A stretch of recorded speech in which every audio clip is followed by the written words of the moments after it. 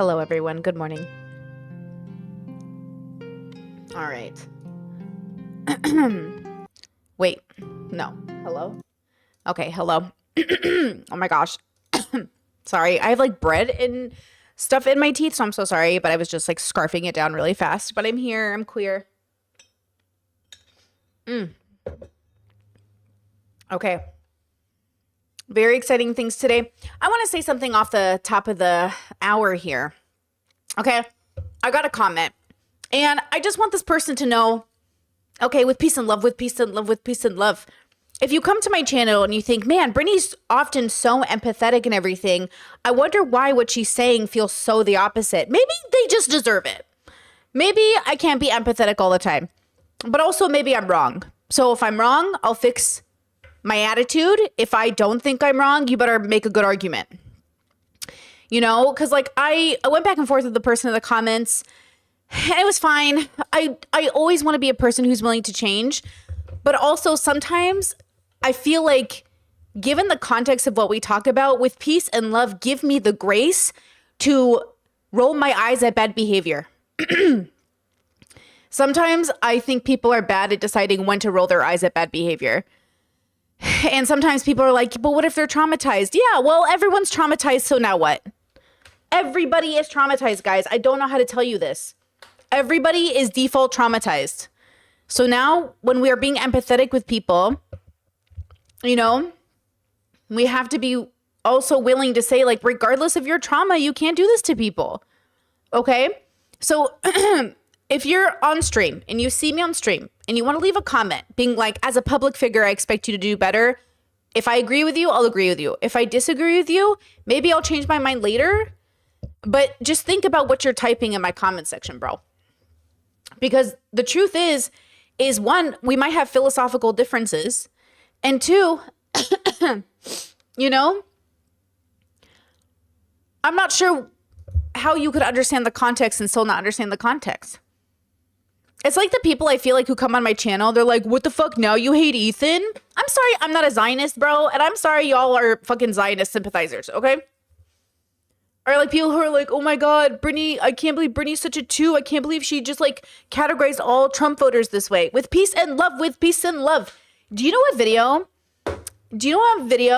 I still get so much fucking hate on, which cracks me up to this day? You remember that girl I called Dusty? To this day, other women are in my comments being like, you are so cruel about this woman's situation. Listen, I'm not your mother, I'm not your therapist, and I'm not the fucking Pope. Okay? So it feels weird for you to come to a content creator and expect them to be like always like perfectly empathetic. But also, bro, sometimes empathy is inappropriate. Sometimes I can't empathize. Sometimes your problems feel too self-inflicted. Okay? You know, Chad says, not because you did her, not because you did she, Dusty. Dusty in an autistic way. I was very, you know what I'm saying? Like, forgive my autistic brain, but like, I'm trying to describe her aura, please. Your aura is dusty. And also, shout out, girlfriend has a boyfriend now, so what are we even angry about? Okay? Like, sometimes, like, I need you all to understand it's your aura. It's not what you look like. Like, I'm trying to edit this. YouTube rejected it, but I'm trying to edit the reunion for Ultimatum. JR's energy, ugly. Okay? JR's not ugly, but his energy is. You know what I mean? So it kind of, I want people to understand, I am just a human. You can leave a comment and be like, I expected you to be more empathetic. I expected you to be smarter, but here we are. Here we are at a crossroads, okay? I'm funny. Okay, look. I will always want to change my behavior if it's bad. Okay? But if I need to be more empathetic, you need to be smarter. Okay? We'll meet each other in the middle. Because goddamn, how much context? And plus, I've been on Cat Black's TikTok, and I always love Cat Black. You know, I just really do.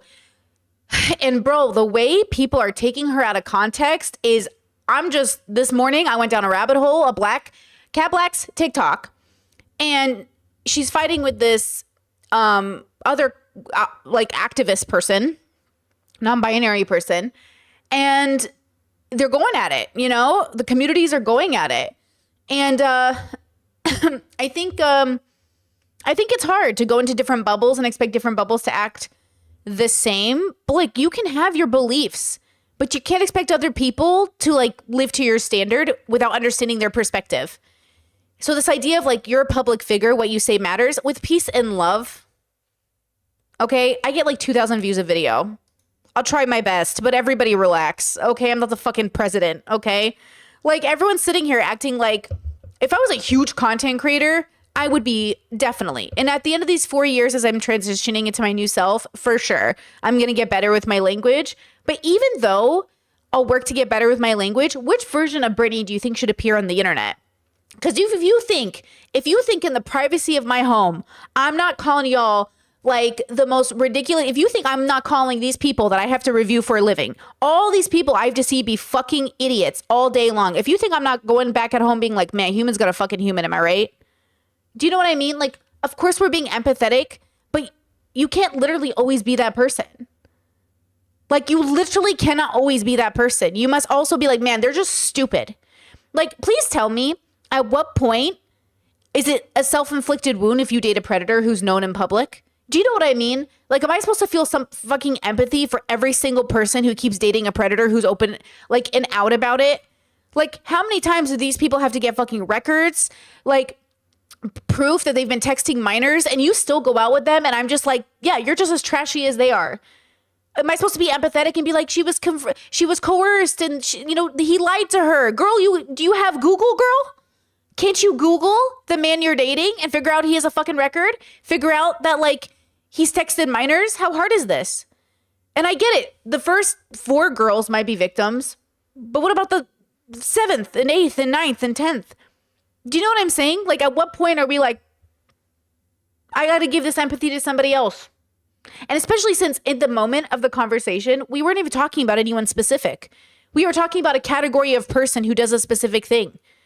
And they're like, well, but what about trauma? What about it? What about it? Like, I don't think it applies to this situation. But I will work to get better, always. I just need y'all to please meet me halfway with it, though. Okay? With peace and love, meet me halfway. I don't know how people watch my whole stream and still come away with the takeaways. If you guys think for a second that Brittany's empathetic, and I'm really surprised she said that, go back and rewatch the stream and make sure your bias isn't playing a role. Because I could be wrong, but also maybe you heard me wrong. How many times in stream have we had to go back and re-listen to a clip? That's what we're doing with Frenemies. We are literally checking our own bias and prejudices. We're rewatching Frenemies to see if we come to the same conclusions after watching it again. That's the whole point of rewatching Frenemies. You know? Okay, with peace and love, I said what I wanted to say. I would have said it calmer and with more empathy, but like, for real, literally in middle of rewatching Frenemies, with the come on. Like, it's so on the nose, I can't handle it. Anyway, okay. Let's pull this up. So, all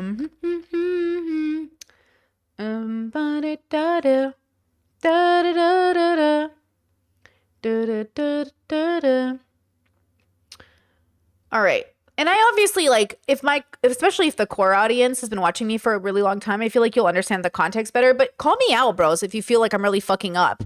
And then I'll check my behavior. It might take me a second. I do need time to process. But, like, you know that I will review my stuff and go over stuff.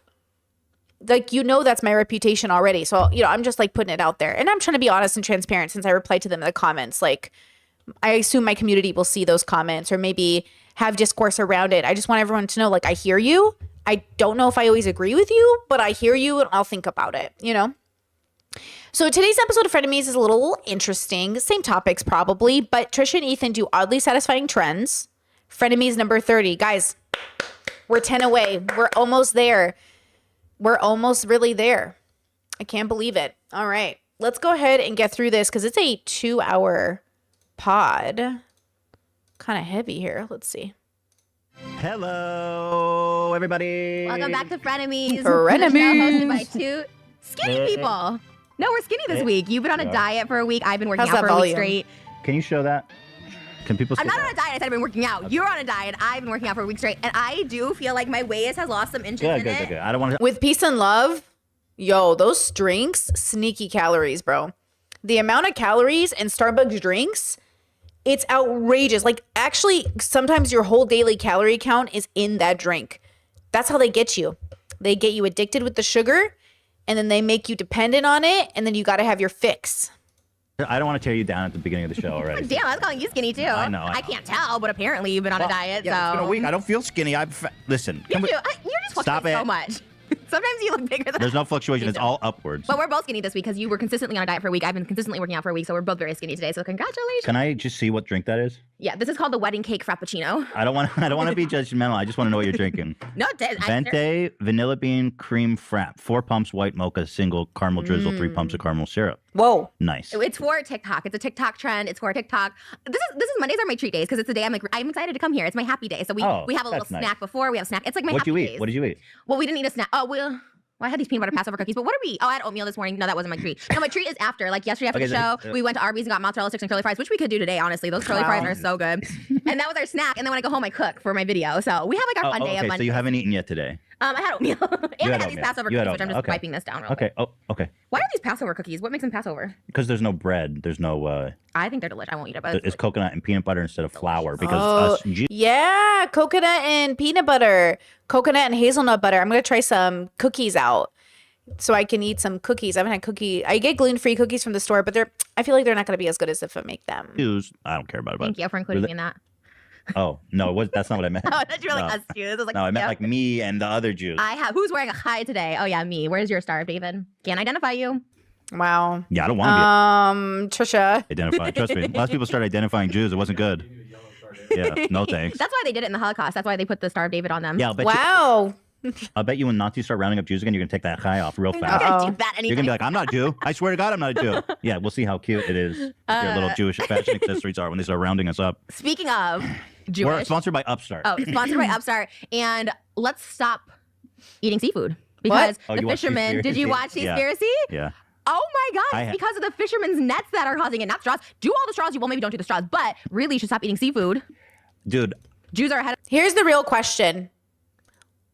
Why use paper straws to save the turtles if we're going to eat them anyways? People eat turtle. Like, why are we so concerned with like saving the fish because of litter when we're going to eat them anyways? Because we've ruined the oceans and it's going to impact more than just the food we eat. And it's not fair that these fish are literally eating plastic. And then when we go to chop them up to eat them, there's plastic inside them. There's a lot of reasons. I'm just throwing out vegan arguments that I've heard that I think are kind of interesting but funny, but kind of like, you know. Out of their time. They stopped eating bottom feeders a long time ago. right. Well, we eat fish. Stop it. Right. Stop it. Also, I really like my metal straw. I think my metal straws are just great. They're fabulous. Like, when will I ever need to replace these? I feel like they're just fabulous. Paper straws suck. Everybody knows that. But like, I haven't used a plastic straw in like how many years? Like, how many years could I actually need a paper straw? You know?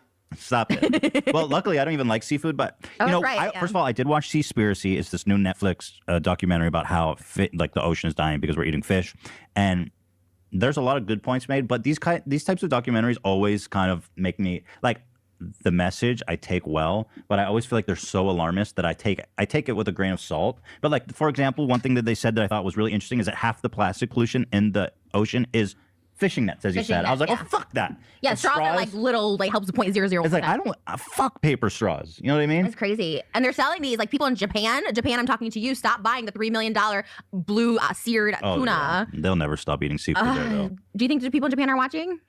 No. You don't think? No, is I it don't. them or China that doesn't have YouTube? One of them don't. China doesn't have YouTube, but I don't think either are really watching in numbers that we could have any influence over I there. never see Japanese people the- come for us. Like they don't like stan us. I never see that anywhere. Well, I don't. Koreans do. I see the BTS stands You- sometimes come for us or like support us on Twitter. Oh, we do? They Oh, have like the thank God. BTS like Jihoon in the thing, but they'll be like, we love frenemies, but it's I love Army. I'm a huge BTS fan. I I love do too. K-pop. Yeah. I embrace Do you? everything. Listen, yes, I think it's cool. Yeah. I think it's a cool new True. crave. I welcome the K-pop invasion. I love it I too. like the diversity of culture. and I can it's speak cool. Korean. Hana dil setnet asa ahayol gupyedol yashmil Hana yol dil yosla yelnet yasa yol. Did you say slut? No, that's my Korean for my Korean people. If you know, you know. Would you just count Hana dil in? setnet asa Wait, what the fuck did you just say? yol gupyedol yashmil. Okay, what? Just you know, you know. What? You can't tell me what you said? No, if you're not a real K-pop stan, then Brad, did you say anything? yeah. Okay, it's some random bullshit. Hana dil. Honestly, like language might be Trisha's thing. You're saying they're counting. honestly, like Trisha, I don't know how. It'd be really interesting if she actually learned a second fucking language. Like if they actually studied and actually wanted to learn a language for real, that would be so interesting. Because I can't do this shit. I genuinely, like, I'm almost like, you gotta do this. I feel like I believe in it. I believe in it. What's that? Not. Okay, stop. You got to pick your identity. No. First of all, my therapist says I don't because I talked about how I had an identity since I was 8 years old. And like, you know what? Sometimes you just don't know your own identity in I'm life. talking about like Jewish or Korean. That's why I do it, because I don't have an identity of my own. This is a real thing that people suffer. Yeah, for the record, as a diagnosed borderline girly, I will say that I always wondered who I was, and I still to this day am always trying to be like, which one's the real Britney? And I know the real Britney, but it is like, this is why I say like, which Britney should I be on stream? Because the truth is like, I'm all the Britneys at the same time. I'm very empathetic Britney, but I also like cut a bitch down. You know what I'm saying? Like, I feel like I'm the nicest person who's ever existed, but I will fucking pull your hair out if you come for me, bro. Like, I feel like you can't bully me, bro, because I'm going to bully you back. But also, you can bully me, and I have feelings, and please don't hurt my feelings. I feel like I'm all those people. Like, just because I'm a Taurus doesn't mean you can't hurt my feelings. But also, I literally don't care if you die. Bye. But also, like, I kind of care. Please don't die, you know? So, like, which Britney should I be on stream full time? Because it pisses people off the way I go back and forth. But honestly, let's be real. Isn't that so fun, though? And it's like, I don't need to choose an ethnicity to be. I already know my ethnicity. Like, see, I don't have, like, identity issues in terms of, like, ethnicity. I'm Assyrian. It's not up for debate. You know what I mean? But when it comes to which personality of Britney's should I have, girl, it's like I always want to be, like, warm and comforting. But then I also want to be like, okay, time's up. Get your shit done or stop bothering me with it. Let's go. Suffer from. Some people really never know who they are. They have no identity. My whole life. You have an identity. It's other people's identity. It's whoever No, I'm you around. got an identity, girl. Damn. But you got identity out the wazoo. In that, in and of itself, is that an identity? Not having an identity? I Or that's think the girl it- that takes everyone's identity. Yeah, That's my true. identity. That's your identity. It's a real thing. It's a real thing. with peace and love. No, even my whole life, people. That's why I've always dressed in costume. Like, I literally have no idea who I am. Like, if you say who's Trish, I don't know. I tried to do 23andMe, and You're it confused me even more. You're a blonde. What's your YouTube thing? Blonde Sundoll doll for MJ. That That's was who you my are. AOL username. Yeah. Mhm. Thank you. Would you have gotten in bed with MJ? Oh, Michael Jackson? Yeah. Yeah. I always fantasize that Moses is Michael Jackson. He looks like him, kind of. Wait, you always Oh. fantasized you were molested by Michael No, that Moses That's is what you Michael.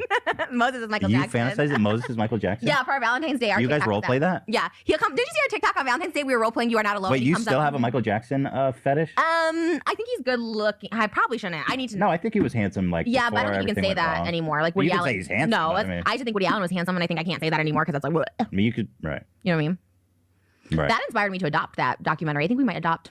Say what? Well, I might have to adopt him. Mia Farrow adopted all those kids. I'm like, maybe I should Oh, you adopt want to kids. adopt? Kind of. Yeah, adoption is it's like one of the most pure acts a person can do. the audacity of a grown-up to ever think they could be pure. The audacity of grown-ups to ever think anything you could do is pure. Everything you do is tainted with the selfishness of your decisions. Like, you want a baby, so you go buy a baby. Let's be so fucking for real. I'm tired today, bro. I love good parents who want to invite children into their life to really give them a place.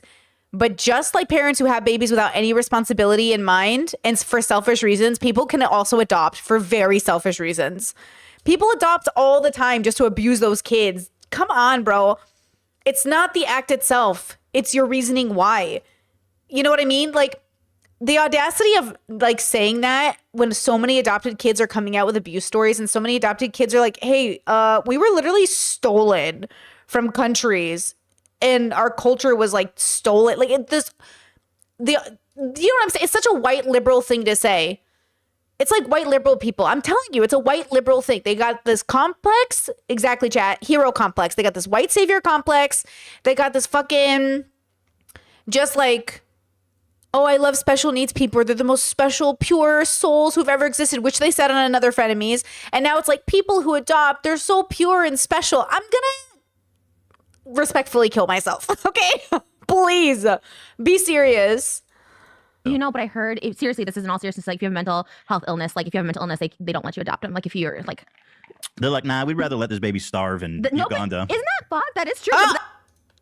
Oh, I'd rather let this baby starve in Uganda. Those babies shouldn't be starving. If colonization didn't come in to ruin countries and decimate families, and those parents don't even want to adopt their kids out, but they're hoping to do it for the last chance their kids could survive because of colonization. Ethan!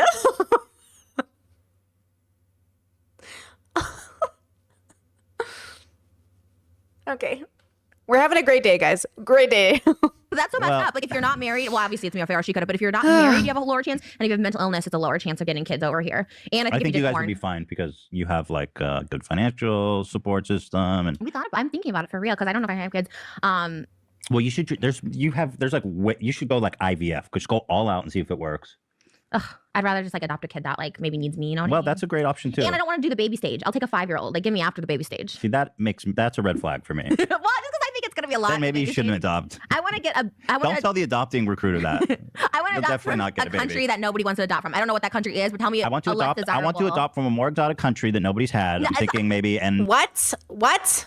I want to get a. I Don't want to. tell the adopting recruiter that. I want to You'll adopt definitely from not get a a baby. country that nobody wants to adopt from. I don't know what that country is, but tell me. I want to a less adopt. I want to desirable- adopt from a more exotic country that nobody's had. No, I'm thinking maybe, and anyone over 5, I am not changing diapers. No, I'd be but like, no, you're getting it all wrong. People don't. They want babies to raise, so a lot of kids over 5 don't get adopted. Yeah, you because- foster. So Yeah, that's what foster I'm saying is I want to take the ones that like nobody wants. I want to take those people. You know what I mean? I don't know like what the statistics are country wise, but I know age wise, the older they are, the harder it is to adopt them. I'm not agree. to adopt a teenager. I'll adopt a 13-year-old. Like, I'm down. Without considering any of the like so much, and this is the thing with all parents, it's like this is why I'm so big on like look, from a evolved species over time thing, like people are gonna fuck, they're gonna have babies, okay?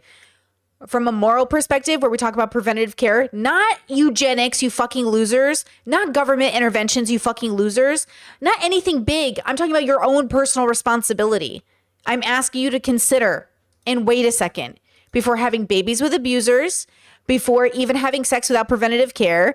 And I know I'm coming from a privileged perspective when I talk about this because I was lucky enough to know how to use birth control, but I'm saying let me be that tool to get you lucky enough to know how to use birth control. How dare you say you're smart and not know how to use birth control? Let's be so for real. What are you talking about? Conservatives have the audacity to talk about how smart they are. They want to prevent abortions, but God forbid somebody uses a condom. How smart can you possibly be?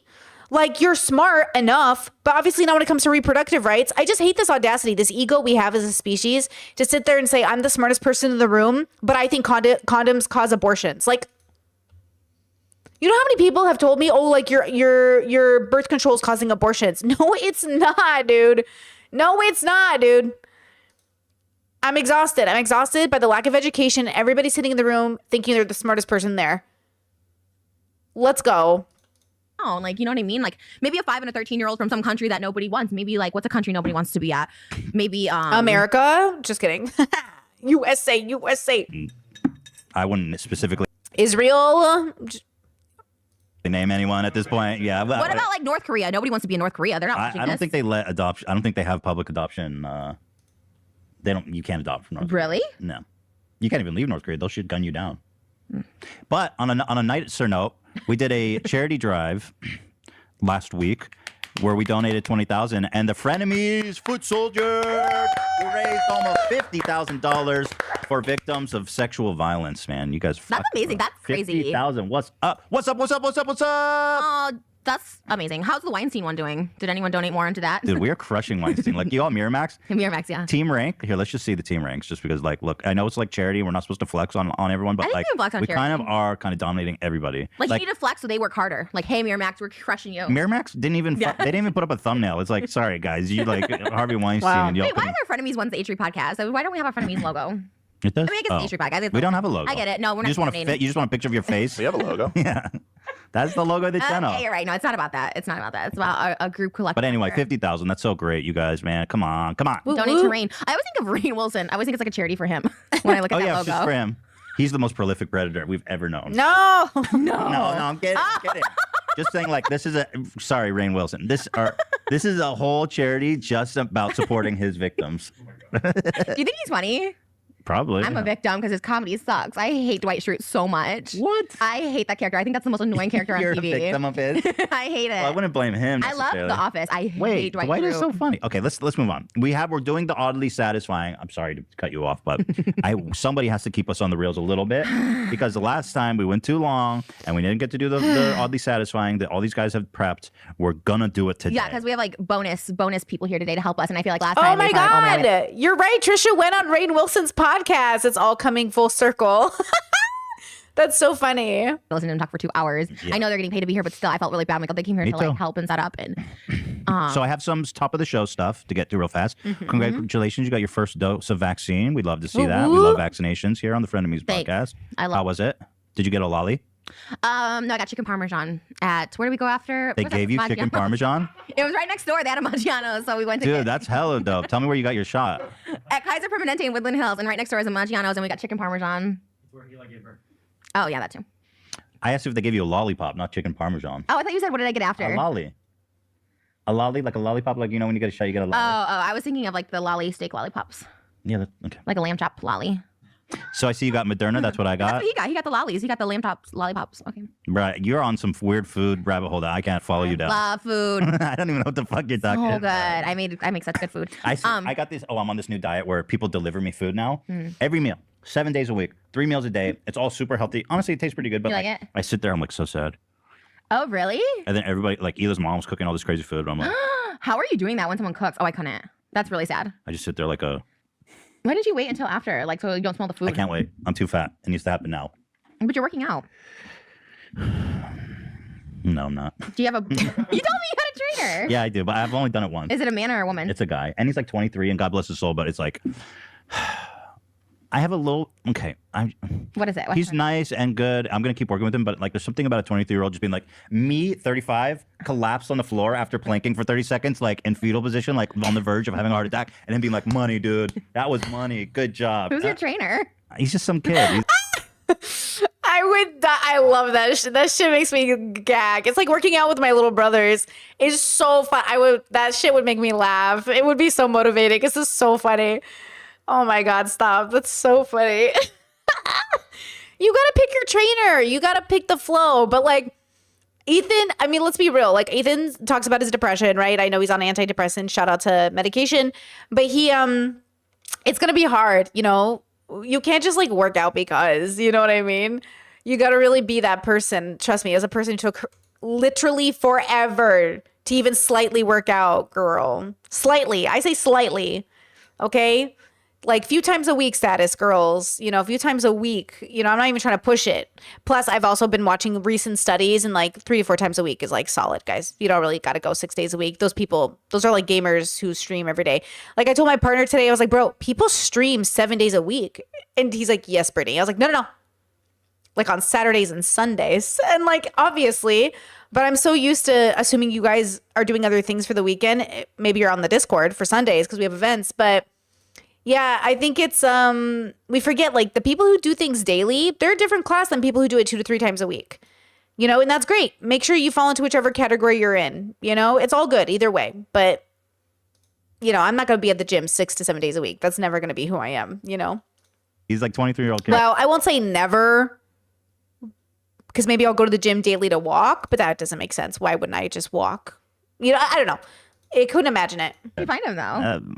Lena found it for us. Okay, cool. Go. So he just showed up. 30 seconds is good. You only did like 15 seconds at our comp. Does Ethan do anything for himself? Oh, yeah, that's interesting. Does Ethan do anything for himself? Rich people have sad lives, bro. I'm sorry.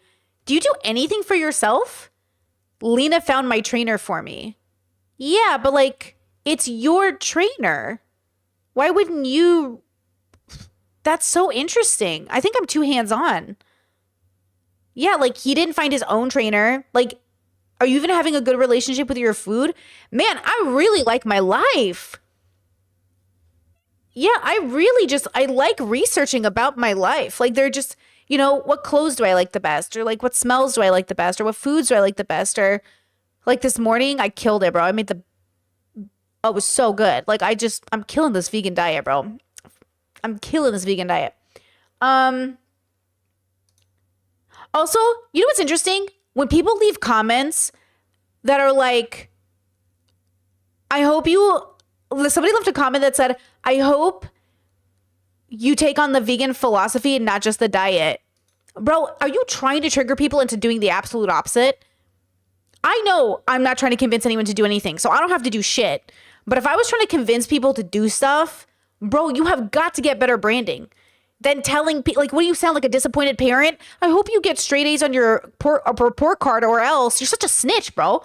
Like, I can feel it in your comments, not my audience's comments, like I don't know. And they're, you know what I mean? Like, PDA activated. Literally, you're going to trigger people. Now, if I was here convincing people to do things, I'd be definitely try to like talk their language a lot more, which I've obviously given up on, because with peace and love, no one's listening anyways. So you might as well just like create a community that's vibing and everyone gets the inside jokes. You know, I feel like that's the fun.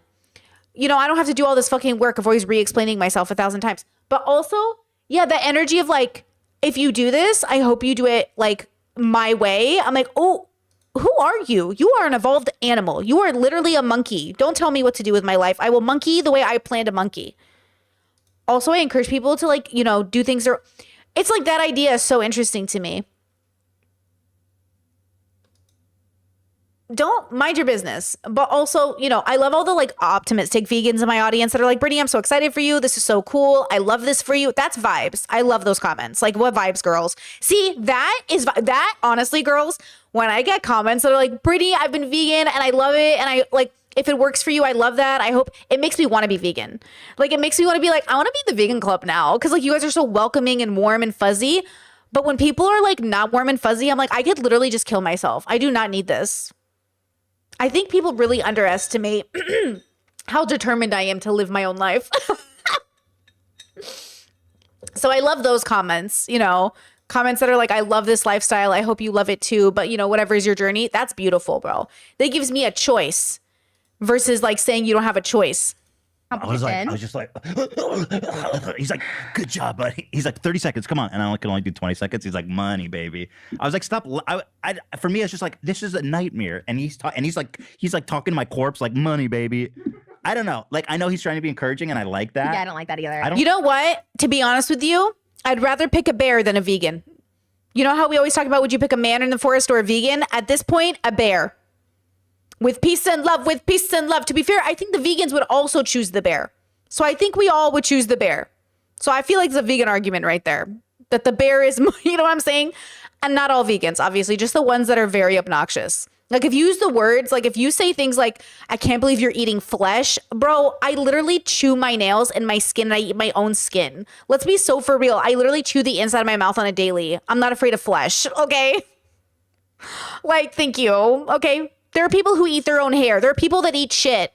I don't think we're that weirded out by like eating flesh. I think people underestimate how much of an animal species we are. I don't like it. It's fake, yeah, because it's not money. Just be like, it's sad. Yeah, it's sad. Just call it what it is. It's sad. It's sad. I want to hear it's sad. It's like we're like in the first week of Biggest Loser, right? It's and those guys are like collapsing. That's us. And you know what Jillian Michaels says? Get your fat ass up. You're disgusting. And I don't hear that. No, I don't like that. No Jillian Michaels energy. Don't like her. I wouldn't mind it. But just be like, good job. You know, you're gonna get better. Oh, Trisha, who literally can't handle one fat comment, thinks she can handle Jillian Michaels telling her she's a fat hoe on the floor. Get up, you fat slut. Are you kidding me? Jillian Michaels, transphobic Jillian Michaels, Jillian who will mispronounce Trisha just to piss her off. Are you crazy? Please. Jillian Michaels, Trump voting Jillian Michaels, allegedly. Please. That's Trisha. We love them. We love them. Or just watch me in silence. yeah. And horror. Just silence and horror. I don't know if I need someone to actually like just ridicule me. Yeah, I don't think. You fat fuck. Spit That's on what me. Jillian Michaels does on Biggest I wish Loser. you'd spit on me instead of saying I'm money. Sounds like a kink. Yeah, it is. I have a challenge for frenemies. We should go be firefighters for a day. Bro, who's gonna let us do that? Like the fire department. Can we donate some money and like see if they let us be firefighters for a day? You know, it'd be awesome if we actually get called to a rescue situation, and there's someone like in actual distress. I mean. Chad says, I think the reason for the comment is based on how people will go plant-based for health quite often. At least I think it's where the sentiment comes from. The idea is doing it for ethics sticks more. But yes, I don't think that's where that commenter was coming from. It felt very like It felt fine, it's all fine. It's all fine. It doesn't matter. How I read your tonality in a comment's going to be what it is. But I will say, like, I researched veganism because I learned it was a philosophical perspective, like a philosophy. That's why I was like, oh, that's so much interesting. That's so much more interesting than it just being a diet, right? That's why I did this whole research, because I was like, my audience was like, Brittany, it's like a philosophy. I was like, that's cool. Let me research that, right? That's exciting for me. But I don't prescribe to philosophies. Like, if you ask me what's my philosophical identity, I don't have one. And I probably will never have one, because no bubble has all the answers. So do you get what I'm saying? To call myself vegan is anti my philosophy, like the levels, really, in a sense, but not really, because which vegan would I be? I don't want to be a part of your groups, but I like parts of your philosophy a lot. Like, a lot. I'm learning so much from veganism in the same way that I think I'd learned so much from Christianity or Islam. I just don't see myself identifying that hard with the niche or with the group, the bubble. But for the bubble to think that, because it sounds prescriptive. Yeah, chat says the energy sounds like, if you're going to do it, I hope you do it the right way. Exactly. That's the energy I've seen from a group of vegans, where it's like, if you do it, you have to do it the right way. And I think that's so valid. Like Christians, if you're going to be Christian, you might as well do it the right way. Homophobia and all. But also maybe just deconstruct like Christianity. But then that begs the question, maybe just deconstruct veganism. I've seen with vegans and vegetarians, they argue like the need for veganism if everything was ideal. And that's really the question. Is your philosophy system reactive to the state of the world, or does it exist outside of the state of the world? That's what I want. I want people to decide, did you come to this belief out of reaction or because it exists outside of us? Because I'm looking for things that exist outside of us. I'm only interested in things that are out of reaction to know how to understand like social dynamics. I don't think truth lies in reactionary in reactions just necessarily, right? Anyways, what are you going to do? Chat says, if you struggle with low iron, please do yourself a favor and not go fully vegan at least. I just take iron supplements. I take B12, iron supplements. Everyone should take iron supplements if you get a period. If you're a person who gets a period, you should be taking iron supplements. And even meat eaters are literally low on B12. So like with peace and love, it doesn't matter what kind of a diet you have if you're not getting enough of the nutrients you need. It just doesn't matter if you're vegan or you eat meat. You're eating shitty food every day. No one's getting the vitamins they need. No one's getting the nutrition they need. No one's eating well. So like we've done the studies, like people are deficient, right? Chat says, does the way vegans say they'll hope you'll adopt the lifestyle beliefs remind you of the way your mom is like, I hope you finally found God and come to Catholicism? A little bit. Yeah. Because give me an example of my content. When have I ever said to people, like, I hope one day you wake up and like follow whatever, Brittany? I don't even believe in anything. Like my whole belief system is that everything is a construct, and we've built this construct. So my question is, why this construct? So when you come to me with an idea, my first question is going to be, why the construct? Where did it come from? Right? You know what I mean? Where did this come from?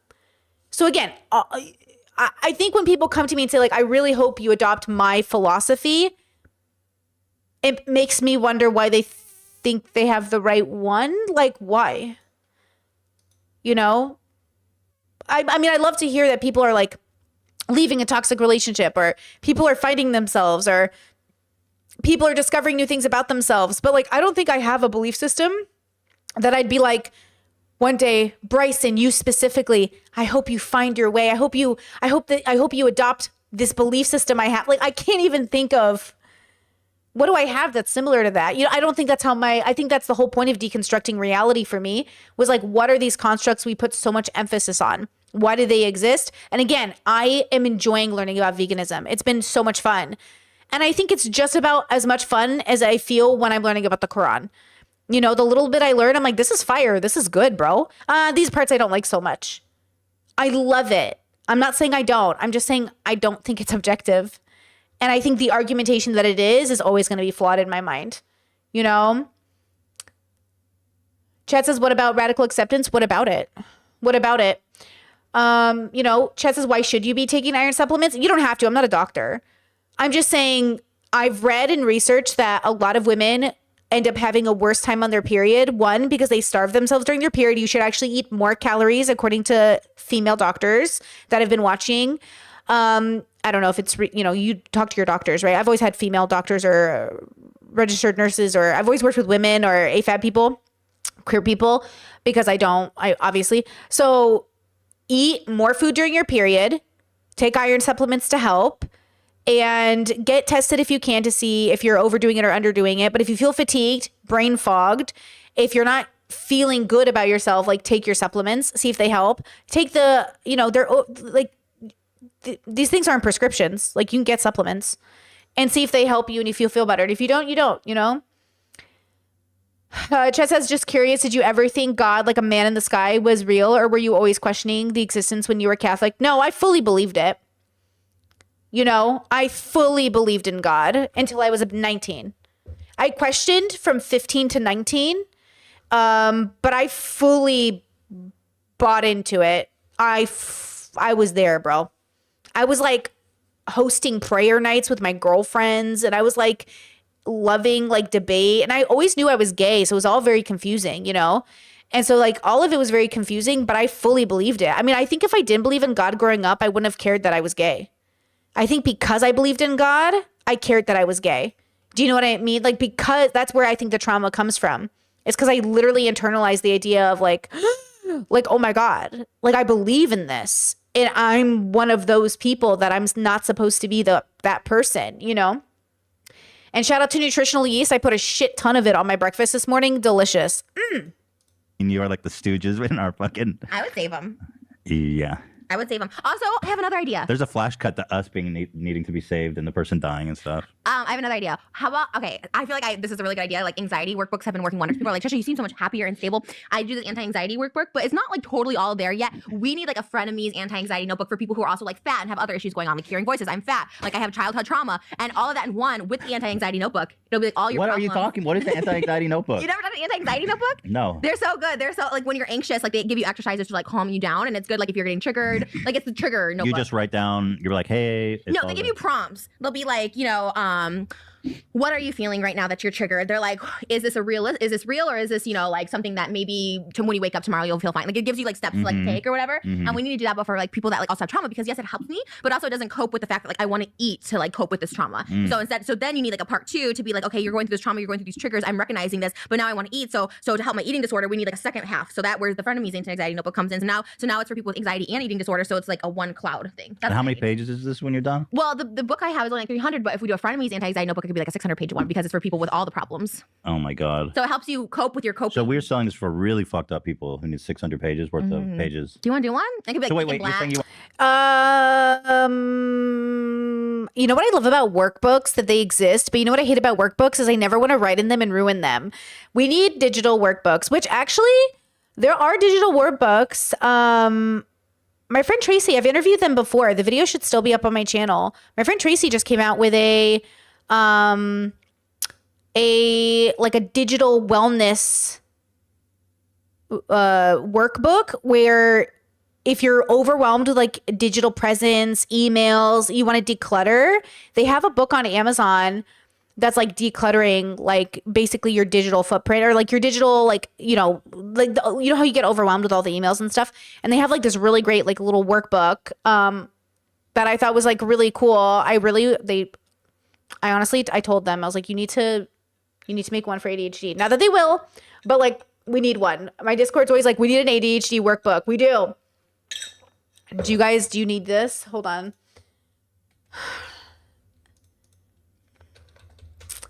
Hold on, let me get the link. You want to sell anxiety? We should do one. We should write Okay. one together on how we deal with our stressors. And then when other stressors come and help us, so like, right, okay, I deal with my triggers really well. Now I don't have manic episodes. My problem is now I eat to cover that up. So now we need to do another layer, and like, what can you do to stop binging and control your anxiety? Oh my God. It's Yeah. like, oh shit, I got too many problems. Oh, and then we could put like juggle balls with it. You I remember? don't really, Yeah. I have to be Balls. honest, I don't really know what you're talking about. You've never done anti-anxiety notebook? No. It's like a big thing like therapists give people. I have like so many of them at my house. That's so It's like weird. a very I've big never deal. done one. I've never done one. It's like a choose your own adventure of like neurosis, sounds like. Yeah. Oh my that. God. I got bit by a dog. When? over the weekend on Oh, Friday. I saw that. What was that? Oh, what You kind can't of really dog? see it, but I saw it. big ass German There Shepherd. it is. Where? It was fucking insane, and we were just like having a good Friday. Okay, hold on. Let me make sure I'm not going to dox myself really fast.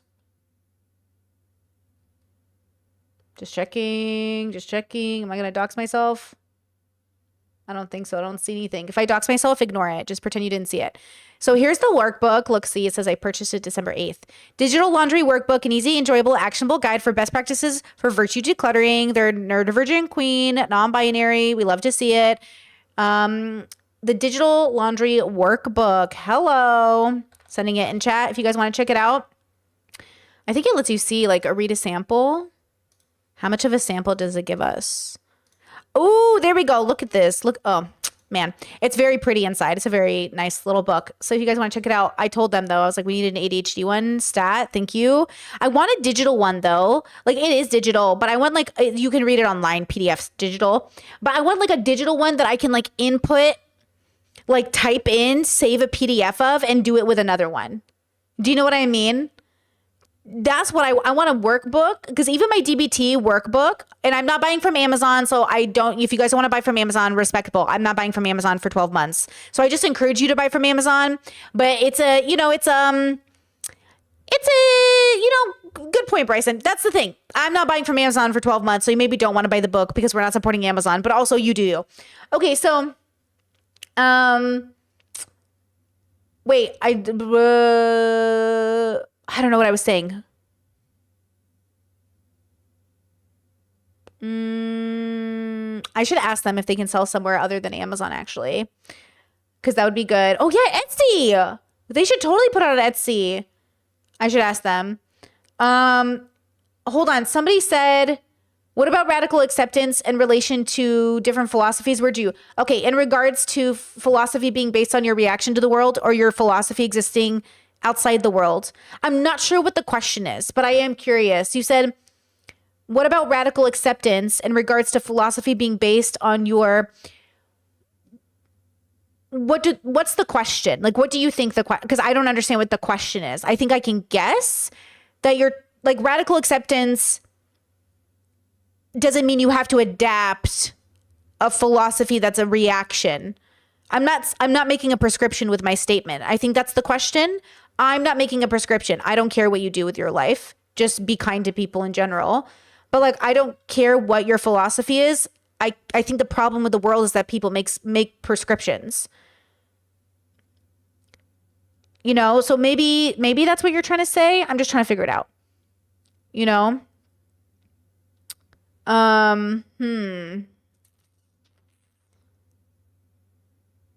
Yeah, maybe. Anyways, I had a DBT workbook. I didn't want to write inside of it. I had it for years. I might even still have it with me. I don't think so. I don't think I brought it with me. I had it for years and I never wrote inside of it. I always wrote on a different notebook instead because I just didn't want to ruin it. I didn't want to like mess it up. Anyways. Evening, because Hila's mom's here and she was watching theater at night. So let's go for a drive. We take our dogs. We go for a drive. We're going through like the fanciest neighborhood I've ever seen in Bel Air, where all the houses are like, when you're... Thank you, Kate. That is such a nice comment. Thank you. Taking a moment to thank you for all the amazing content you put out. Your content has been a lifesaver for me throughout architectural school. Oh, fire, bro. Help me stay focused and motivated every day. I love that. Thank you. Appreciate that. There's like nice neighborhoods, and then there's like neighborhoods that are so nice you can't even see the house. You know what I mean? It's just like hedges. Love it's like that. one of those. Yeah. And so it's like 1 a.m. and I see this huge fucking dog. I thought it was a coyote, but I was like, oh my God, it's too big. I saw a collar. I was like, oh my God, it's a giant German Shepherd. And it must be escaped from someone's yard. Oh no. So I get really worried. And I love my dog. So I was like, I can't in good conscience leave this dog here in this situation, because if somebody saw my dogs, I would kiss their feet if they did everything they could to rescue my dog. So I get out. I'm trying to befriend this dog. It's a sweet dog, but just a little nervous, didn't want to approach me. And then I see another huge German Shepherd coming down the road. I was like, what the fuck is going on? And so I'm like, please don't kill me. And then this second one is really nice and approaches me. And so then the second one warms up to me. So they're obviously brothers. And then they're running off and coming back and forth. And I'm chasing them down for like 2 hours, trying to chase these guys down. Hila's in the car with the dogs. And this dog owner. Okay, listen to me. There was a dog. There were multiple dogs in Arizona when I lived in Arizona. One was named, I think his name was puppy, like literally puppy. He was a golden retriever, fat as fuck, so cute. And he would come to my front door, which was up a staircase, and scratch at the door. And I would open up the door, and I'm like, the first time he ever came to my door, he came up the staircase. I opened up the door and I was like, the fuck? And he just walked into my house and sat on my living room floor. And I was like, okay. And I was like, okay. So then I found his collar and I called his owner and I was like, hey girl, I think your dog's in my house. And she's like, I'm sorry. He would come to my house like a few times. It was pretty funny. And then he stopped coming. And then there was a second dog, cute dog, run around the neighborhood, be muddy, run around the neighborhood. And we lived like in the country. So I was a little confused. So we pick up this dog and we take them to, not the shelter. We take them to like a humanities, dog humanities, like a animal humanities where they're used to dogs coming. And the moment we bring the dog in, they're like, oh, and they know the dog's name. And apparently the owner just lets this dog like free run all over the neighborhood. So we stopped picking him up to take him because they actually just like let him roam. But he doesn't have like a collar on, so it gets confusing. Anyways, so, sometimes the dog just owns the neighborhood. And that cracks me up. We're still happy we did it. But anyway, friendly dogs, cuties. Are so annoying because I finally get like, hey buddy, how are you? I get his collar. So on his collar, I was like, there's gonna be a phone number. I'll call the owner. There's just a tiny, like smaller than a dime. I'm telling you, this giant German Shepherd has a dog tag smaller than a fucking dime, and on it is a QR code. Oh my God. I was like, dude, so I'm there at night with my phone and the flash on, and everything's coming out like, I'm like, okay, hold on. And then the dog starts crying because they want to escape me. And I'm taking all these photos of this tiny QR code at night with the flash, and it's all blurry. And I'm like, fuck this person. So they run off again, and I follow him down. And so then I go back and get Hila's phone because I need the light so that I have one light and one photo so I can get a clear photo. So I get a clear photo of the QR code. Finally, and then it's not registered to anybody. Oh, it goes, my QR God. code No found, way. no registration. I was like, wait, what? Motherfuckers. Yeah. Do you think maybe they were like murder dogs, like those blood dogs? No, we found out who they were owned by. Oh, so they were owned by someone. Yeah, I think a good family. Wait, did they bite you? How did they bite you? Where did the bite come in? So now I'm like, okay, so there's no owner. I don't know who the fucking dogs are. The only way to get these dogs to safety is to get them I have to get them in my car and get them to a vet. And see if they're microchipped. Right. And so, but I have my dogs in the car. Right. And Alfredo is insane. Alfredo is the sweetest dog ever, but he turns into Cujo when he sees any other dog. I swear to God, he's like the craziest motherfucker. He'll throw Really? down against anyone. That might be a parenting problem. Oh, Well, he's a stray dog. He has some behavioral Yeah, but you issues. gotta like introduce them and Okay, socialize. excuse me. I'm not here to get lectured by you. Well, I could have saved all the dogs if they were socialized with them, but go ahead. So I'm getting to the point. okay. So I take Shredder out, who has been socialized, who we've had since a puppy, and is generally really good with other dogs. Mm-hmm. So I'm like, okay, I'm gonna try to get Shredder out to say hi to these two feral fucking giant German Shepherds. So I take Shredder out, and there's one dog there, and they start sniffing and they're being nice. And then the second dog comes bounding around the corner up like a cross street where he was off just fucking around. And Shredder gets really scared because they're just like on him and they're sniffing, and then Shredder starts to get aggressive Yeah. and defensive. And then they try to take one of them takes a huge bite at Shredder. No! And so Did it bite him? well, he bit my finger instead of Shredder. So I take Shredder up, and I was like, oh shit, and held him up like this. And they were trying to jump at me. Jesus. I thought, dude, I swear to God, Shredder could have died. And it's fine. Oh. They're good dogs. I know dogs get that way. It's fucking weird. I'm surprised your hand's not more bit. Well, they were nice dogs. And once I think he was just trying to kill my dog real quick. But once I picked him up and I held him over my head, and I was so scared because he was trying to jump at me and he was following me. And also I was like, okay, everybody chill. I was like, Hila, put down the window. I backed up, slowed the car, and I threw Shredder in. And then of all people, we're like, I don't know what to do. This is so fucked up. And then Hila. Chad says, Brittany, did you spend any time in northern Arizona? I feel like everyone thinks Arizona is just a massive vast desert. Yeah, well, obviously by your comment, I was in the White Mountains, actually. I was up in the mountains. Yeah, I didn't live in Phoenix. I lived up in the mountains. So I actually lived in every other part of Arizona. Arizona is only a small section is the desert. The rest is mountains and cattle ranches and all that stuff. I lived over there. Yeah, my home, yeah. Shout out to the White Mountains. Yeah.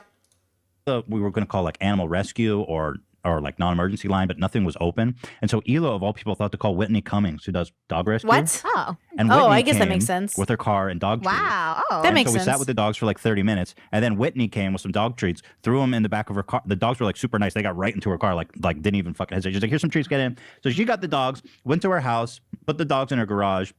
They were happy. They were chilling. and took him to the vet, got microchipped, found the owner, who's like a billionaire apparently. Oh. He's like the 900th richest person in the world. Did you get a I was reward? The like, fuck? hello, lawsuit. No, I'm kidding. Did you get a reward? That's crazy. Chad says, would love to hear from Brittany about Whitney's bubble. She's such a frustrating and interesting character. Look, I used to watch Whitney a lot. I found her internalized misogyny and just like self-loathingness too much, which I find with all comedians. I eventually run dry. So I don't watch stand-up comedy as much as I watch their podcasts. And now I'm not watching any of them. I just feel like they all live in this very misogynistic childhood trauma bubble, and none of them want to get better, and all of them are in therapy, and everyone's still just a child in a 50-year-old body. I really am craving some fucking grown-up energy. And I'm certainly not giving it yet because I'm still a fucking 35-year-old. But you know what I mean? Like when I'm 50, you know what I'm saying? They're all 50. They're all fucking old. And they're still fucking 25 years old in their fucking heads or something. So yeah, I don't know. I think Whitney with peace and love, I think she's a well-intentioned person, but she's too toxic for me, bro. I'm sorry. Like, I'm off my toxic binge. I'm not watching gamer boys, streamers. Like, I am on a no toxic binge. If I sense too many levels of toxicity from you, I'm not watching you as a content creator. You have to be a very specific level of healthy for me to even consider your content in this era of my life. I'm moving into the healthy era, you know, because who you consume really can, you know, it gets into you. You know what I mean? And I used to watch everybody. I used to try to like I'm new to this, right? Like I'm only a few months in. I feel great. Bro, life is good. I watch the news. I keep up with the politics stuff a little bit. You know, not as much as I could because, you know, you don't have to watch it 24/7 like I used to. But like Ethan and Trisha are exhausting me, you know? And I can't wait to be done with this if I'm going to be honest because I'm ready to move on to something more optimistic. Hard subjects, difficult things on stream, of course. Like my work is a little different in a sense because I come to work. But in my personal life, like I'm not watching these streamers anymore. I'm not watching anybody. And I feel great. I feel fucking fantastic. I think I need a little bit of wisdom and optimism and like people who are really trying to do something with their lives. I need more of that in my life because I want to be more of that in my life. I always want to go on that journey. And, you know, by the time I get to 50, by the time I get to 40, you know, I look at Whitney, I look at a lot of these comedians and I just think they're all stuck.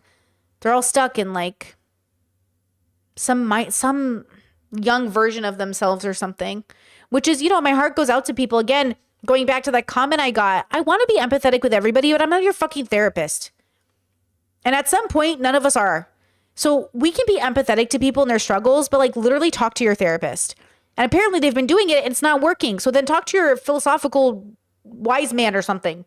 You know, it's like, I want to help people, but at a certain point, it looks like they've reached their ceiling.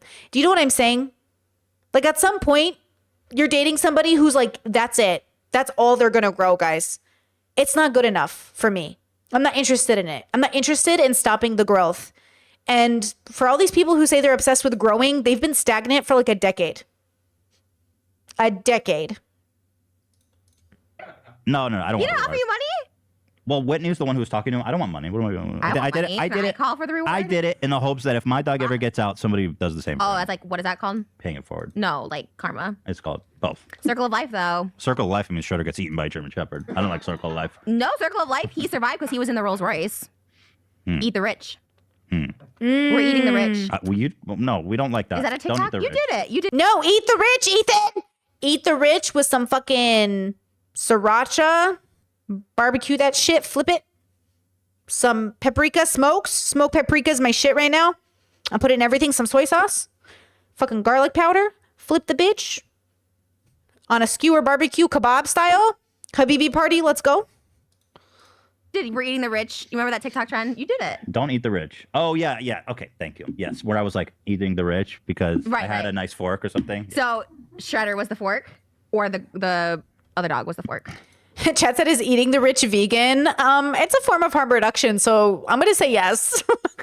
Oh, God, this analogy is too extended. Shredder's the rich because he's in the Rolls Royce. So you're eating Shredder. Oh, but his your dogs hand are is the richer. fork. Your hand is the fork. Those dogs are richer than right. Shredder. Those are billionaire dogs.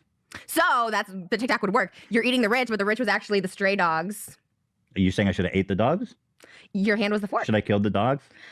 Those dogs think would have killed so. me. They would have killed me, and they would have killed my dog. I was scared shitless. Anyway, this guy. Your dogs are too I'm not little. gonna say his Let's just be name real. because apparently, yeah, they are too little. I was ready to be like, yo, I want these. They're too sweet. They were so sweet. I was like, I'm about to adopt these dogs if we don't find out who they are. But the owner, I'm not gonna say his name. I know who he is. You know he is? Yeah, because he's like high profile. Johnson & Johnson? Yeah, he's John and John. His name, he's John Dog. Is it, would you tell me off camera if it was? He's not famous. It's not a name you would He didn't come recognize. up with the vaccine? Because I just got a vision that he did. What? No? Are you fuck?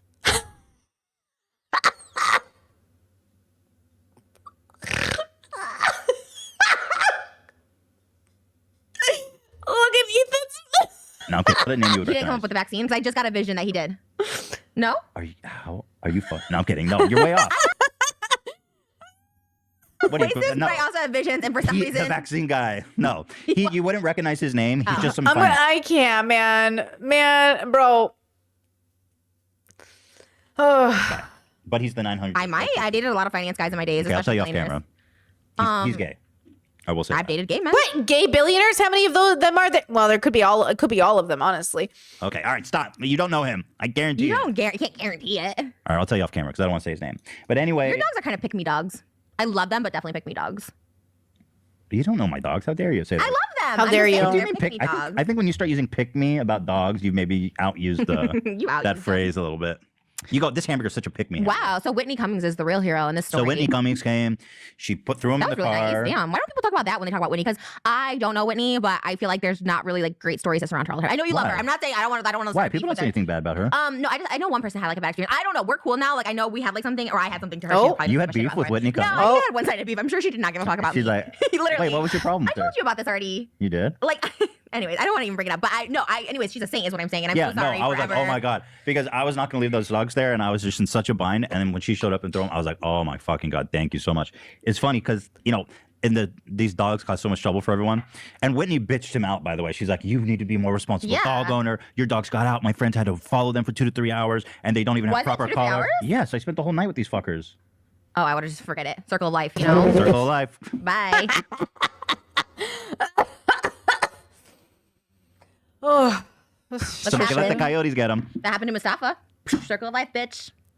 Got eaten by hyenas. That's right. Circle. That happened to Mustafa. Mustafa. Circle of life, bitch. Got eaten by hyenas. That's right. Circle of life, motherfucker. That's what I'm going to start saying to anything. Circle of life, bitch. I like The that. Just be like, you're like, yo, listen, I have bad news. I have Circle of pancreatic cancer. Circle of life. Fuck off, bitch. Oh, I'd be more sad if you had pancreatic cancer than that. I wouldn't be as like. What's a funnier situation where it's like a homeless person's like, can you spare some change? Circle of life. Fuck off. Circle of life. I like but they that. don't die. Oh, it's only The homeless that. people don't die. Circle of life. I like that though. Yeah, no, I think he did. Chad says he didn't get eaten by hyenas. No, I think he did. Didn't he? Didn't both get eaten by hyenas? I thought Mufasa died in the stampede, but then I thought the idea, well, maybe he just was left there, but I feel like they would have eaten him. Also, just for warning, I'm going to use The Lion King in my argumentation against veganism. Okay, like I'm gonna talk about it. I feel like, you know what I mean? I feel like Scar, I'm gonna give you a spoiler. Scar is capitalism run wild, okay? And Mufasa is the person who keeps it in check. And there's no Mufasa. We don't have a Mufasa. And so all the Pride lands ran dry, bitch. And now you're blaming meat eating, but I'm not convinced. Maybe, is it? Because even in BoJack, they eat meat when they be fucking the animals. So I'm very confused on what the rules are. I'm very confused about what the rules are. You know what I mean? Just be like, circle of life, bitch. Although then Elton John replies to us because he wrote it, right? Doesn't he get trademark Gonna cease and royalties? desist us. Never know. Well, I don't think he coined the term circle of life, but he did make that song for Lion King. I'm not going to say the extent of the situation, but I got charged for my lawyers accepting a letter from another lawyer that was going to sue me. And I was like, yeah, here's my lawyer's information, whatever. And so he's like, so my lawyer's like, can we accept this? Because on behalf, and I was like, yeah, accept it, whatever. And then they charged me like $600 for accepting a complaint from another lawyer. And Of course, lawyers don't work for free. They don't fucking piss for free. Lawyers are the worst. I thought if you all have a lawyer on retainer, like that's it. Well, they use the money on retainer, and then when it runs out, they charge your ass. Oh, well. Lawyers are the absolute leeches of the world. I mean, they spend money like it fucking Bro, Okay, can I don't even tell get me started on lawyers. Can I just clarify something real quick? Because I feel like now it's going to be like left weird and I don't want to be left weird. The reason I didn't like Whitney was because of her association with Crystalia. This is a true story because I was blocked by Crystalia. So this was before. I'm not going to say I'm a premonitious, but I am a premonitious. A premonitious? A premonitious? Because That's the vaccine prediction. look, I feel like I'm a little ahead of my time. People say, Well, that's crazy, true. blah, blah, blah. No, yeah. I've been calling out Crystalia because he... It's autism. It's pattern pattern.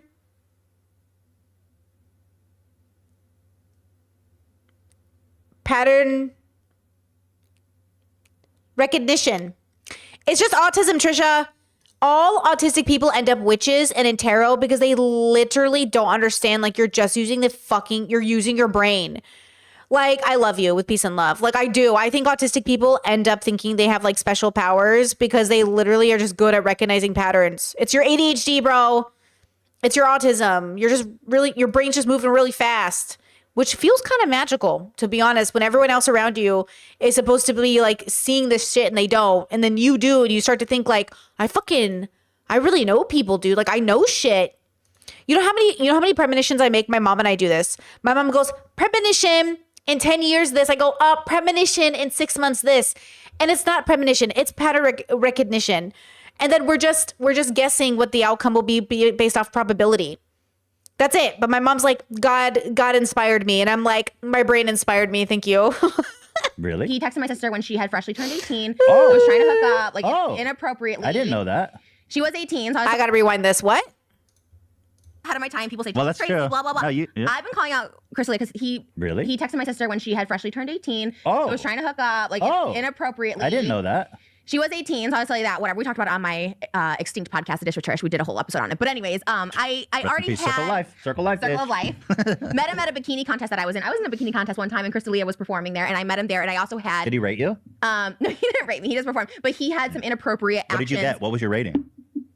I don't think it was a rating. It wasn't TikTok. It wasn't like a rating. Go ahead. I didn't play it. We'll put it that way. But it was it was like the Mark and Brian like radio bikini contest. And you had to like apply, and I was like a finalist. So I don't know. Okay, good. Skinny legend back in the day, I guess. But Crystalia was performing there, and he also was like, he just always was this like person. Right. And so I've been saying this for a while. So when Whitney and him had that show or whatever, I remember I was tweeting, and this is why Crystalia blocked me. But then I was like, ew, why is Whitney associating with this person who's a known creep? It's not like he hit on girls and girls are like, no, thank you. It was very aggressive. No, stop. I don't like this. And he. It's like the same reason I end up making friends with like misogynists, because as the only girl in a community full of dudes, it just happens that way. And you get to know people, you see their good sides, you think, hey, maybe one day they'll be more progressive, and then and that's Whitney. Whitney's in a very misogynistic bubble. I am used to being like the only girl at a lot of events. And so the only people around are dudes, which is fine. There's nothing wrong with a bunch of dudes, but like it makes your internalized misogyny like amplify for sure. And then, that's why I always say, if you're a woman who literally utters like, I don't have a lot of female friends, make some. Okay? If you're a girl who's convinced like girls don't make good friends, you need to make some. Okay? You're sucking on the teat of misogyny and you don't even realize it. Okay? Literally, like, shout out to my girlfriends. Shout out to my femmes, So I feel like Whitney is just in that bubble, and she's more likely to make excuses for people's bad behavior because, she kind of sees the good sides or bad sides, or she suffers from a lot of internalized misogyny. It's why I had to stop listening to her podcast. It was like too much, dude. And plus, like, I don't know, like, yeah, her toxic levels are too high for me, but I wish her the best. I wish everybody the best. I'm not that surprised, And Trisha is one to speak when she's hung out with all of these misogynists and horrible men her whole career. Literally, I don't know where Trisha gets off thinking that they've done better. You know what I mean? It's really time we admit it. Drew Afawalo has this new book. What's the book called? Loud? I read it. I listened to the audiobook. Drew narrates it. It's really good. And Drew talks about deconstructing her internalized misogyny. It's really important we do this, especially as like strong-willed, aggressive Taurus women. We have got to do that. Whether you're non-binary, femme, like, gender fluid, if you have any part of you that was like identifies as like a woman in any way, like, when you have that struggle even around gender where like there's a part of you that still was perceived as or as what, you know what I mean? Like, it really changes you, it really impacts you. And so if you have that lived experience and you feel like you could relate to that, I do recommend that book.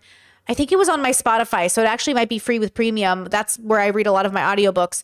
So all of this to say, Trisha runs into that. Whitney Cummings run into that. I've run into that. Like, I am not exempt from this group of women that make friends with misogynists. I just kind of secretly autistically hope that one day they'll be better. And they never really grow. I mean, they grow a little bit and then you get hopeful, but then, you know, there's a ceiling. There's a ceiling. Keep doing Do it. you think it's ironic for you to say that considering you're friends with Shane for so long?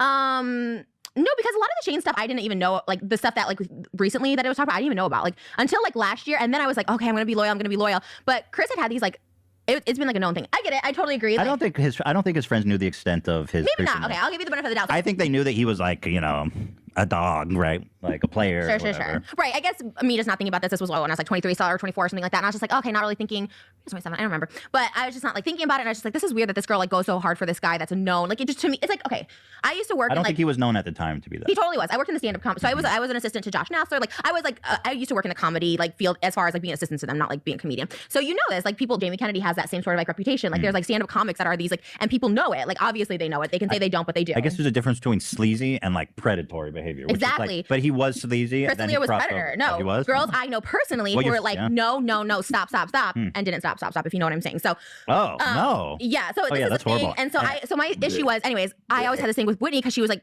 putting him on a platform, sort of like David with Dom, right? Like you see this person on a platform and you know how horrible they've been to girls that you know Understand. personally, Okay. and you're just like, oh, so my issue was that. And so when she started her podcast, like I think her podcast people had reached out to me. I was like, do you want to come on Whitney's? And I thought it was my podcast company reaching out to me asking me because they used to do that. Like my podcast company used to reach out, What? like, do you want to be? And I'd be like, no. And then they asked again, and I was like, no, I can't stand her, blah blah blah, because of the Chris D'Elia thing. And then they're like, I don't know who you think this is, but this is like Whitney's assistant or something. And it was like someone directly from her camp. Oh. And then I felt really That's- bad. that I did feel sucks. bad because I thought it was my podcast company just like Oh, ignoring so my. they're like, hi, this is Whitney Cummings. Would you like to come on the show? You're like, no, I hate that bitch. Yeah. Oh, that's, No, I felt so bad, and I Oh, like apologized in no. video. Like I know she probably does not give a shit, but her assistant was like a fan, like I'm or sure just she watched read my it. video. I'm sure Oh she no, saw I it. know she Yeah. did because her assistant was like either a viewer. I don't want to call him like a fan, but like a viewer or something. And I felt really bad. And then yeah, like you said, like you just said now, like a lot of times me with Shane too. Yeah, like looking at how long I was friends with Shane is like really gross. Like of course people are gonna throw that in my face, and but I take it. Well, Well, listen, it's gross. You listen. know? I get it. Yeah. She's a good person. Yeah, I Yeah. literally don't know her. She's cool. Chris D'Elia is not. I No. need to stop watching his podcast. They were done watching his. I watched the podcast to hate watch. I like to see him Bro, fall. you gotta stop hate watching everybody. You can start to love watching something. It doesn't feel good. Do you do? It's like you follow the Vlog Squad. You watch Impulsive. You hate watch. Congratulations. It's like, do you watch anything for the enjoyment of it? I don't know how to explain it because I feel like you don't know, but like when you've gone through like, I don't know how to explain it.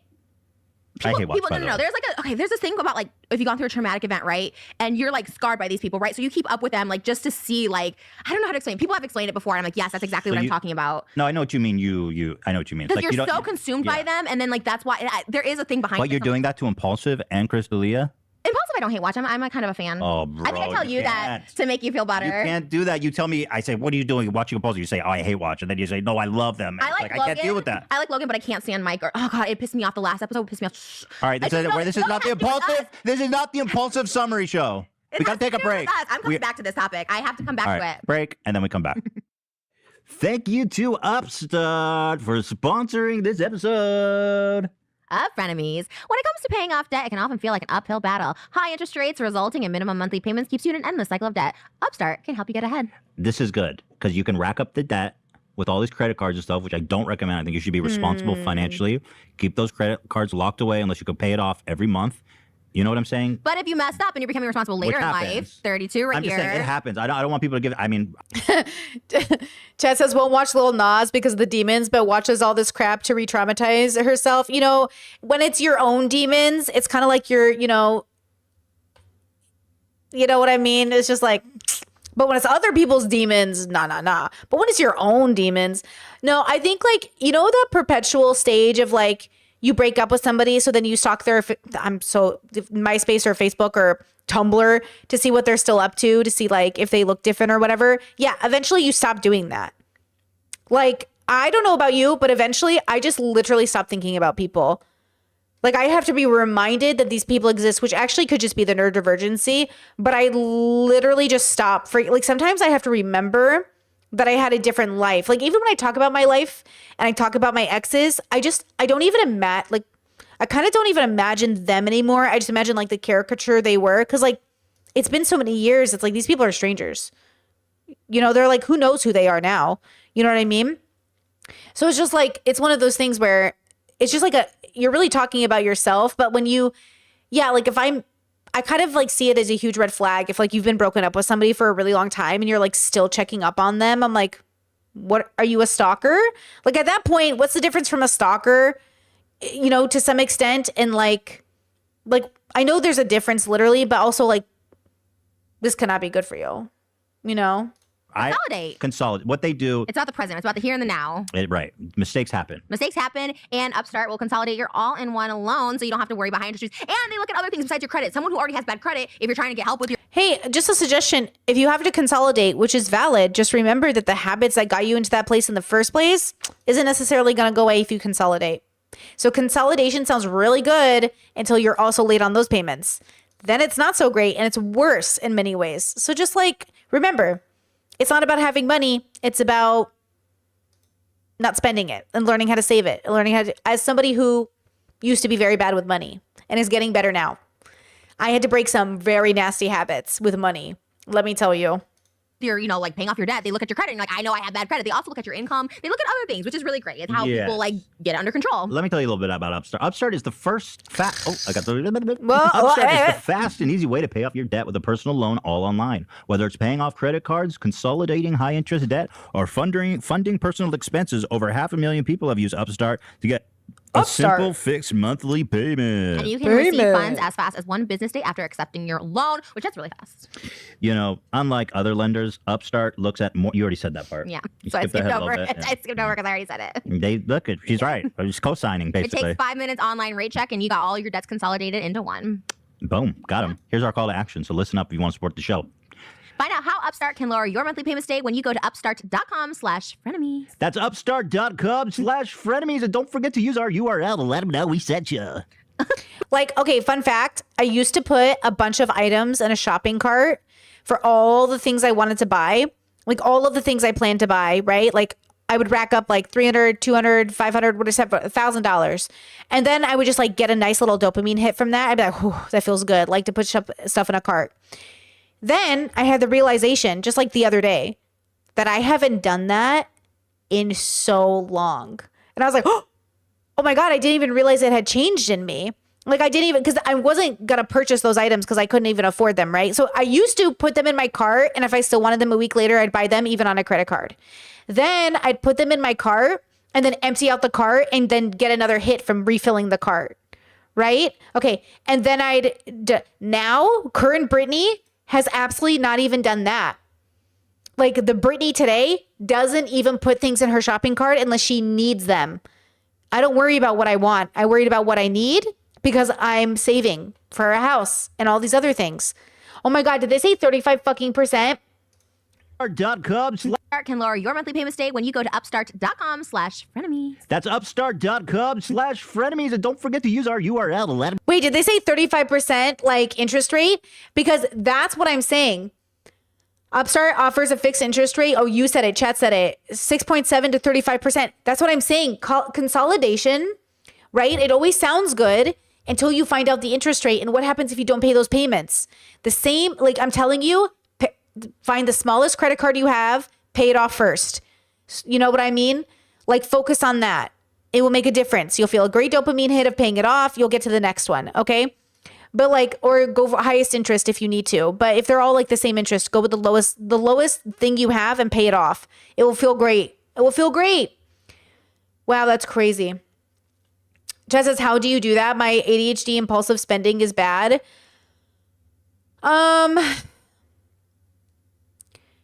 Well, I want to say it's a habit I broke, but more than that, it's really a relationship with self. I changed. I changed as a person. I used to spend. I mean, you know, I've paid off like $60,000 of just credit card debt of stuff. Like stuff I don't even have anymore, by the way. I don't even have a lot of that stuff. Do you know it was $20,000 to try van life for the little bit I did it? Like buying my trailer and road tripping around the US, you know, that was a $20,000 investment in a thing I wasn't even sure about. That was a huge, do I want to do this for my life? Now, to be fair, I really learned who I was on those trips. But $20,000? Do you know what I'm saying? Chad says, is it looking forward to something more meaningful as well? First, I had to acknowledge I had a problem and I was inappropriately shopping for things that made me feel temporarily good. So first, I had to acknowledge that it was a problem. Then I had to say, okay, like, are we going to grow up? Because when I think about being a grown up and an adult, I don't think of anybody. I think about the version of myself that I want to be. And I think about what that life looks like. And it's not somebody in debt. And it's not somebody who is chasing materialism. And it's not somebody who does things because people say they're cool. And it's not somebody who makes bad decisions when she should be responsible. So when I decided not to kill myself, and then when I decided to have a relationship with my life, I also decided to slowly head in a direction. I think I'm still heading in a direction in a lot of ways. Like I'm still breaking habits and I'm still working towards huge goals. And I'm excited, like I said, to see the change and to see the difference in my life. But I know that it's like slow moving. I think it's like a lot. It's all of it. Like it's really all of it, you know? It's really, I remember when I was in therapy, my therapist was like, okay, borderlines do like they're either super promiscuous, spend a lot of money, gamble. What do you do? And I was like, I spend a lot of money. I get new cars. I slide my credit card any chance I get. I'm the person who uses 4 different credit cards for a very expensive purchase I can't afford. In my 20s, I would slide multiple credit cards to make something happen. That's how bad I was with money. I was that person. And then I stopped being that person. After a really long and messy journey with myself. I really mean that I changed as a person.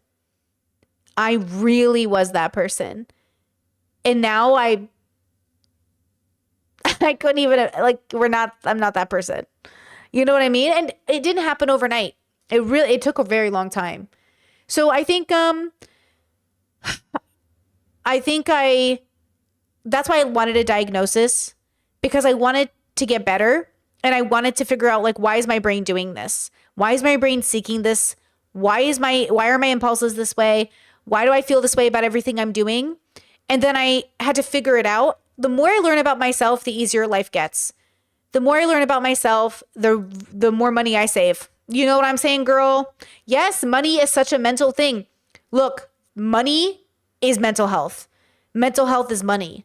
Money, relationships, jobs, life, philosophy, everything comes back to philosophical health and mental health. You know? Discord said I used to do that too. I would do it at stores way outside of my budget so I couldn't buy it impulsively. There you go. There you go. Like, this is what I'm saying. I'm saying, like, I am never asking the world to reach a standard I haven't attempted to reach myself or that I haven't seen works in my own life. And I would never tell you to reach that standard because it might not be good enough for you, but it could still help maybe some of you. You know, I never think one solution fits all, right? So like my solution, what worked for me might not work for you, but I've been fucked up enough to know, just enough to know that you can stop being that person, you know? You grow out of it. I just want to continue growing out of the worst versions of myself, you know, because the version you are now is the best and worst version you'll ever be, hopefully. May this Brittany be the best Brittany you've ever seen and the worst version of me. And I hope to do this for the rest of my life. I always tell my partner, you really are dating. Well, we're married now. You are married to the best version of Brittany and also her worst version. Because I'm just going to get better. You know, not the worst version I've ever been, but the worst version I'll ever be from this point on. Do you know the difference? I've been worse Brittany than this, but that's the past. But compared to the future, I'm the worst I'll ever be right now. And that's pretty damn good. You know? Now we set you. Loan amounts will be determined based on your credit, income, and certain other information provided in your loan Wait, application. you have to say that part really fast because it's like the You know, on the radio when they go like. I just have bad eyes, but I gotta get closer. Yeah, say it as fast. The as you whole can. thing or just that part? Just that line. Loan amounts will be determined based on your credit, income, and certain other information prior to your loan application. Go to upstart.com/frenemies. Yeah. It's better if you do like, find out how Upstart can lower your monthly payments today when you go to upstart.com/frenemies. That's upstart.com/frenemies. Don't forget to use 0L to let them know that your loan amounts will be determined based on your credit, income, and certain other information prior to your loan application. Go to upstart.com. Nice, Trisha. Nice. Also, I was definitely like, do you guys Sex in the City? Carrie was the same way. All the credit cards, always in debt, wanted the fashion. Been there, done that. You know, shout out to Carrie. Whoa, wait. There's I was some doing parts the I whole want them to hear. Well, I was doing it off. I was just like the fine kid. Loan amounts will be determined based on your credit, income, and certain other information provided by the loan application. That's good. Yeah? It's hard to do. Yeah, good job. Yeah. So hopefully you didn't hear that part. No, I'm kidding. Ethan, get it together. Wait, someone said slow it down and see if she said it right. Let's see. Information prior to your loan application. Go to stay when you go to Upstart. Your credit, income, and certain other information prior to your loan application. Go to upstart.com/frenemies. Yeah. It's better if you do like, find out how Upstart can lower your Whoop, payments today when you go to wait, upstart.com/frenemies. no, wrong speed. I went fast. Find out how Upstart can lower your monthly payments today when you go to upstart.com/frenemies. That's upstart.com/frenemies. Don't forget to use 0L to let them know that your loan amounts will be determined based on your credit, income, and certain other information prior to your loan application. Go to upstart.com/frenemies. That sounded like words. Go to upstart.com. Loan amounts will be determined based on your credit. Say it as fast. The whole thing or just that part? Just that line. Loan amounts will be determined based on your credit, income, and certain other information prior to your loan application. Go to upstart.com/frenemies. Yeah. It's better if you do like, find out how Upstart can lower your monthly payments today when you go to upstart.com/frenemies. That's upstart.com/frenemies. Don't forget to use 0L to let them know that your loan amounts will be determined based on your credit, income, and certain other information prior to your loan application. Go to upstart.com/frenemies. Wait. There's some I parts don't know. Some of it was kind of words to me, and some of it wasn't. But loved it. I want them to hear. Yeah. I was doing it off. I was just like the fine kid. Loan amounts will be determined based on your credit, income, and certain other information provided by the loan application. That's good. Yeah? It's hard to do. Yeah, good job. Yeah. So hopefully you didn't hear that part. No, I'm kidding. Ethan, get it together. Loan amounts. I think they want people to know this is Loan a disclaimer. amounts. This is the But let's third say it time we really said this. slow. But Really this is the slow. third time we said This is like the. Let's say it really slow. Loan amounts And for those who ask, this is why we don't skip the ads because we're waiting for moments like this. will be determined Determined based based on your credit, income, and other information provided in your loan application. Application. Okay, so if this sounds like something you'd be interested in, go to upstart.com/frenemies. upstart.com/frenemies. All right. All right. Okay, what? Okay. What were you saying? Oh, okay.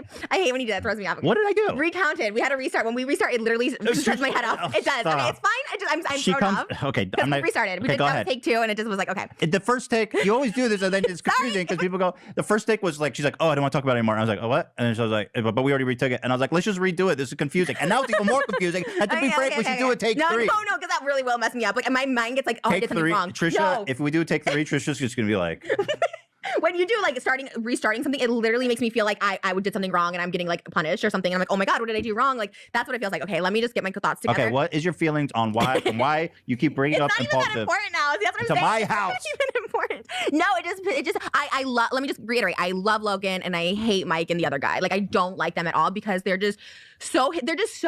And I hate to be this person because I know I'm a girl or whatever, that, you know, boys will be boys, like the bros, you know, like y'all. I hate guys like that because that is exactly what they did. They basically reacted to the David Dobrik situation. They're pre-filming a bunch because Logan's gone for 4 months. So they pre-filmed a bunch of stuff and now it's coming out. So it's What? a little bit behind. How can you do that? To me is like just a big wow moment for me to know that Logan's because it's fucking like busy. you're doing a podcast on topical events and you're gonna post them 4 months behind. Yeah, I mean, what a agree. shit show. I always thought like if I got a Broadway can you show, watch that crap? I would fly back once a week to do it with you. Of still. course, I'm here now, talking now. Okay. Now. Well, anyways, Now, right now, you get to watch it tonight.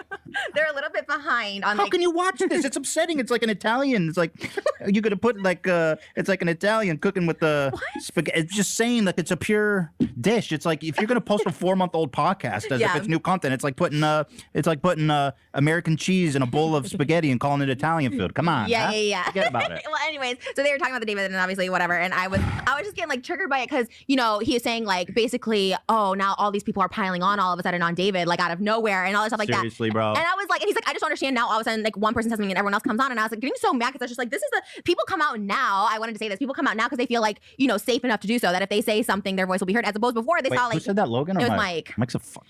Which made me piss off because on Keen, he went on I think it's Keemstar, I don't know, someone's podcast, and I don't know if it's his or they were a guest on it, and he was basically saying like, I guess if Trisha Paytas declares that you're not a good person, then that's what you are. Do you remember when Trisha said that sometimes, you know, if Trisha comes out and says something about people, they're not a good, like, kind of brand ambassador in a sense because people be like, well, Trisha's crazy, so like, don't listen to Trisha. That kind of happened with the situation where when I put out my video, people were like, why didn't you put out a video when things were happening?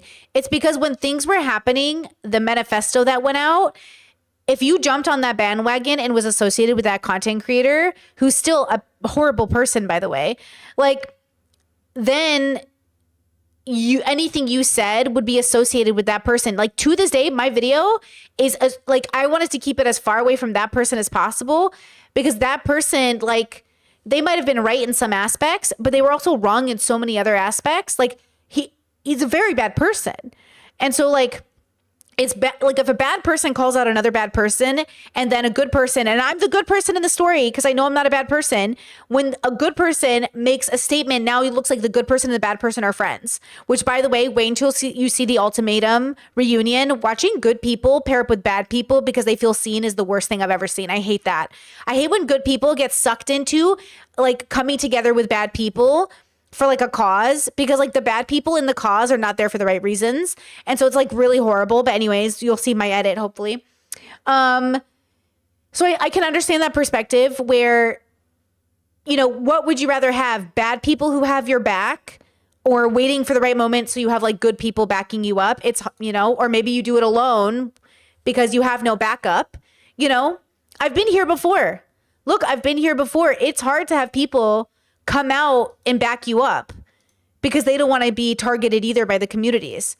You know, it's just, it is what it is. But as long as, again, you have to live within your values and you have to decide when is the time to say something, and you got to stay safe through the process, you know? About FaZe, whoever, one of the FaZe people were on it. So that's why when one person comes out, more people come out, because it could feel safer to do it. And I was just like, that's what I'm saying. These guys have, like, zero, like, gravity and concept. It's just like when Jason was like, I'm gonna call Trish and all this will be over. It's like, this has nothing to do with, like, just because I'm vocal about it, like, doesn't mean it has anything to do with me. Like, there's actually people, like, victims involved. And he was just like, I just don't like, but, and then they kept trying to, like, code it by saying, like, oh, well, even not about David, like, but it was clearly about David. You know like, what? You can tell all the dudes sweating right now about this and being like, oh, they're the guys who have skeletons in their closet. oh, for sure. They're like, oh, well, I don't know if we should be canceling. It's like, yeah, dude, you're fucking next, because I can tell you're just a little bit too anxious about this and situation. I hate when they try and be like, and they said it without saying it right on Paul, so he was a little more tactful without, like, saying my name like he did on the other podcast. But it's like saying, like, well, look at the source, like, as if, like, because I've had problems in my past, like, saying I'm the source, which I'm not the You're source, not but the like, source. but people say that, like, just because I, like, raise awareness about one bad thing we going saw on. that. Oh, it was FaZe Blinks. His name's FaZe Banks, but I call him FaZe Blinks because he shoots blinks. He's got no fucking brain. He's got literally no brain. So we reacted to that too. Yeah, he was saying, just look at the source. I was like, okay, let's fucking look at the sources when they come out against you, because you're a little too anxious about this. The argument is so stupid. Even now, when I call people out, like, I'm like, oh, you don't wear a mask, and they're like, well, you said the N-word 10 years ago. I'm like, okay, well, you can't. Like, I hate when people bring that stuff up just because, like, that's the story of my life. He had, like, other issues going on with him, and it's like, just because, like, he did something bad doesn't mean something bad can't happen to him. Like, you know what? It's so crazy to me, that mentality. It's the straw man fallacy. It's because me and you are imperfect people. We can never criticize anything as long as we live, because this is somewhat true for a lot of people, but also I think it's hard for people to believe you've changed, especially when habits repeat to some extent. Like, people don't have to believe you've changed. They're not obligated to think that of you. But also, like, how much of the change has happened, and is it enough for people? Sometimes it's not enough for people, and you have to be okay with that too. Right? Like, sometimes you don't change in a direction people want, and you got to be okay with that too at the end of the day. But yeah, this Ethan and this Trisha compared to now Ethan and Trisha, how many years away from them do they have to be for people to move on? Probably never. But more than that, have they changed that much? I guess so. Like, maybe. I don't know. Because we did something in our past embarrassing 10 years ago. I'll always, like, if something's happening now, like, if something's happening to me now, I would, you know, I'll, like, talk about it, whatever. But if it's, like, it's up in, even whatever. So I'm confused why we're talking about Impulsive, kind of. Because Mike's a dude. because I don't hate watch it. I love Logan. Okay. He was Grandpa Monster on The Masked Singer. Okay. He wished me and my family. He wished that me and my family would die in a fucking in a SWAT. What did he wish upon me, Dan? Do you remember? Yeah, it was the swatting. He called me scum of the earth. I guess it's came true. He said scum of the internet, technically. He said scum of the... Right, thank you, Dan. We need to get our facts straight. He called me scum of the internet, much better. Right. Scum of the earth is kind of nicer, because it's like, well, what's on earth? Like monkeys? So, like, this is why I say, like, what's the obligation here? Like, at this stage in my life, I'm not comfortable. And I really did learn this lesson. Like, with this last year has taught me so many lessons about my boundaries. I'm open with boundaries, but I'm keeping it close to home, girls. Like I'm definitely paying attention. Yeah, like if somebody, I'm trying to think of an example. If somebody said like, man, I really hope that Brittany Simon girl just fucking dies and melts in a fire. And then they were like, oh my God, I love that YouTuber. It'd be like, you know what I mean? Like, I feel like, are you my friend or are you my coworker? Like, or what's happening here? I don't know if I'd feel comfortable around that person. But then Trisha and Ethan say so many horrible things about other people that maybe they don't really see it as that big of a deal. I mean, Ethan literally said he hopes when the next Holocaust happens, Ben Shapiro goes first. That's the most vile fucking shit you can ever say about a person. Like I know on the internet we're very spicy. We say like go F yourself and go kill yourself and stuff, which by the way, we have to get away from, because as much as we think it's funny, like it's really bad. Like we shouldn't be saying that, right? And I know as somebody who uses it completely neutrally, like I've never told anyone to go fuck them, like kill themselves for real. That's crazy, right? On the internet, I think we got too comfortable saying things we didn't mean. And we forget like, hey, we're going to be 40, we're going to be 50. Like now we have to kind of mean it. You know? Like we kind of have to mean it now. Like we can't be, you know, we're not 20 anymore. We're not 15. Like we're not kids who are trying to be edgy because we're trying to impress, you know what I mean?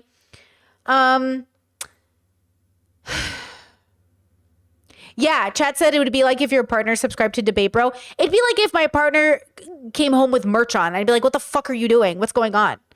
Like, what are we doing here? Like, how can, you know what I mean? Like, no, that's crazy. Like, it's one thing to keep a kosher relationship with people that you work with where it's like, hey, I don't know why you're associating with that person, but after a certain limit, like, it's too far, you know? But then at the same time, like, yeah, it's hard to say because, again, we're not trying to be like anyone's perfect or something. We're trying to say, like, how do we harm reduce? What should we do now that we're entering the next phase of our life to some extent? Or who do we want to be when we're the elders in the community? Because, like, you know, when everyone says, like, we're the real adults in the room, hey, guys, that's us. Like, well, that's me. That's my generation. Like, millennials, Gen Xers, like, we're old. Gen Xers are, like, 50. But, like, you know, millennials, like, we're in our 40s. It's us. We're the next group of adults. We have to, like, we got to rise to the occasion a bit, you know? You got to rise a little bit. But Ethan's definitely not rising to the occasion with his Hassan takedown video recently. Like, that's, you know what I mean? So, you know, it's just whatever. What are you going to do? Hey, what are you going to do? It's lying. Scum of the internet. It's like, a lot of scum on the internet. Oh, scum of the internet? That's not as bad. He called me scum of the internet and wished that I would get swatted instead of good people like, what was it? Who was it? I don't remember. Yeah. And his wish came true. So you supporting him is a personal, I take that personally. Okay, I take it back. Well, it's too late. You already knew that. And you keep watching his show and you keep shouting him out. And I'm having a fucking existential crisis. No one's watching it. I mean, the views have gone so much down, no one cares. So I'm, you know, like a little sick puppy. And you're just like, look at this little sick puppy. One day our show will be a sick puppy. And I hope somebody will give us It's going to be a sick puppy if we don't move on. Can I also say, okay, go ahead. Rami Malek used to be fat. That's all I wanted to say. Okay. Oh, really? And did you see that he asked Rachel Bilson to take out that photo? Wait. Can I tell you the story? You don't know the story? Can I tell you the story? No, tell me. He asked, Rachel Bilson was best friends with Rami Malek in high school, and she posted a photo of them, and he asked her to take it down because he was fat in the photo. That one, right? Hold on. Chat says I can't understand the impulse to tell a stranger to off themselves. So many people use anonymity for the purpose, and I can't understand how they sleep at night. If they mean it, did you hear that story on Philip DeFranco? This like 18-year-old guy called 911 like 300 times and said he was going to shoot up a school. And they gave him 4 years, I think. And I'm like, what? Like, this kid is like destroying people's fucking mental health, getting schools terrified, wasting so many taxpayers' dollars. And they gave him like a few years because it was like prank phone calls, basically. And I'm like, whoa, like that, there's something fucking wrong with his brain, bro. He's having a corrupted biological experience. He needs fucking intervention, you know? Like that's intervention status. Like someone needs to get this man help. That's crazy, you know? But it is very common in a lot of bubbles to casually be like, hey, go fuck yourself. You know what I mean? Like, go fuck yourself, which basically is like, go kill yourself. Let's be for real. That's like, they're all the same in that line of thinking, but it's not good. Like, we shouldn't be having road rage. We shouldn't be telling people. I know it's like kind of fun to be like, I'm in New York. Go fuck yourself. Go fuck your mom. You know, it's funny. But also, is that how we want the world to be? But also, I know it feels good. Like, go fuck yourself, free Palestine. You know, it like kind of feels good. But also, is that the way the world is? You know what I mean? But they're, you know. Right there. It's okay to have been fat. It's No, good. but he asked her to take it down. Okay, this was like a big scandal like last week. So basically, she posted He's a little photo. chubby. Yeah, he's She a little posted this chubby. photo from them in high school. They're best friends in high school. He's funny. They go on a trip together. She posts this. All good things. Okay, so then Rami Malek DMs her and asks her to take the picture down off the Instagram. And she Oh like, my God, this is like the most old school photo I've ever seen, bro. What? No, Chad is saying, are you saying he shot the school or not? No, he didn't shoot anybody. He made like 300 prank calls basically, laughing maniacally, calling 911, be like, I'm going to shoot up the school. I'm a student here. I'm going to do it. It was like the worst energy I've ever heard on a telephone recording ever. The woman even said that's like the worst call I've ever gotten.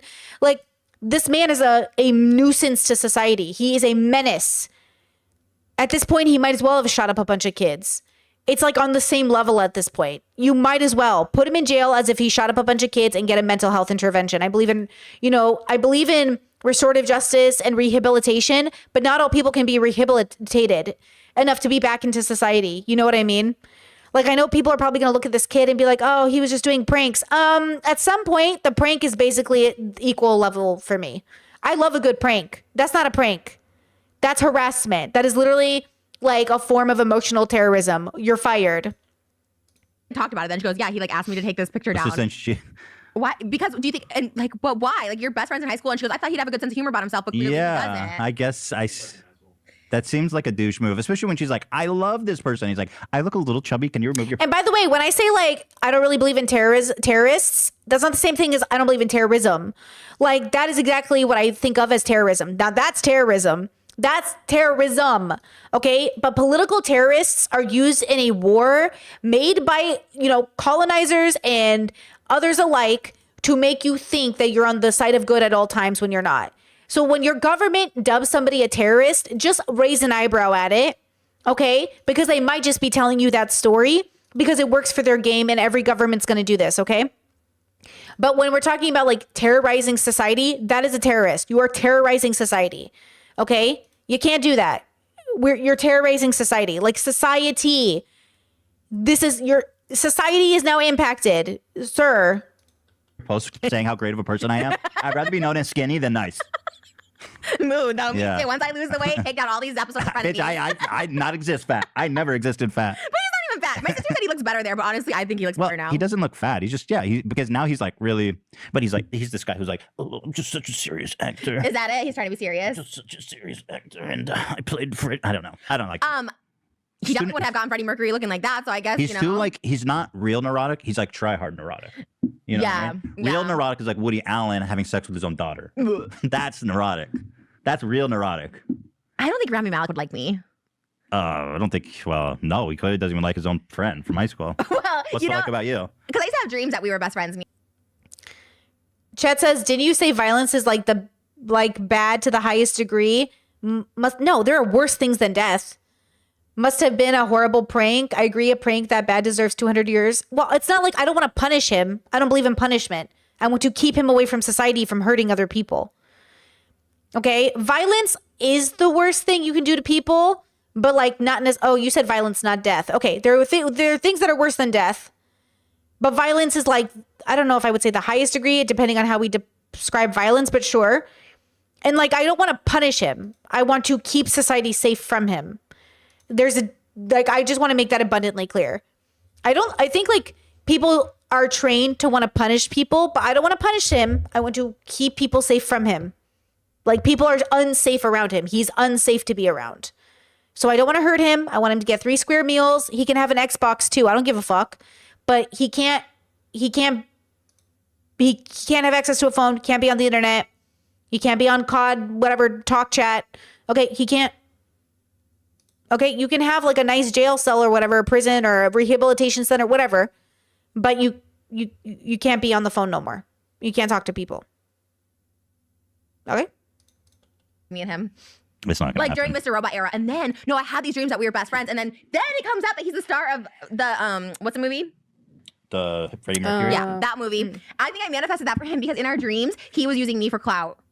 You hear that, Rami? You owe Trisha a huge Because thank I you. used to watch Mr. Robot before I'd go to bed, and I would dream that we weren't even dating. It wasn't even like that. It wasn't like, oh, we're dating, whatever. It was like we were best friends, and he's like, Trisha, like, can you give me help and advice? And in my dreams, I would give him this, and I'm not kidding this. Like literally, like 6 months later, he's like the star of Bohemian Rhapsody. So he owes you big time, in short. I'm not kidding. But he's a douche. What do you want to do I with don't him? think it's a douche. Did you see that clip of him with the fan? The fan comes up to him with the camera, and she's like, can you say hi? And he's like, nope, but I'll take a picture. Have you seen that clip? I haven't, but I agree. I agree, too. I'm like, bitch, I don't like when people turn me into a cameo. Same. Moses has been Yeah. better at saying no for me. Oh, Moses been acting as your bodyguard? What do you say to people when they say, hey, can we get a video? What do you say, Moses? Like, let's say you're And actually, not to be like, I never really talk about systems, but if I could make it a law, I would make it a law that if you, no matter your age, ever swat anyone, like huge consequences. Huge. Like appropriate consequences, but big ones. Appropriate, but big. Like we need to be in a society that doesn't take advantages of resources. We need to encourage a lack of people taking advantage of resources. Like we need to encourage a society. Obviously, it starts in the home and all your parents suck. So what are you going to do? I do believe it starts in the home. And I need you to know all your parents suck. Obviously, because they raised you and you're a piece of shit. So, okay.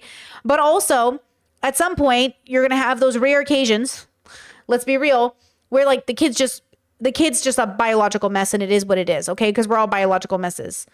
But yeah, we have to like start really thinking about the seriousness. Like, what's that name? Jami Salami? What's that kid's name? Something seriously wrong with that kid. Like, psychopath, something seriously wrong with him. Okay, we got to do something. I mean, I know they are. Where is he in jail? Japan? I don't know where, but God bless them. I'm sorry, you're a menace to society. Like, society we can't be functioning this way. You know what I mean? No way, bro. You're at Starbucks. You're clearly not busy. And a fan approaches you, says, hey, can I get a video? It happened yesterday at Target. So I tell them, COVID. She's usually in the car without the mask. South Korea. He's in South Korea. God bless South Korea, bro. Well, Oh, you she's stay in the car? already, and Star power. No, so people like, stalk the car. They'll just right. wait Okay, let me outside set it for the up. car. So we come out from Target, and if I know there's like people waiting in the car, I don't run to my car. If you come and catch me, I'll say hi. It's not that, but here's my issue, and I'll tell you the trigger because this happened in Target yesterday too, in a separate incident. People like laugh, right? And maybe they're nervous, whatever. But girls will be like, "Oh my God, say something. I'll pay you money if you just say hi. Like, just go up to her like that." And it's like they're laughing and giggling in their high school age. So my trauma is like, oh, they're like they might be making fun of They're me or laughing something. at you. Yeah, and it happens because people will be like, "Oh my God, this is you know, like," and those kind of kids irritate the shit out of me. So I heard them. There's people doing it like, "Go, I'll give you $10. Just go, just," and then they shout, they're like, "Trisha!" And then they go like this, and I'm like, "Fuck you!" Like I hate those kind of people. So I was already on edge, right? So now we drove my pink car, which normally we don't do. We usually take his pickup truck because I don't like people. They know the car, so they're stalking the car. So like there was a group of girls in this car, and again, I don't run. We put the bags away or whatever, and then as soon as I hear them like snickering, I'm like, I'm gonna go in the car. Like those are, I don't know if they're being haters or Those what. are the bad ones. Yeah, so I'm like, I'm gonna go in the car, and then of course I'm sitting in there. Moses is like loading the things, and they come up, and this one girl's like giggling as she coming up to Moses. She's like, "Are you Moises?" And I mean, granted, Moises? she's Spanish, so that's maybe the Spanish name for him. I don't know, and he's like, "Yes." And then, what did she say to you? What was the words? It's like, Do you remember? oh, is Trisha in the car already? Any chance I can take a picture with her? I was like, well, she's in the car. Oh, that's But people they get were really sitting in the car presumptuous. waiting for us. They were there when we got They're there. like, Yeah. yeah. They could have seen, like, they saw us coming. You could, like, again, I will take, even if you're being an asshole and giggling, but I would love to see a photo of you behind a really tinted window being like, I've definitely done that Yeah, before. yeah. You remember the Jewish kids here in this area? So you live in like this really posh area where we're at now, and we go get Starbucks, right? And I sit in the car for Starbucks because I don't want to put my mask on or whatever. And so one time Moses went in. This was like last week, I think, and there was these like one Jewish boy came to my car, and I was like, not a mask. And like, there's a reason I'm saying they're Jewish. I'm not just like trying to single them out or whatever like that. But I was like, oh man, and these are like straight guys, right? how'd you know they were Jewish, Trisha? Because they listen, they told me, they ended up telling me. Because so anyways, because they spoke Hebrew, whatever. And so I was like, mask, like I can't, like I'm just doing that weird stuff because it's a straight guy, right? And straight guys I just know are like making fun of me or some stupid. Because it happened. Remember that kid that flicked me off? He's like, David's amazing, and like flicked me off. It was crazy. She Oh, was- you got a David hater? yeah, like he was, FaceTime. yeah. The sister's like, say hi to my brother. And he's like, fuck you, Trisha. What?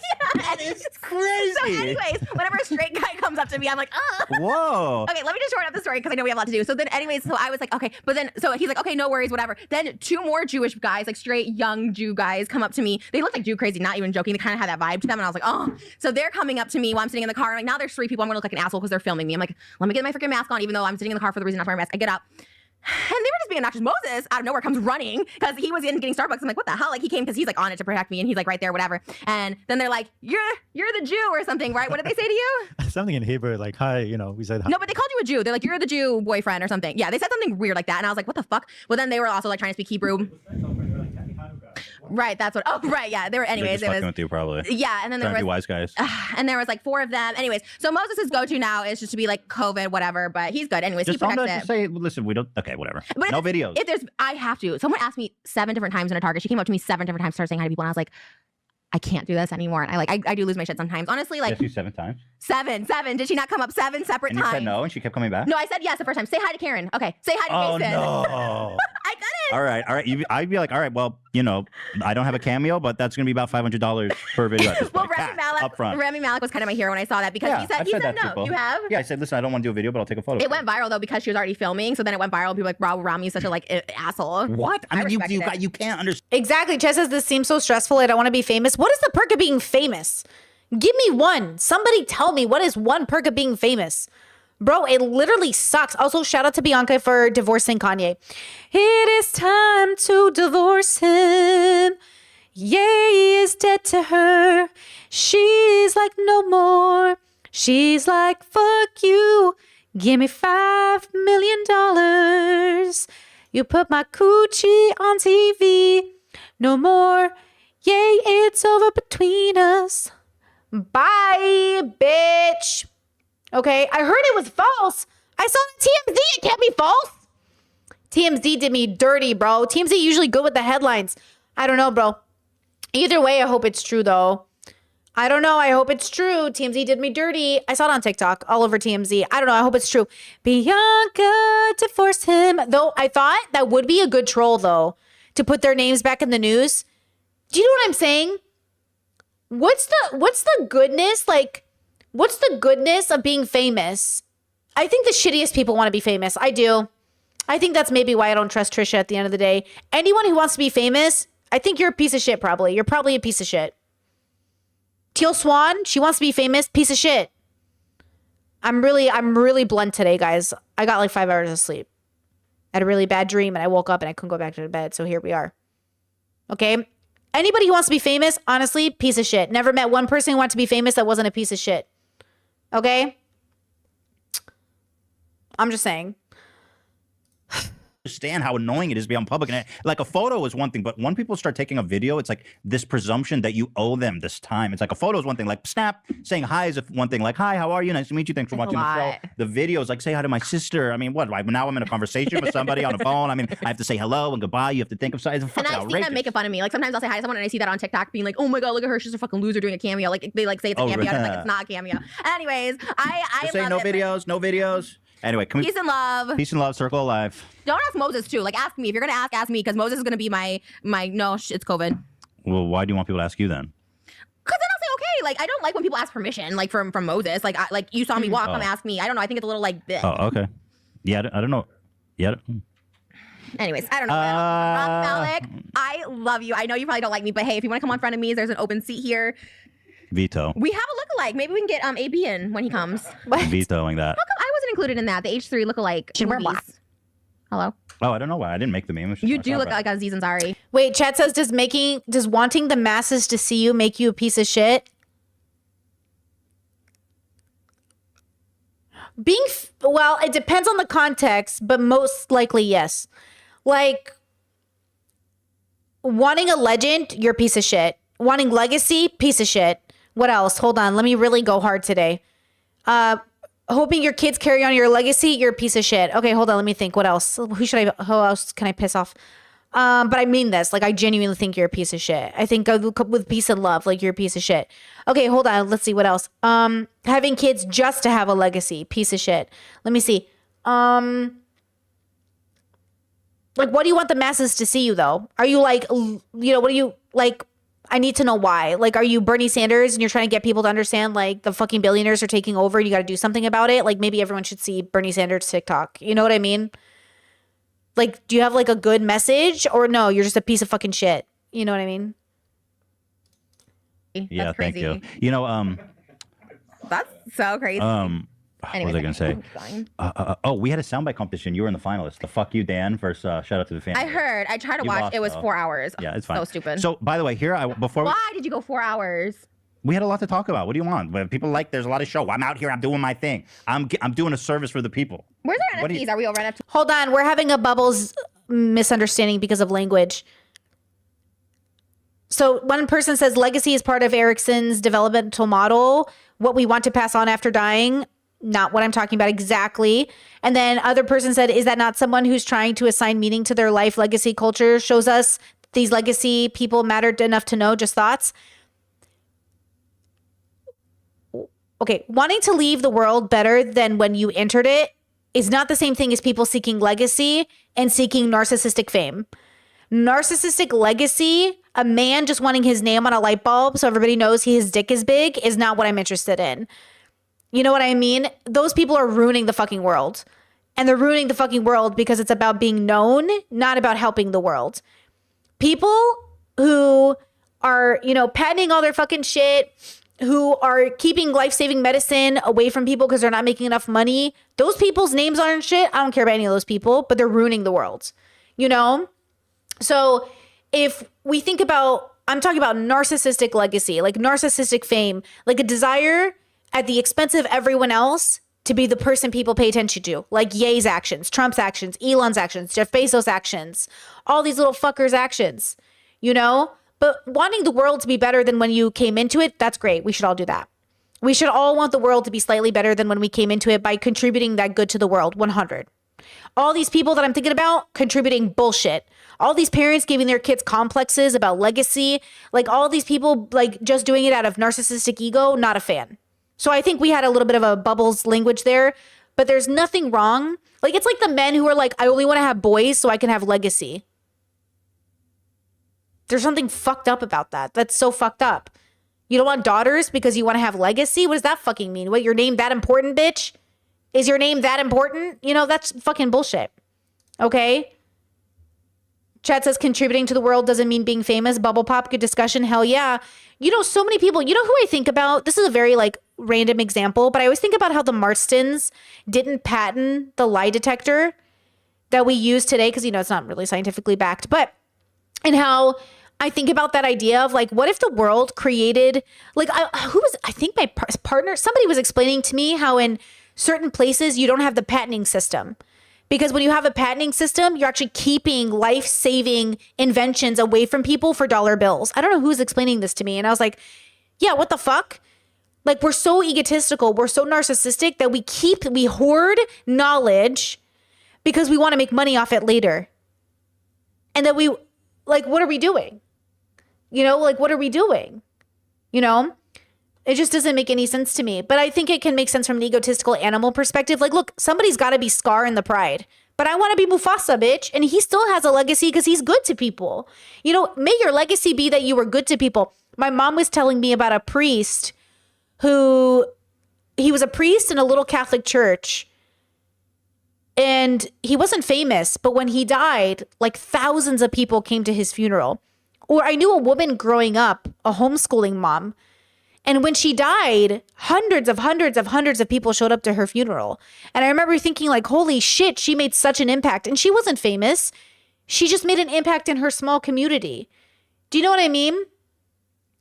So I think when I look at humans and I recognize we're animals, I'm also recognizing that our biological experience gives us access to having a completely different relationship with that known biology, which means we can have completely different outlooks. I noticed that in a lot of the disabled communities, there's a real deep misunderstanding about how to have dignity in people and still have medical rights. Have you noticed how pro-life disability communities are? And I'm like, what are you doing?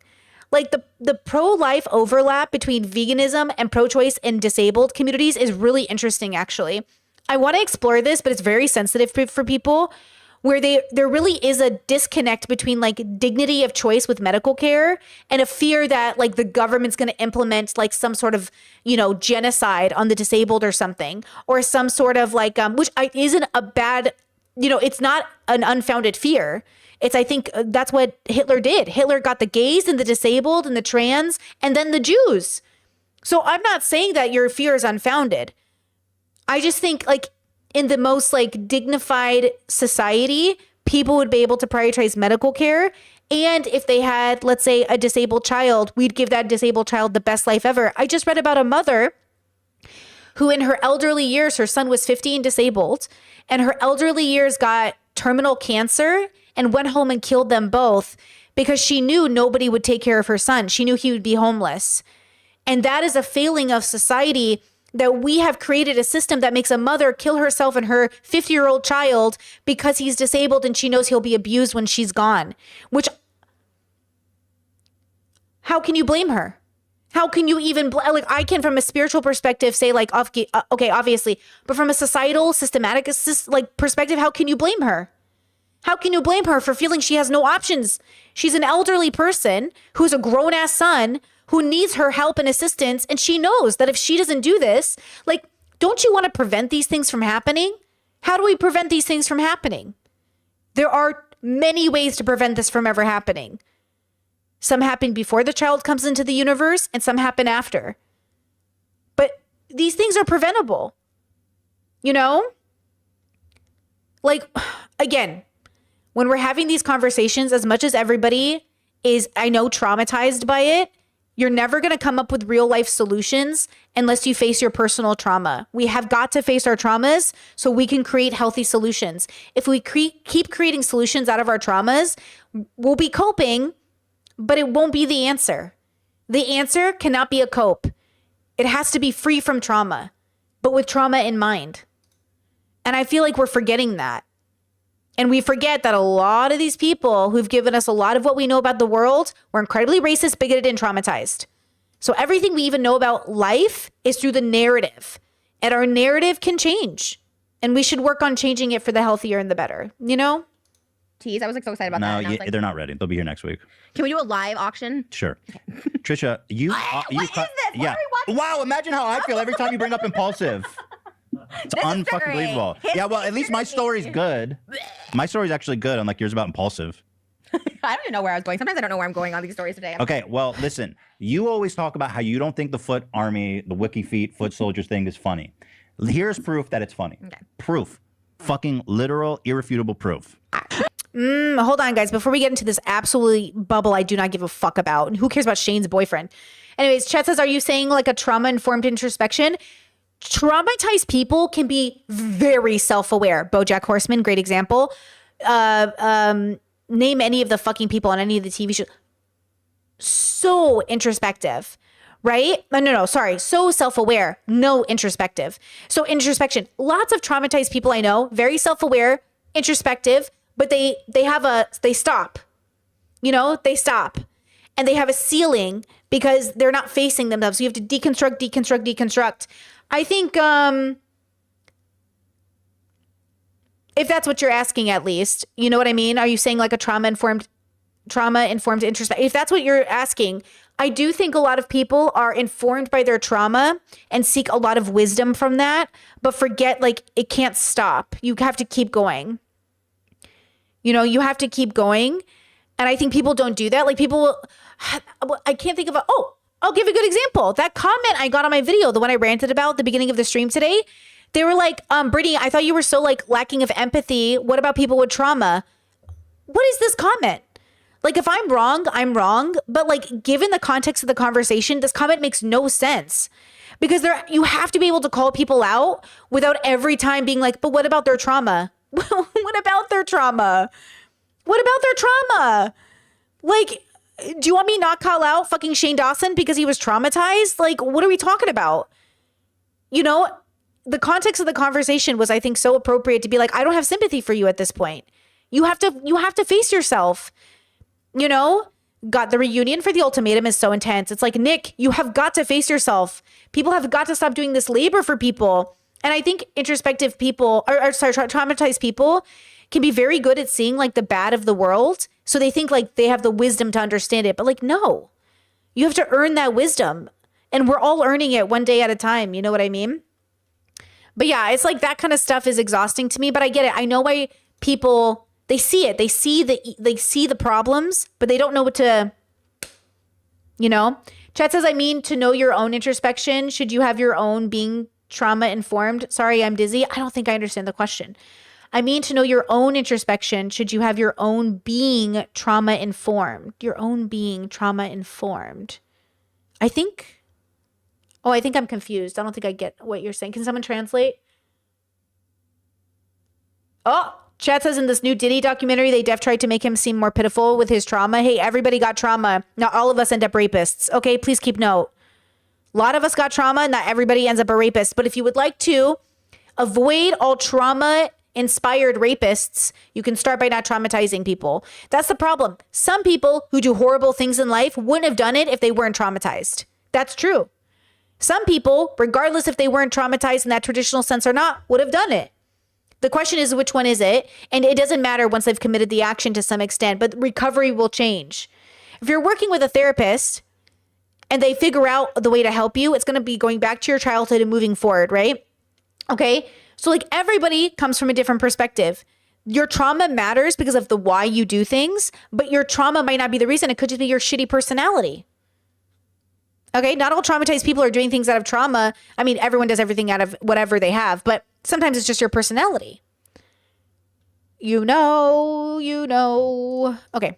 I made a discovery. Last week, I thought, oh, I'm not on WikiFeet. And it was kind of nice because like I didn't have to see what people thought of my feed. Right, but I've been known you're on I didn't know there was a separation from WikiFeet and WikiFeet Min, where like Min have their own website. And you know what? When I went and Googled myself the other day to see if I was on WikiFeet, I was highly offended to find that I have a 1-star rating. Come on. You got to admit, that's awesome. That's Foot Soldier Army. How do you know it's you? Who do you think's giving it 1 star? I thought we run this bitch. Maybe Rylan has ugly feet. I'm fucking kidding. Holy shit. On WikiFeet. And you know what? I have some great feet photos on You here. see? You're They're angry about it too. That's Foot Soldier Nation. Tell me that's not funny. I dare you right now. I don't think it's your people. How do you know it's your people doing it? Oh my God, you can't give me credit for anything. Dude, it's obviously Foot Nation. Who do you even find think? you on WikiFeet. I went on Wiki. I think it's like WikiFeet Men or something. I'm number 1. It's easy to find. I Look think me it's up. on the men thing. Yeah, it's on the men. Bro, you literally can't acknowledge how funny that is that he went to WikiFeet, looked himself up, and he had 1 star. He had 1 star. Of all your gags, that's the least funny. It's like Bait Nation. No, it's like pretty funny.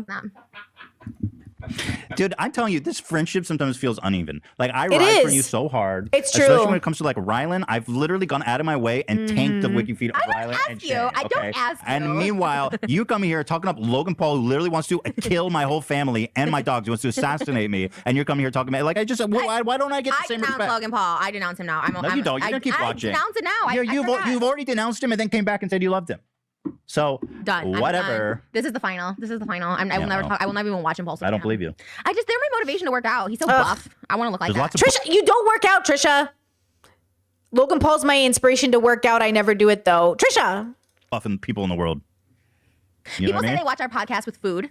Yeah, so we're fat. So Impulse City wants to work out. We've got more people. There's probably way more fat people in the United States than. First of all, I wasn't saying that. Hello, shout out to our fans. People with eating disorders, they don't feel as bad if when we're eating. Like we should eat more on the show because they feel more comforted. I know you can't now because you're on a diet, but when I hope that we have more to offer the world than just eating and being just want fat. orange chicken we had that one time. We should eat that on camera because that was so good at the house. Okay. That's the best orange chicken I've had, and I love orange chicken. I had orange chicken at Panda Express. I've made orange chicken. Okay, good. That's nice. We should do that. When you're comfortable again, I just need a couple weeks to detox, maybe, but then I'm down. I'm on the orange chicken. Do you know what was a bubble pop for me many, many years ago, which I'm sure is probably a more prevalent bubble pop for younger people on the internet, is that like the food we eat that's like ethnic isn't real food. So my parents would always say, if it's ethnic food, it should be made by people from that country. That's how you know it's real. Because like, I learned orange chicken isn't Chinese. It's an American dish. Like Americans take like people's food and pretend it's people's food, but it's not their food. And I was dying. Like I was like, that is the funniest thing I've ever heard. Like I never realized that growing up as like an American.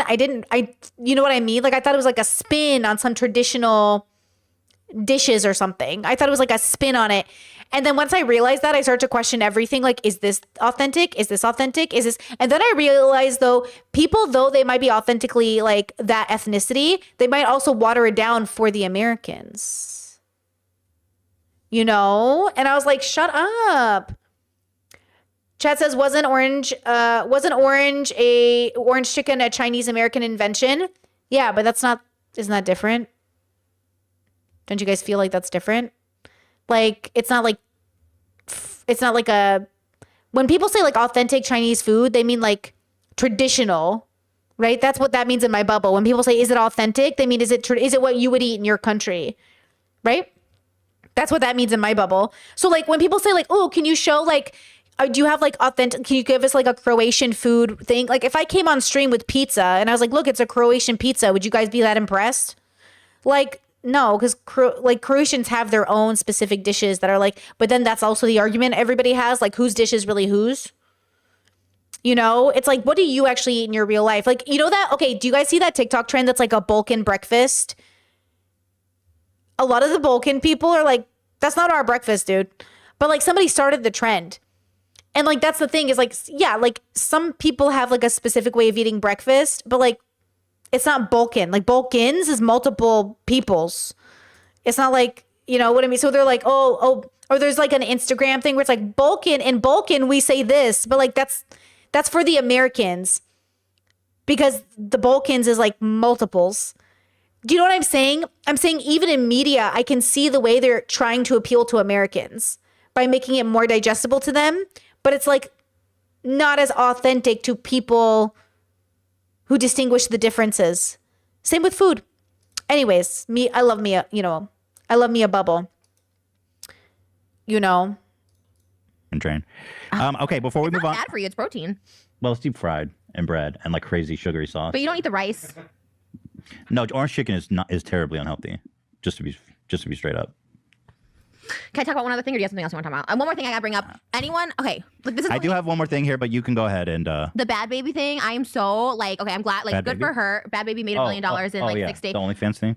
I think it's disgusting. If you sign up for it, you guys are disgusting. Like a freshly turned 18-year-old, like just you're like waiting That for her was to turn crazy, 18 and right? show the nudes. I think that's so gross. She's like, y'all been asking for it. I turned 18 That's 2 days. disgusting. At first, I thought she like made it before she turned 18, but I was like, oh, thank God. That's Apparently, disgusting. If you're signed up for Bad Baby's OnlyFans, and that's no hate to her because she's young or whatever, but you're a piece of shit. Well, You're disgusting. She's still a teenager. You're nasty. Like you're disgusting. Dude, the crazy thing about Bad Baby is like I've always thought she's way older. Like when I first saw her, I was like, I looked up and I was like, she's 14. You know what I mean? Not. I was just. I feel bad because here's my thing, right? I support sex workers 100%. It's just like my stance is this, and I still say it. Like, wait till you're like 25 to know that you really want to do sex work. You're still young at 25. You still can look 18 at 25, whatever. But like, you may regret it. 18 Sex years tips old. from Trisha. It's good advice. Because Okay, but like if you're 25 pretending to be 18 to be a sex worker, it's like that girl that used to pretend to be like really young and then she killed herself because girl, you cannot be in your joy trying to be a kid. You know what I'm saying? Like, come on. Like we cannot, our joy is not in looking like a kid so people will want to buy our OnlyFans. Please. And I mean literally a child. Like she literally would like AI herself to look young. Like this is not our joy. Our joy is not in this. You know what I mean? like I know people who did porn at like 18 I think and the problem is that like there's this really vulnerable age between like 18 and 25 where you really need to make money and you don't know what to do with your life. You know what I mean? okay, but I don't think she's in that position. I'm not judging her. I'm just saying. No. Your I'm brain. I'm just telling 18, 25 year olds. So there was another young girl, 23, that got caught in this like situation, and I felt bad for her. Everyone was kind of attacking her, but I felt bad for her because at 23, you don't know. I don't even know. Well, okay, hold on. Chat says there's no such thing as authentic to any one culture. Culture sharing has always been a thing. Food is an amalgamation of people's experiences and cultures. Yes, but there's eras. I'm sorry, there are eras. So like I make Assyrian food and I know like it will probably die with my siblings and our family because like not every one of my siblings cooks it. It's an era. Like when people say like, oh, is this authentic Assyrian food? Yes, for this era. This is what we've been eating the last like 50 years. It's like fashion. Is this authentic 90s fashion? It's like, yes, for the era. Like that's how I look at culture and food. Everything is shifting always. So the tradition will change, but it is authentic to the era.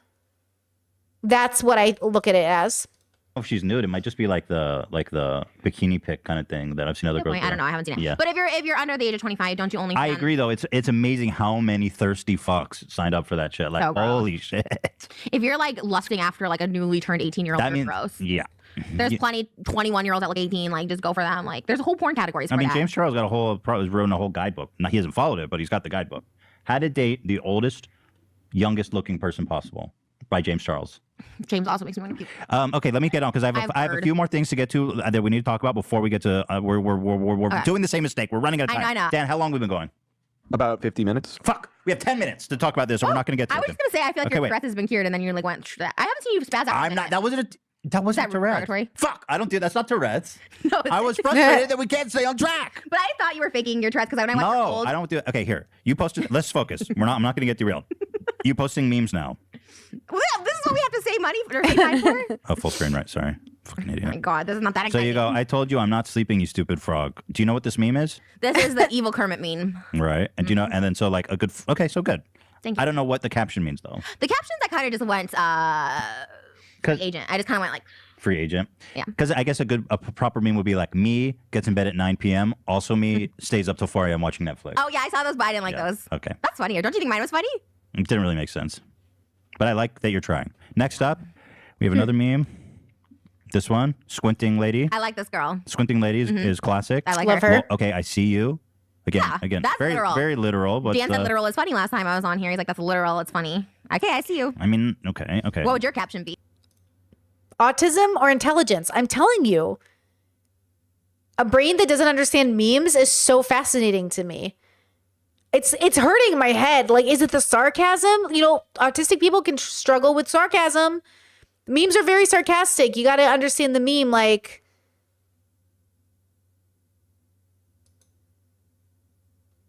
Like instead of saying, okay, I see you, she could have been like, you'll never get away, you know, or like, nice try.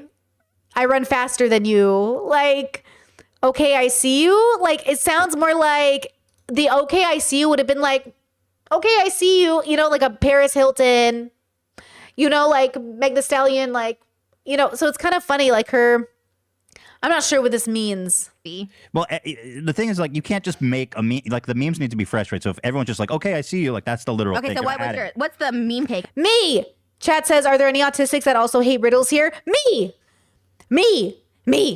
As a family who used to do a lot of riddles growing up, I wanted to die. I was like, I hate this. I hate Tolkien. I hate riddles. I hate everything. I hate it. My partner's like, hey, look, a riddle. I hate the riddles. Don't riddle me. Me. I hate riddles. I hate them so much. I don't like them. No, I don't. I don't like them. Take on it. It's like me seeing the. It's like Me seeing the- looking for the sexual partners of James Charles over 25. right. Because the whole thing is like she's looking carefully. Oh, She like you're can't- trying really hard to find Yes, it. yes. I was going the same route. Thank you, Dan. Okay, Something like that would be appropriate. not bad. And then me trying to find me seeing 50. Whatever. Dan stole my joke. Sorry. Me trying to spot someone over 8. Nah, fuck it. And this is one you posted. This one's for you. This one got the most likes of all of them. Jewish. That's What? I was thinking of you and that meme that you showed me on the show. Can you explain this one? Because I didn't get it. You showed me the meme on the show. You are Jewish. We had Passover. That was it. So she's trying. Is the lady trying to figure something out? No, that's your meme you showed me on the show, and Just you are Jewish. So it's a meme. Wow. So it's a whole little story. We looked at this meme together, and I'm Jewish. If you know, you know, right? Wow. That's what people know in the comments, and that's why it has the most likes, because they knew. They watched Frenemies. I think they were just shocked by how odd it was. Jewish. I thought it was funny. It's very meta. It was for you. Thank you. I didn't understand. Oh, and then here's an actual meme that crushed on our. Oh, this was a meme that I actually thought was great, and thank you so much for saying it. You tweeted at me, and you said H3 Productions. That's me. Best friend memes.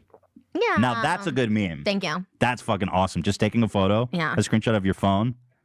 I was trying to find one that pertained to us, but I didn't get them, so I didn't know what was like Oh my offensive or either. Oh, and then there's another one. Just since we're in the, Ooh. they Oh, made that's a Trisha great. doing the math meme. And Wow. I said Trisha trying to figure out how to send me a meme. Wait, That's you posted great. this? Yeah, See, that's in response funny. to That's yours. hilarious. I didn't see. So Wow. Cute. there you are. You're in the meme verse. I can't close this window. Okay, there it is. I like it. Thank you so much. I'm done with the memes, though. Please stop memeing me. Well, I it don't doesn't want work to do like that. memes. Here's one that got a lot of likes on the subreddit. Trisha meme. Living an extra 10 years? No. Dying with a belly full of nuggets? Yes. I mean, they just took what I said on the show and made That, it. Not really a meme. it's based on the I Drake said that. meme. I made that meme. That was I my- know. my They're quote. paying homage to your great joke. Okay, so it's not a meme. They're just joke stealers. Oh my God. That's They're most, paying that's homage most to of you. memeing, to be honest. Is But just stealing they're jokes. paying homage to you. Look at they love you. And here you are calling them joke thieves? Outrageous. Well, Okay, James Charles update before we get started. I'm going to pass it, move it on now. Just a quick James Charles update. Since his apology, there has been a total, get ready, drum roll please, 15 boys in total have made allegations against James for sending an inappropriate message, and 9 of them are minors. Whoa. Congratulations, James 9? Charles. Those are major league numbers 9? right there, boy. 9. 9 minors have come forward with receipts against James Charles. That boy is in the Hall of Fame. It's mind blowing. He's right up there with like Barry Bonds, Mark McGwire. You remember when he broke that home run record? That's James Charles. It's just like all the people liking his video too, like all the likes and support now. It's like, well, it just goes to show how. I think if anything, it just goes to show how his young fans don't. His fans are young because anyone with a fucking brain, right, who's over 18, right? What the fuck? Why wasn't my window big? I was sending Trisha memes to the Discord. My bad. yeah. There's nobody over 18 that still supports James, right? That's impossible. PewDiePie. He defended James from the Tati video. He defended. Oh, that's old. He I did recently too. collabed with James Charles. That unsettled me, but it was filmed before like the controversy blew up. I think that But he has something to say about everybody. He doesn't have anything to say about this, considering he just collabed with them. Maybe you should be like, I don't support this shit. I have not caught up with PewDiePie, so I can't say definitively if he has or has not said anything he about hasn't. I watch him. I keep up with him. it. You watch everybody. How much people do you watch? Well, I do a lot of working out. I'm always on the elliptical and I watch people. Isn't he just like usually making Minecraft videos and shit? Like, Yeah, you but I watch like to listen to him talk because I always think like, oh, maybe he's gonna mention some tea. I see. I used to never watch him. I didn't give an F about him. But Well, anyway, so 9 minors, folks. 9 minors. So shout out to James. what was that Rami Malek thing? What's that? What'd you just close out? It was Rami Malek. What is that? Oh, I was trying to find the. Bro, I was I'm trying to find the desperate fat to keep picture. the of show it. on the rails, I you guys. just saw a When you were talking picture. about it earlier, I was trying to find the fat picture you were talking about. We already showed it. Okay. I know this is from forever Guys, ago. I'm trying so hard to keep the show on the Our rails. Oh my show, so God. I I know, haven't been but on any- somebody's got to These keep it are on the my rails. rails. Maybe I want to go on the Rami Malek rail. We already been on the Rami Malek rail. How many times longer you want to talk about Rami Malek? You dream about Rami Malek. You talk about Rami Malek. You fucking obsessed. You watch it. His whole life is about Rami. AB looks like Rami Malek. You want to have him on a guest? Really? Yes. Okay. Done. What if he did? Done. That's so meta. I'd be like, I remember when you were fat. Can't hide from me. You would be, yeah. Okay, and time then just a shout out to Morphe, right? Yeah, I can't believe it's Morphe. That just doesn't seem right. I thought it was Morph. Like Morphe is just like, ooh. I like Morph better. Yeah, I don't really get the Because Morph thing. is like cool, morphine. Morphe's Morphine trash into beauty. cosmetics. They support trash people. And your product sucks. It's overpriced and it caused me to break out. Morphe, you Oh. suck. Keep supporting Jeffree Star, James Charles, and all these other Well, Morphe is still promoting James products despite James confessing to having inappropriate contact with 2 minors and 6 Confessing. confessing to actual minors. Here's their post saying, "Oh, his pigment is." Hold on. Chet says, Britt, why do you like this? You even seem annoyed. Hold on. I think we have a deep misunderstanding of what's happening. Frenemies is my dumb person show, as is Ethan's H3H3. But we're not watching it again because I like it. We're watching it again to ask ourselves what were our opinions when we first watched it. We're not watching this because we like it. Like, we're watching it because it's memory lane to see how we feel about things. But also, I did like Frenemies when it was happening because I also like trash TV. I watch trash TV in the background.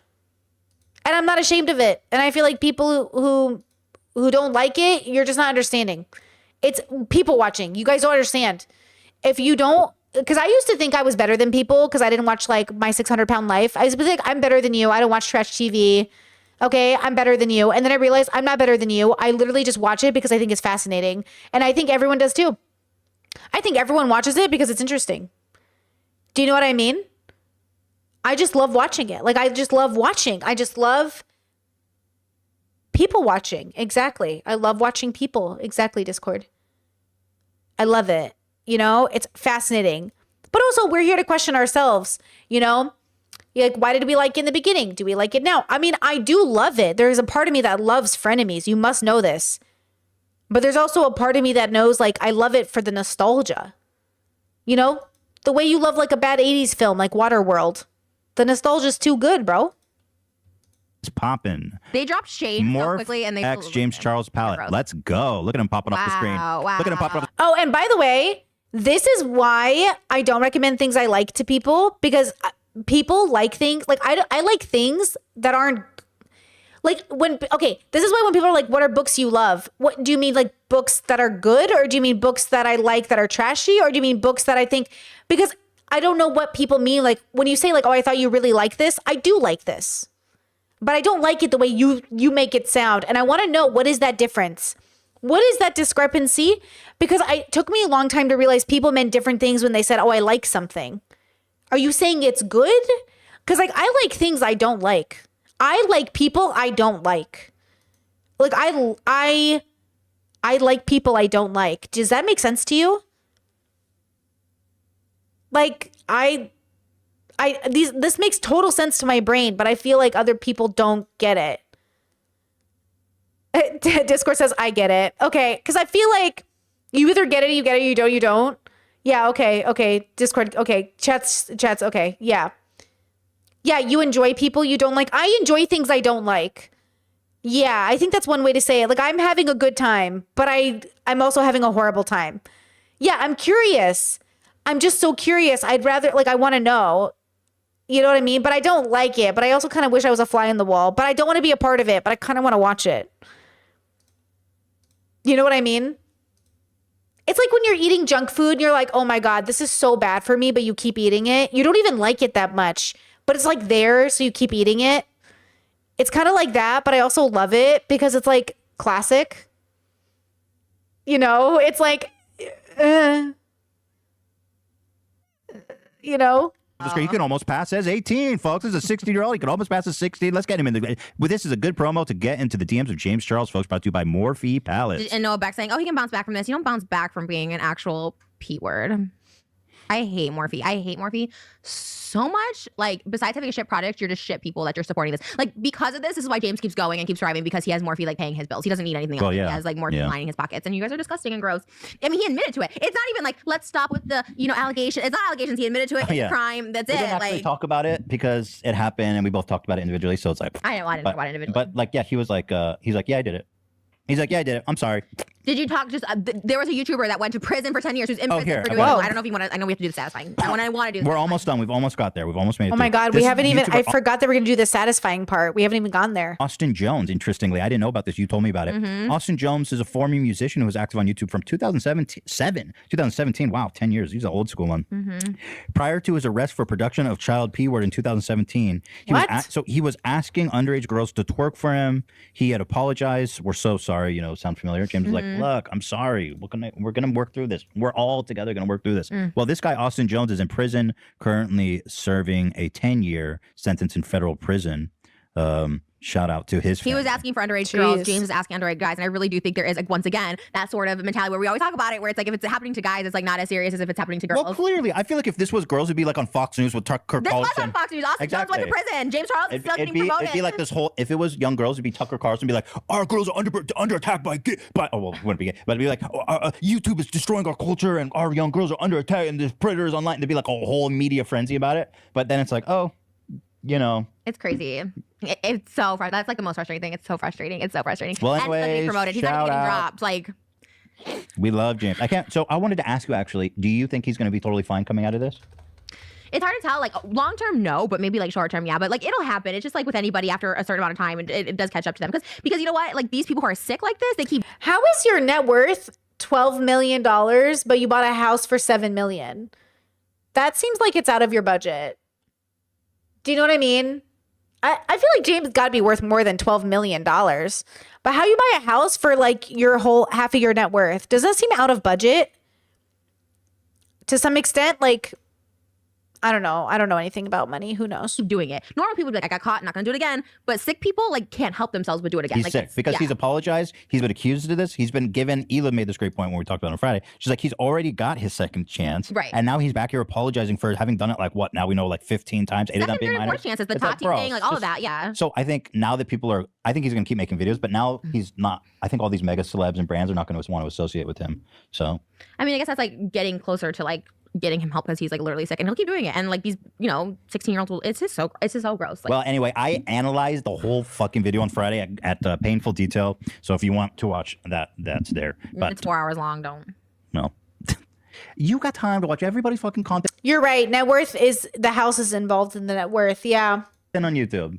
I watched it. You watched all of it? No, you didn't. I did. I tried to be cool, but like I watched it.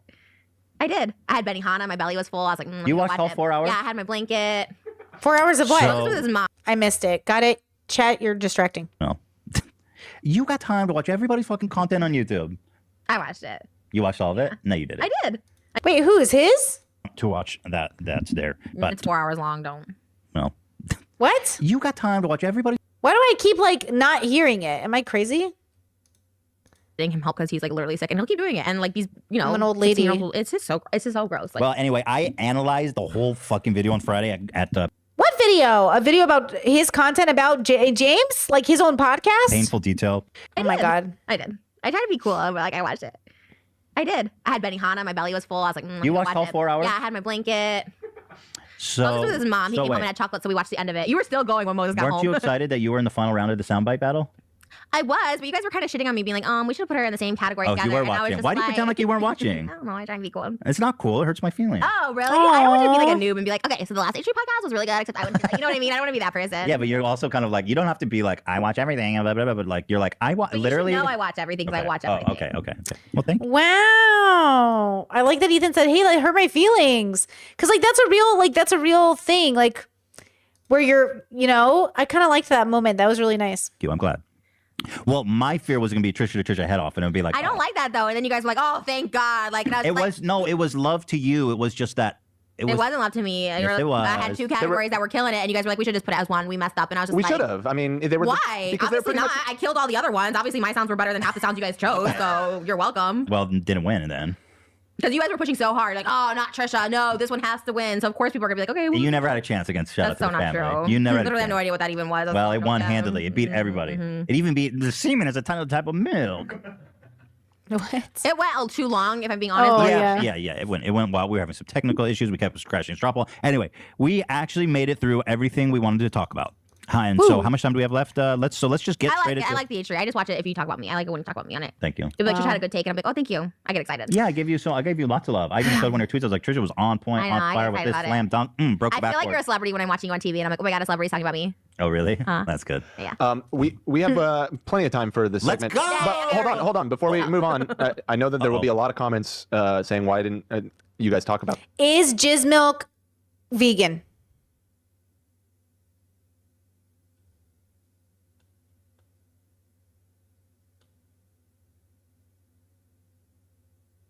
this? If we don't, did both of you see the SNL sketch about David Dobrik? Oh, yeah. I mean, it was good. Why'd you say it like that? Like you're just over it. You're like, Well, it was fine. It was funny. I mean, I just thought it was a trip that they made an SNL sketch yeah, about no, something. that's so true. All the tweets were like, finally a sketch not written by 75-year-olds. Like they were relevant, they were like current. And I hate Kyle Mooney, but I like love him. But I hate Kyle why do you Mooney. hate him? Because he's from YouTube. I was like, oh, he gets it. But it was funny. I feel like it wasn't enough about David Dobrik to be like a total diss on him. It totally was. It was just like Hey guys, we're YouTuber gonna push apology kissing culture.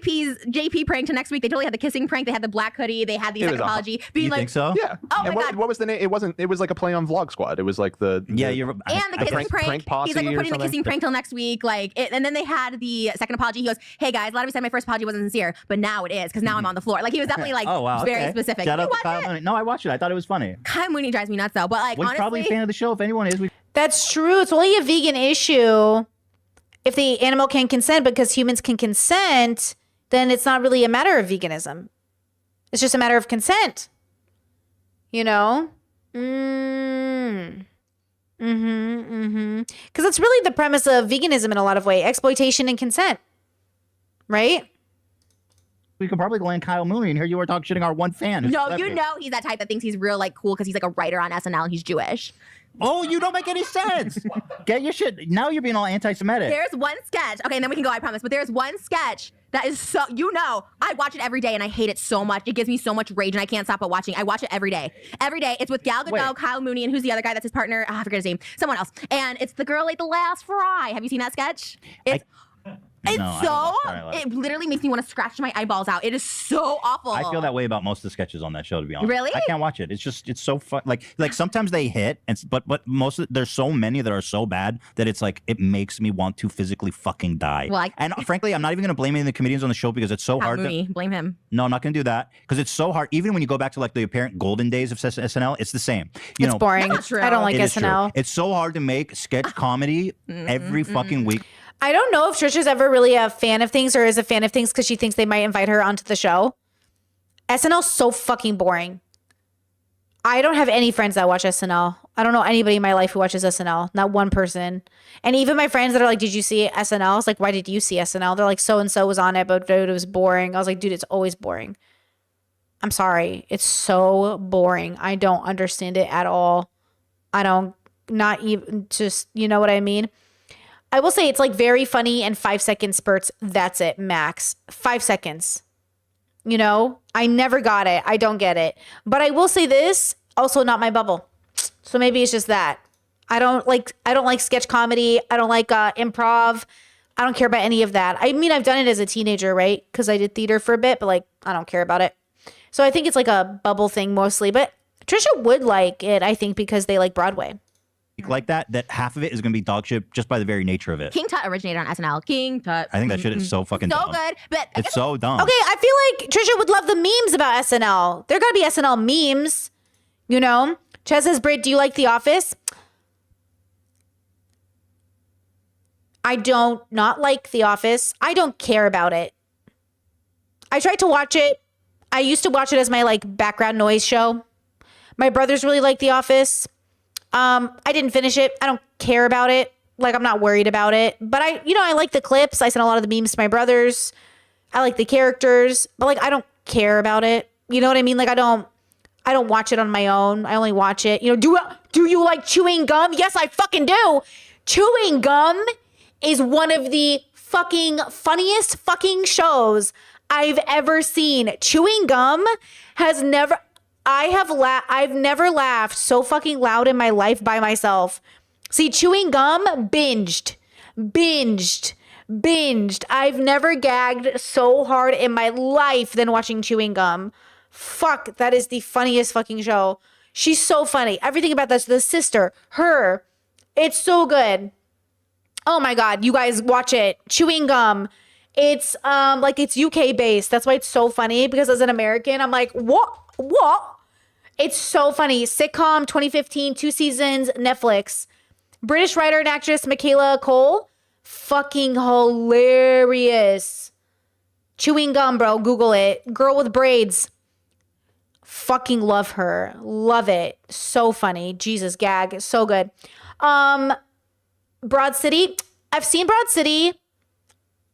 Also, same thing. Like, Broad City's like The Office to me, where I like it when I'm watching it, but I've never watched it on my own. See, Chewing Gum, I watched on my own. No friends needed. Broad City, The Office, I'm going to need my friends there. I'm not going to watch it. You know, like, I need people there. Otherwise, I'm not going to do it. But no hate. You know, like, I love the clips. I love the shorts. I love the actors and actresses. I can't watch it on my own, you know? It's not one of those shows for me. But Chewing Gum, I watched by myself. Loved it. This is why they're going to ask me to host and not you. So bye, In your loser. dreams. Oh, What We Do in the Shadows, love. I could watch that on my own. I am watching it with my partner. We're on the last season. Love that show. really? I don't wanna Oh, host really? that. When I host, I'm not going to even mention frenemies. I'm not going to even give a shout out. They're going to be like, you might know Yeah, me you'll from probably give a shout out to Impulsive. Yeah. Shout out to my best friend. Impulsive. Shout out to my best friend Logan Paul and his podcast Impulsive. I love I him. even thought about wearing like Teddy Fresh on the show, but I'm not gonna even do it on my monologue. Now I'm gonna come out and I'm not gonna wear. I'm gonna wear Maverick clothing. That's You what I'm really gonna thought wear. that all mabbed out. I did think about wearing Teddy Fresh for you, but I was like, no, not anymore. Okay, in your big fantasy. Well, you're not going to get an SL by shit talking and calling. Would you call him a Jew? You said we're Jews at the beginning of the show. You said No, us I Jews. very clearly made the distinction that not you. I said us, as in like the So proverbial you're discriminating us, against on me. the brown side of the table. I'm not discriminating against you about something you're not. Oh my god. You got to check yourself. Let's go out and be satisfied. I love this sketch. I thought it was like really. I thought it was really interesting that it became mainstream and noted, as other people have noted, that David Dobrik's dream was to be on SNL. Like he's always talked about that. That was like Ugh. his dream, and he made. Well, I just want to say Trish has now done it. Really? Yeah. That's brutal. I didn't know that, but that's He hilarious. was working towards it. Wow. You know? Oh, everyone was like, "This is our generation, Jimmy Fallon," which I never really got that comparison, anyways. Because I'm like, he's not a talk It's show like, host, well, but well, he wanted to be. Yeah, for no, some that was reason. his goal, To me, but- my nightmare job would be a talk show host. It's like you have to sit there and flatter celebrities and Ooh, I'd be fucking good at it. stand True. there I and would be care. good at It's like it. I don't fucking care about some. And then like they're not even like most of the times they're not even famous. They're like from some really obscure fucking shitty cop show that you don't give. It's like, wow, what was that like? Oh, tell me about that experience you had with Ethan is me. I am Ethan. It's true. Like that's what I mean. People always ask like, why did I like Ethan over the years? We have a lot of overlap. I am much more like Ethan, but I have parts of me that are like Trisha, but not really. I could never. I feel exactly the same way. I don't want to fucking sit there and do a show and be like, welcome to the night show. Like, I don't want to fucking do that shit. You know what I mean? I don't have to put on a character and be like, you know, and then like you look for your music guy plays a beat and you're like, yeah, I don't fucking do that. now we're never gonna get And celebrity. now guests Jimmy on. Fallon's like, ah. I fucking hate Fallon. Jimmy Fallon's the worst. He's the devil, I'm telling you. He's the devil. He's like Satan. He's like an asshole that has too much Botox. I don't, which is a thing, by the way. I just learned Botox booty is a thing. Getting your asshole Botoxed, I've never been bubble popped. I hate Jimmy Fallon. I can't. So fucking fake. I've never seen a faker bitch in my life than Jimmy Fallon, bro. He's like the fakest bitch I ever seen in my life. Never. My autistic radar, don't trust him a lick, bro. No way, bro. No offense. Not taken. Okay. Wait, let me make sure it's the right Jimmy I hate. Because the other one I don't mind so much. Yeah, I fucking hate Jimmy Fallon. Ugh. Jimmy Fallon's the worst, bro. You know, the worst. Okay, God bless. Peace and love. I wish everybody a good thing. Like everything's so fucking funny. It's so fake. I would die before I became a talk show host. Thank you. I'll become a talk show Thank you host. for coming to my TED Talks. Fine. All right. We'll be Ryan and Kelly, and I'll be just Kelly. Also, No, I'd rather die than go on Saturday Night Live. I'm Because it gonna- just seems like a lot of work. I'm Not because I'm opposed. It just seems like a lot okay, of work. lazy. It's like I'll take it. I'll be on it. yeah. You're not. That's You're. If you go on Saturday Night Live, I will. What's something really valuable I could put on the line? Like what? I'll cut my arm off. My whole arm. Let's not cut your arm off. Jesus. If you go on SNL, that's a threat. If you go on SNL, I'll cut my fucking arm off. Oh my God, Ethan. Oh, that's why Ethan made the joke that he's going to cut his arm off because Trisha finally got to SNL, blah, blah, blah. So dark. All right, let's I'm do doing this. SNL. Let's do this oddly I don't want satisfied. Kyle Mooney writing for me though. You're not getting shit because now he's a superstar with that sketch. Everybody's shouting out his name. I love Kyle Mooney. He's awesome. And Jewish brothers, we dogs. Don't listen to this fucking fake phony ass Joe. Dogs for life. Jews ride. Jeez, right. Hebrew hammer shit. Let's go. All right, next. Okay. Next. We are back. Woo, and we are woo. on the rails officially. Okay, let's see. We are on to the segment part. I don't like that you get to conduct this train, but okay. Okay, lead I've the been way. on the Lead rails. the way. All right, today we are Mallet doing we're doing satisfying. Can they see that camera with their arms in the shot? Because look how fat mine are compared to yours. Go like this. Flex it. Flex it. No, flex your arm. Wait, chat. This really is a moment where you can see how much Ethan thinks he's better than Trisha. It makes me sad. It's a what? It's so weird. Why not uplift her? What do you mean? Wait, that whole SNL bit?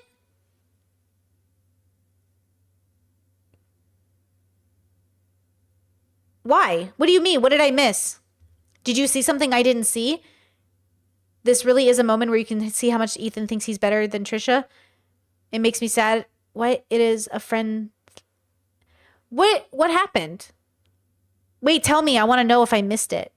Because to me, I feel like he was just sharing like his thoughts and maybe I agree with them. And also like, no offense to Trisha, like she admits she wants to fuck people to be famous. She wants to do, oh, maybe I'm reading it wrong, but why'd he say if she gets on SNL, he'll cut off his arm? Because he doesn't think it will happen. He's making a bet that it won't happen. I would it's just a joke. Like if my brother was like, I'll be on SNL, I'll be like, you're not going to go on SNL, bro. You know what I mean?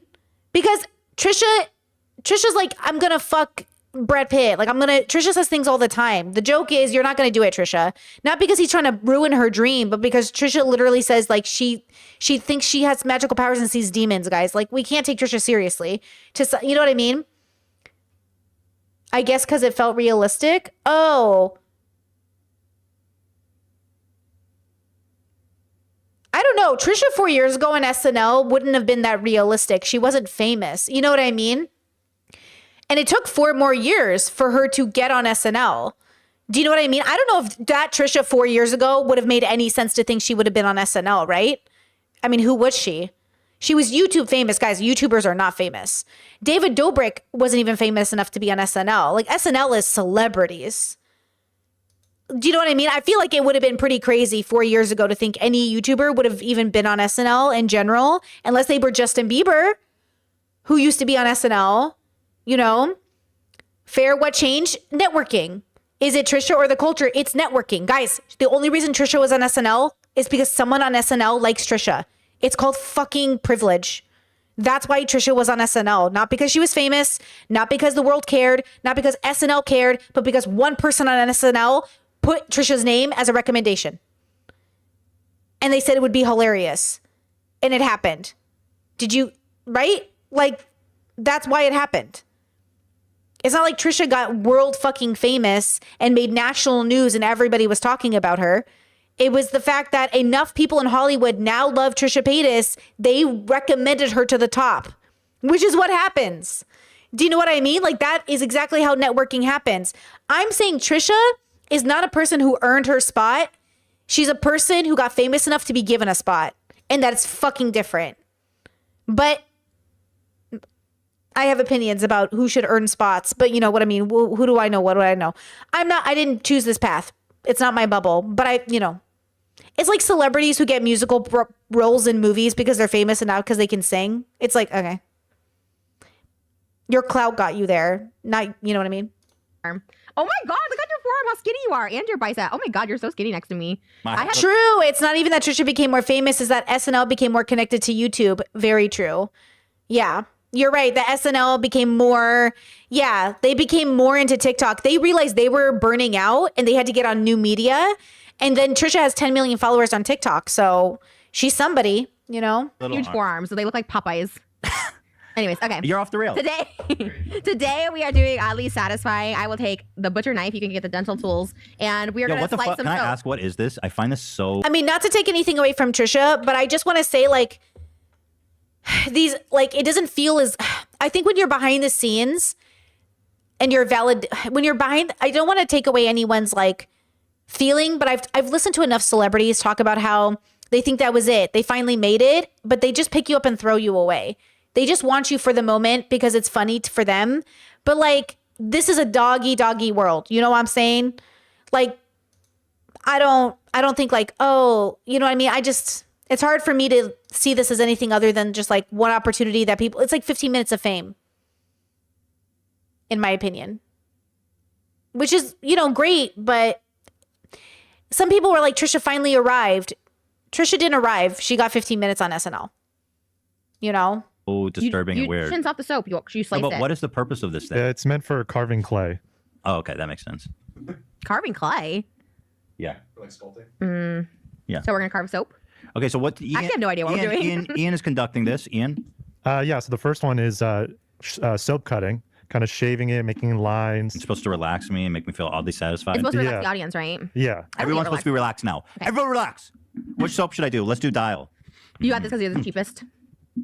Bro, we got Lush, bro. We got this. Yeah, it was a cameo. It's not like she hosted SNL. Hosting SNL would have been crazy, but she was just doing a cameo.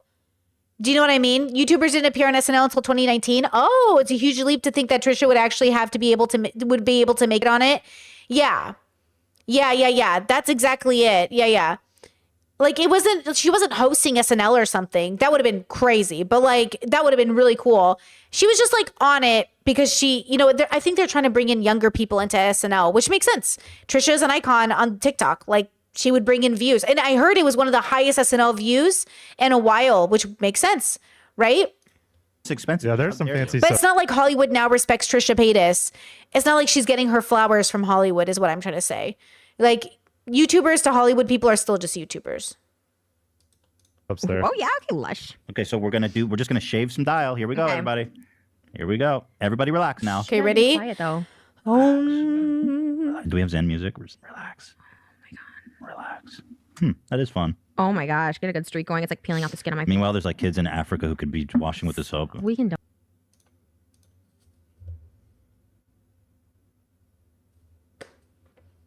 Man, Ethan really loves to say kids in Africa. What are you, a millennial? I get it. We were all told to eat our food because kids in Africa are starving.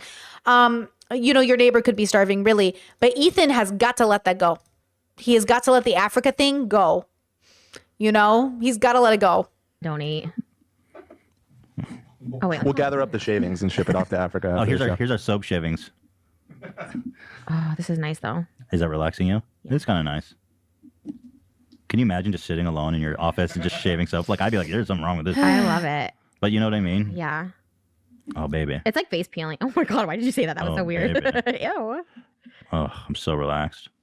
This Dial soap is doing something to me. Wow, these are nice. When you get that long piece, it's Discord asked a great question to pause this very zen moment. Does aging mean you'll be swearing less or just changing your vocab? Great question. So psychologically wise, Audiences see people who cuss as lower IQ, but also see them as more honest.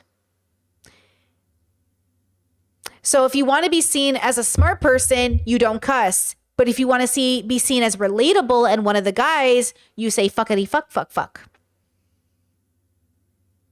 So that's a great question. In my personal life, I'll never stop cussing. Fuck your mom and fuck her toes, which I sucked on last night and they were very delicious. I might be vegan right now, but her toes be meaty, you know?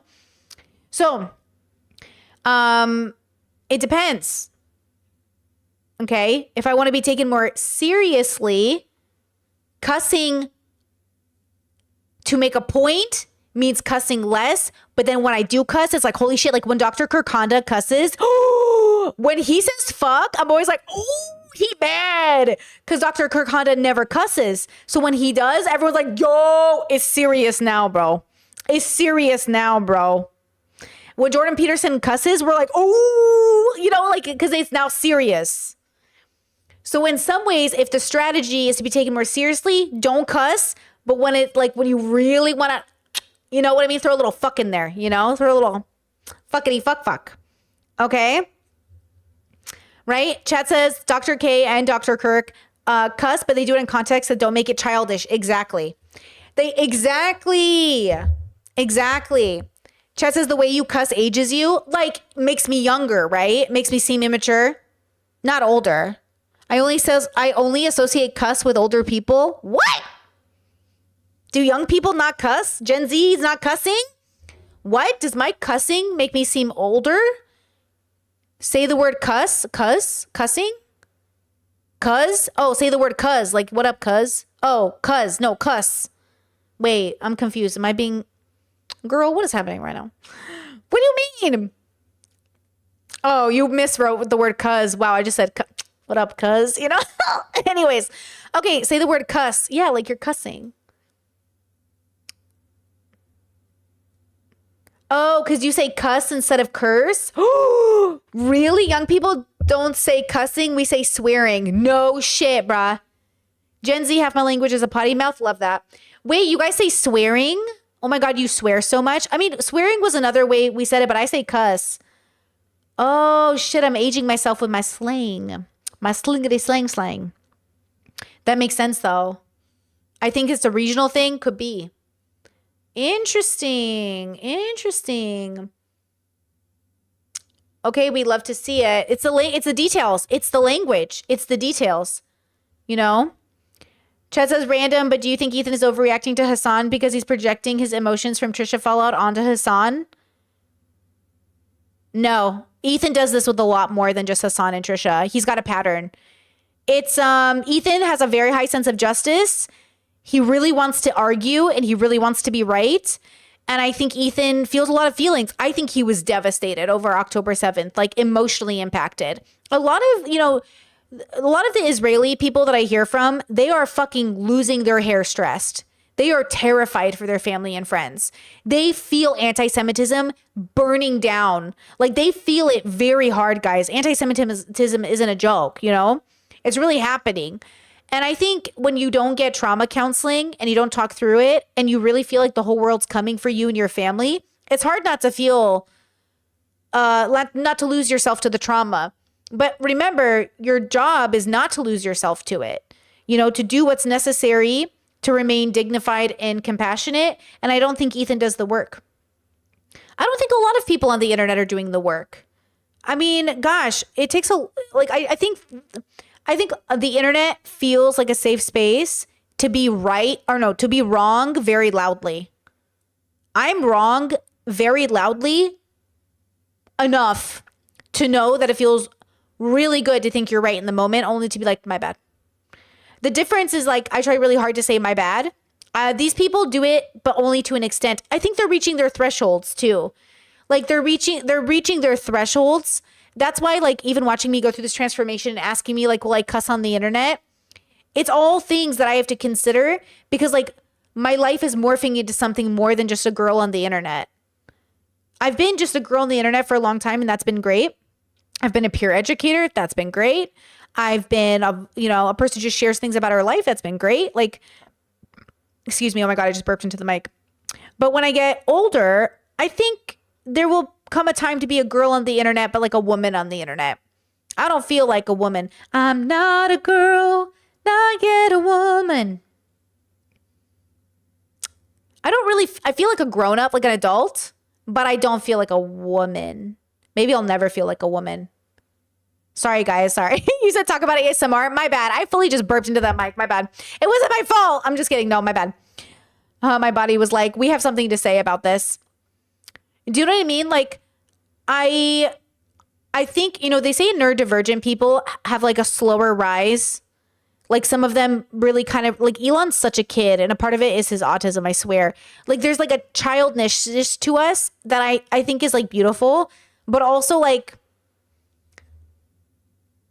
do you want to be Elon Musk, who's like, you know, I just want to be that adult. I don't really want to be like the guy who's like jumping, you know what I mean, at 50. You know, I just don't want to do it. I don't want to be the 50-year-old that's hanging out with 20-year-olds smoking. Like, I just want to be that person. You know, I feel like, okay, I'm aging out of even young friends. Like, you know what I mean? Like, I'm aging out. Like, I'd like to age out. You know, obviously there are appropriate situations where peers can be different ages, but I kind of want to age out. You know, I think it, you know, but I think when you're a YouTuber, you stay young. When you do creation like I do, you stay young because it's young people you're reviewing. But eventually, yeah, like I want to stay always imaginative in my personal life. And remember, this is my job. I can be as imaginative and anime-like and childlike in my life, but maybe not in my job. I think that's the other thing we have to remember is like, this is my job. And I can act any way in private behind cameras, but for my job, I think it's good to show up as like a different, like a better, like a version of myself that like is 40 when I'm 40. You know what I'm saying? I think that'd be good. Yeah, I think it'd be good to come to work as 40-year-old Brittany, but at home be forever 25. You know what I'm saying? Yeah, I want to be professional, you know? Chad says, how long do you think you'll be on YouTube for? Forever. This is my job. This is it. Social media, girl. If YouTube goes away, it'll be something else. I'm not leaving the internet. The internet is my home. The internet is my home. The internet's my home. Yeah, I would leave the internet. Like, you know, it's like asking Stephen Colbert, when do you think you'll be done with The Late Show? I don't know. When you're ready. It's like asking someone in SNL, when do you plan to leave? I don't know, when I'm ready. Some people do it temporarily. I'm going to do it for absolutely as long as it makes sense. Even if I came into millions of dollars, I'd still be doing YouTube. Like, even if I got somebody gave me $10 million tomorrow, I'm still going to show up for Stream Girls. I really like this job. I really like being here. You know, I might take a month off, but, you know, I'm going to be here. Yeah. If in the foreseeable future, you know, when I'm older, definitely there will be a time, you know. Jon Stewart came back. I watched Jon Stewart. He's one of my daily rituals. Yeah, Jon Stewart like came back. Sometimes you take a break, sometimes you come back. I love that Jon Stewart came back. I love Jon Stewart. Do you know what I mean? So as long as like in my personal life I have a good balance, that's great. But I think you can be professional and come back to work. And look, I always joked I should have been a comedian, but I didn't really choose to be one. I don't really think of myself as a comedian on YouTube because I don't fit into that label for my brain. So if I'm not a comedian, but I'm still talking about serious issues, if I'm sick of Ethan and Trisha making jokes while talking about child rape, maybe I should follow suit. I don't want to be 40 making jokes in between talking about child rape. You know what I mean? Like either talk about it or don't talk about it. You know what I mean? And I do love being funny. Thank you, chat. Says you funny. I love being funny. But like, I also, if I'm going to keep talking about serious things, I think I should step up my game. You know? Again, I have a few years. So, Ethan, what are you doing with that soap? Why is it white and small and kind of big in your hands? Ethan, I can't tell. Is it big? Is it small? I love your hands. I love how tiny they are. They make everything look so much bigger. It's like peeling off sunburn. Here, let's see who can take the longest piece. Let's do this into a competition. All right, well, I've already been going on the back, but okay. Get ready. Here we go. Long piece challenge. Got it all the way down. That's 100%. Thank you. Oh, fuck. Wait, let me see that fat piece of yours. Oh my God. Oh, I just broke it. Okay, let me do it. Not that big. I can do. Oh my God, relax. Sounds pretty fat. Beat that, loser.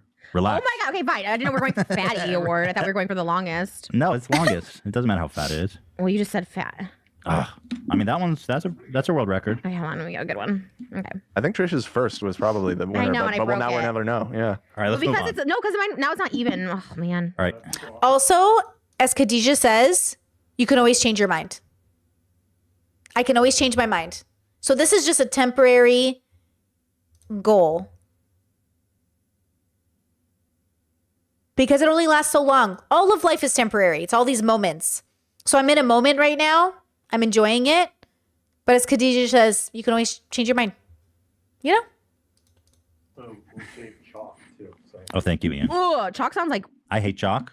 I'll do it. I hate everything about chalk. Which color? Do Yeah. you have a color preference here? Are we in the Hate shot? everything about chalk. I hate the sound. I hate the feeling. I don't like anything about chalk. It makes me very uncomfortable. Does Theodore play with? Yeah. Oh, Chad, I like that. You want to be the I make a joke so we don't all cry person? Yeah. Like, that's a nice way to phrase it. I think Stephen Colbert did that really well for a lot of years. But see, I fell off Stephen Colbert and I'm back on Jon Stewart, which I prefer. But Stephen Colbert used to be very good at that. He used to be very good at making jokes so we wouldn't all cry.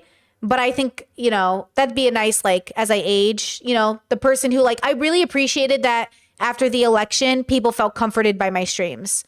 I think that would be really nice. I'd like to remind people, like, hey, we're going to be okay, because I really do believe that, Chalk? Yes, and I try to draw with him on the concrete, and it just I do it because I love Theodore, obviously, but like it's torment. Do you ever wonder how he turned out so cute? Well, his mom. You think it's all? Well, yeah, that's true. I guess.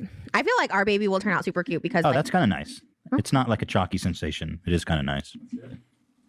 You guys ready for this? Ooh, it kind of like. Here, let just me like give you some ASMR here into the mic.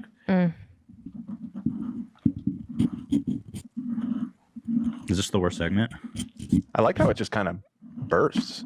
Yeah, it's nice. Look at that. So much. I feel like. Relax. Everybody relax. Relax. Everybody, zen. Zen. What? Chad says you also said Trisha was casted in Euphoria. It's because somebody in chat said she was, and then it's on her podcast, but I didn't look at it. Was it just clickbait?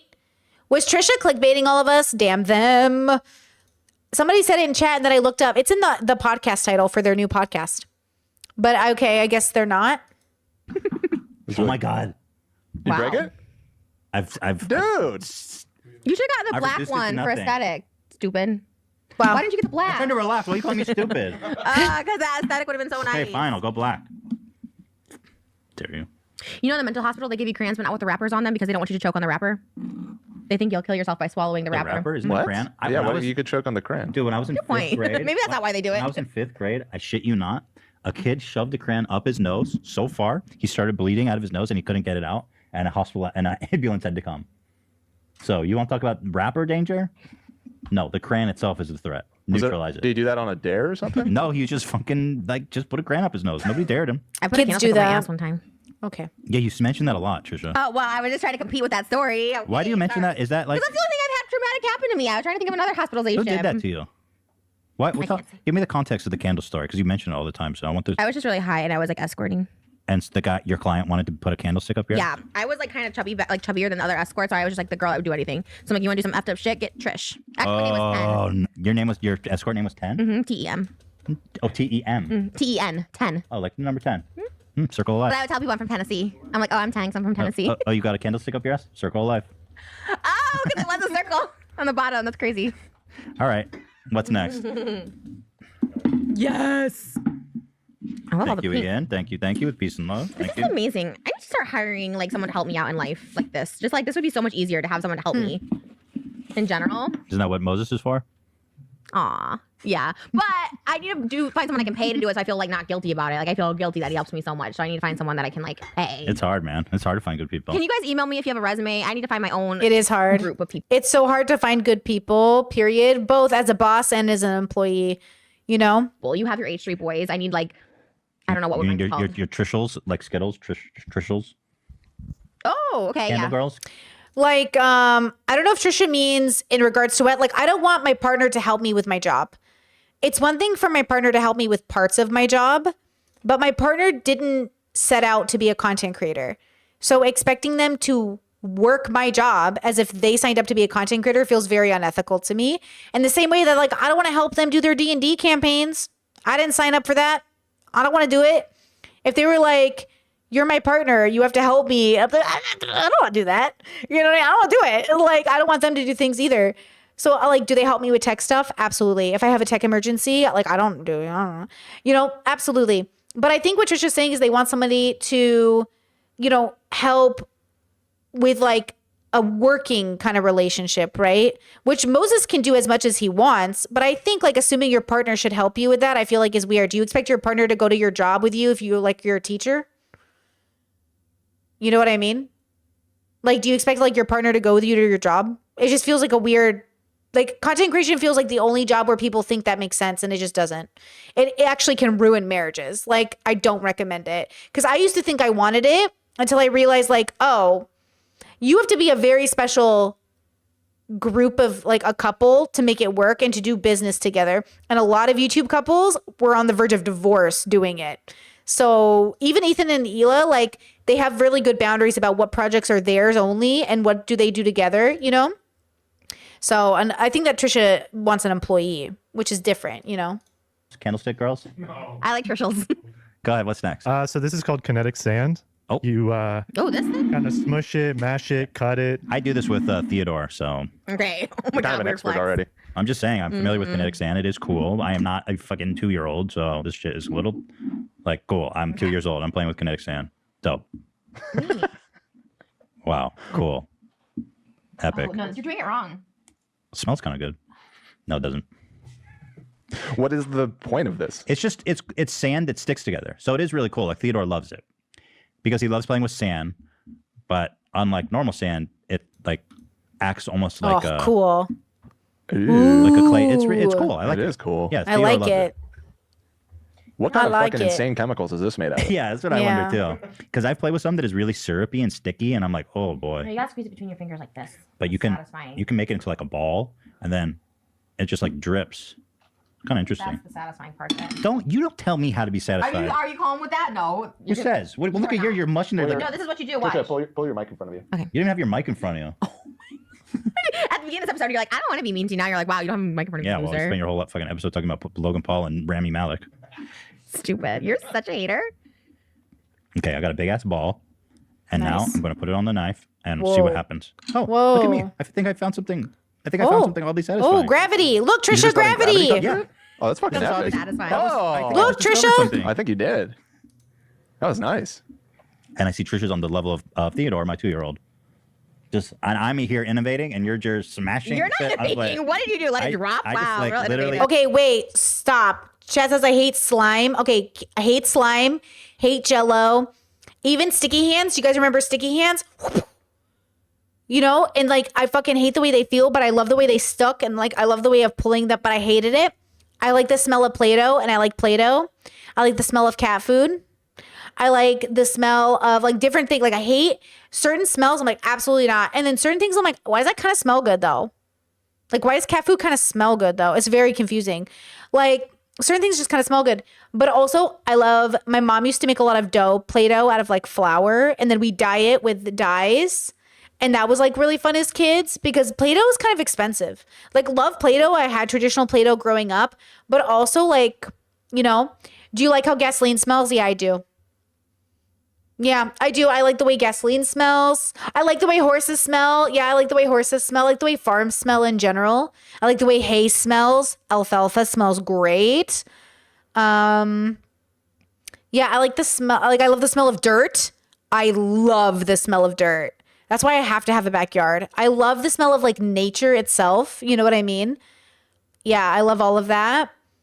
Ooh, Chad says I love the way skunks smell on road trips. I like sometimes. Okay, first of all, when I was a kid, we'd smell skunk and be like, marijuana, it's marijuana. And then like, it's probably a skunk. I'm like, yeah, but it's funnier if it's marijuana. And then like some skunks smell better than other skunks. And then some marijuana smell better than some marijuana. You know what I'm saying? You know? Yeah.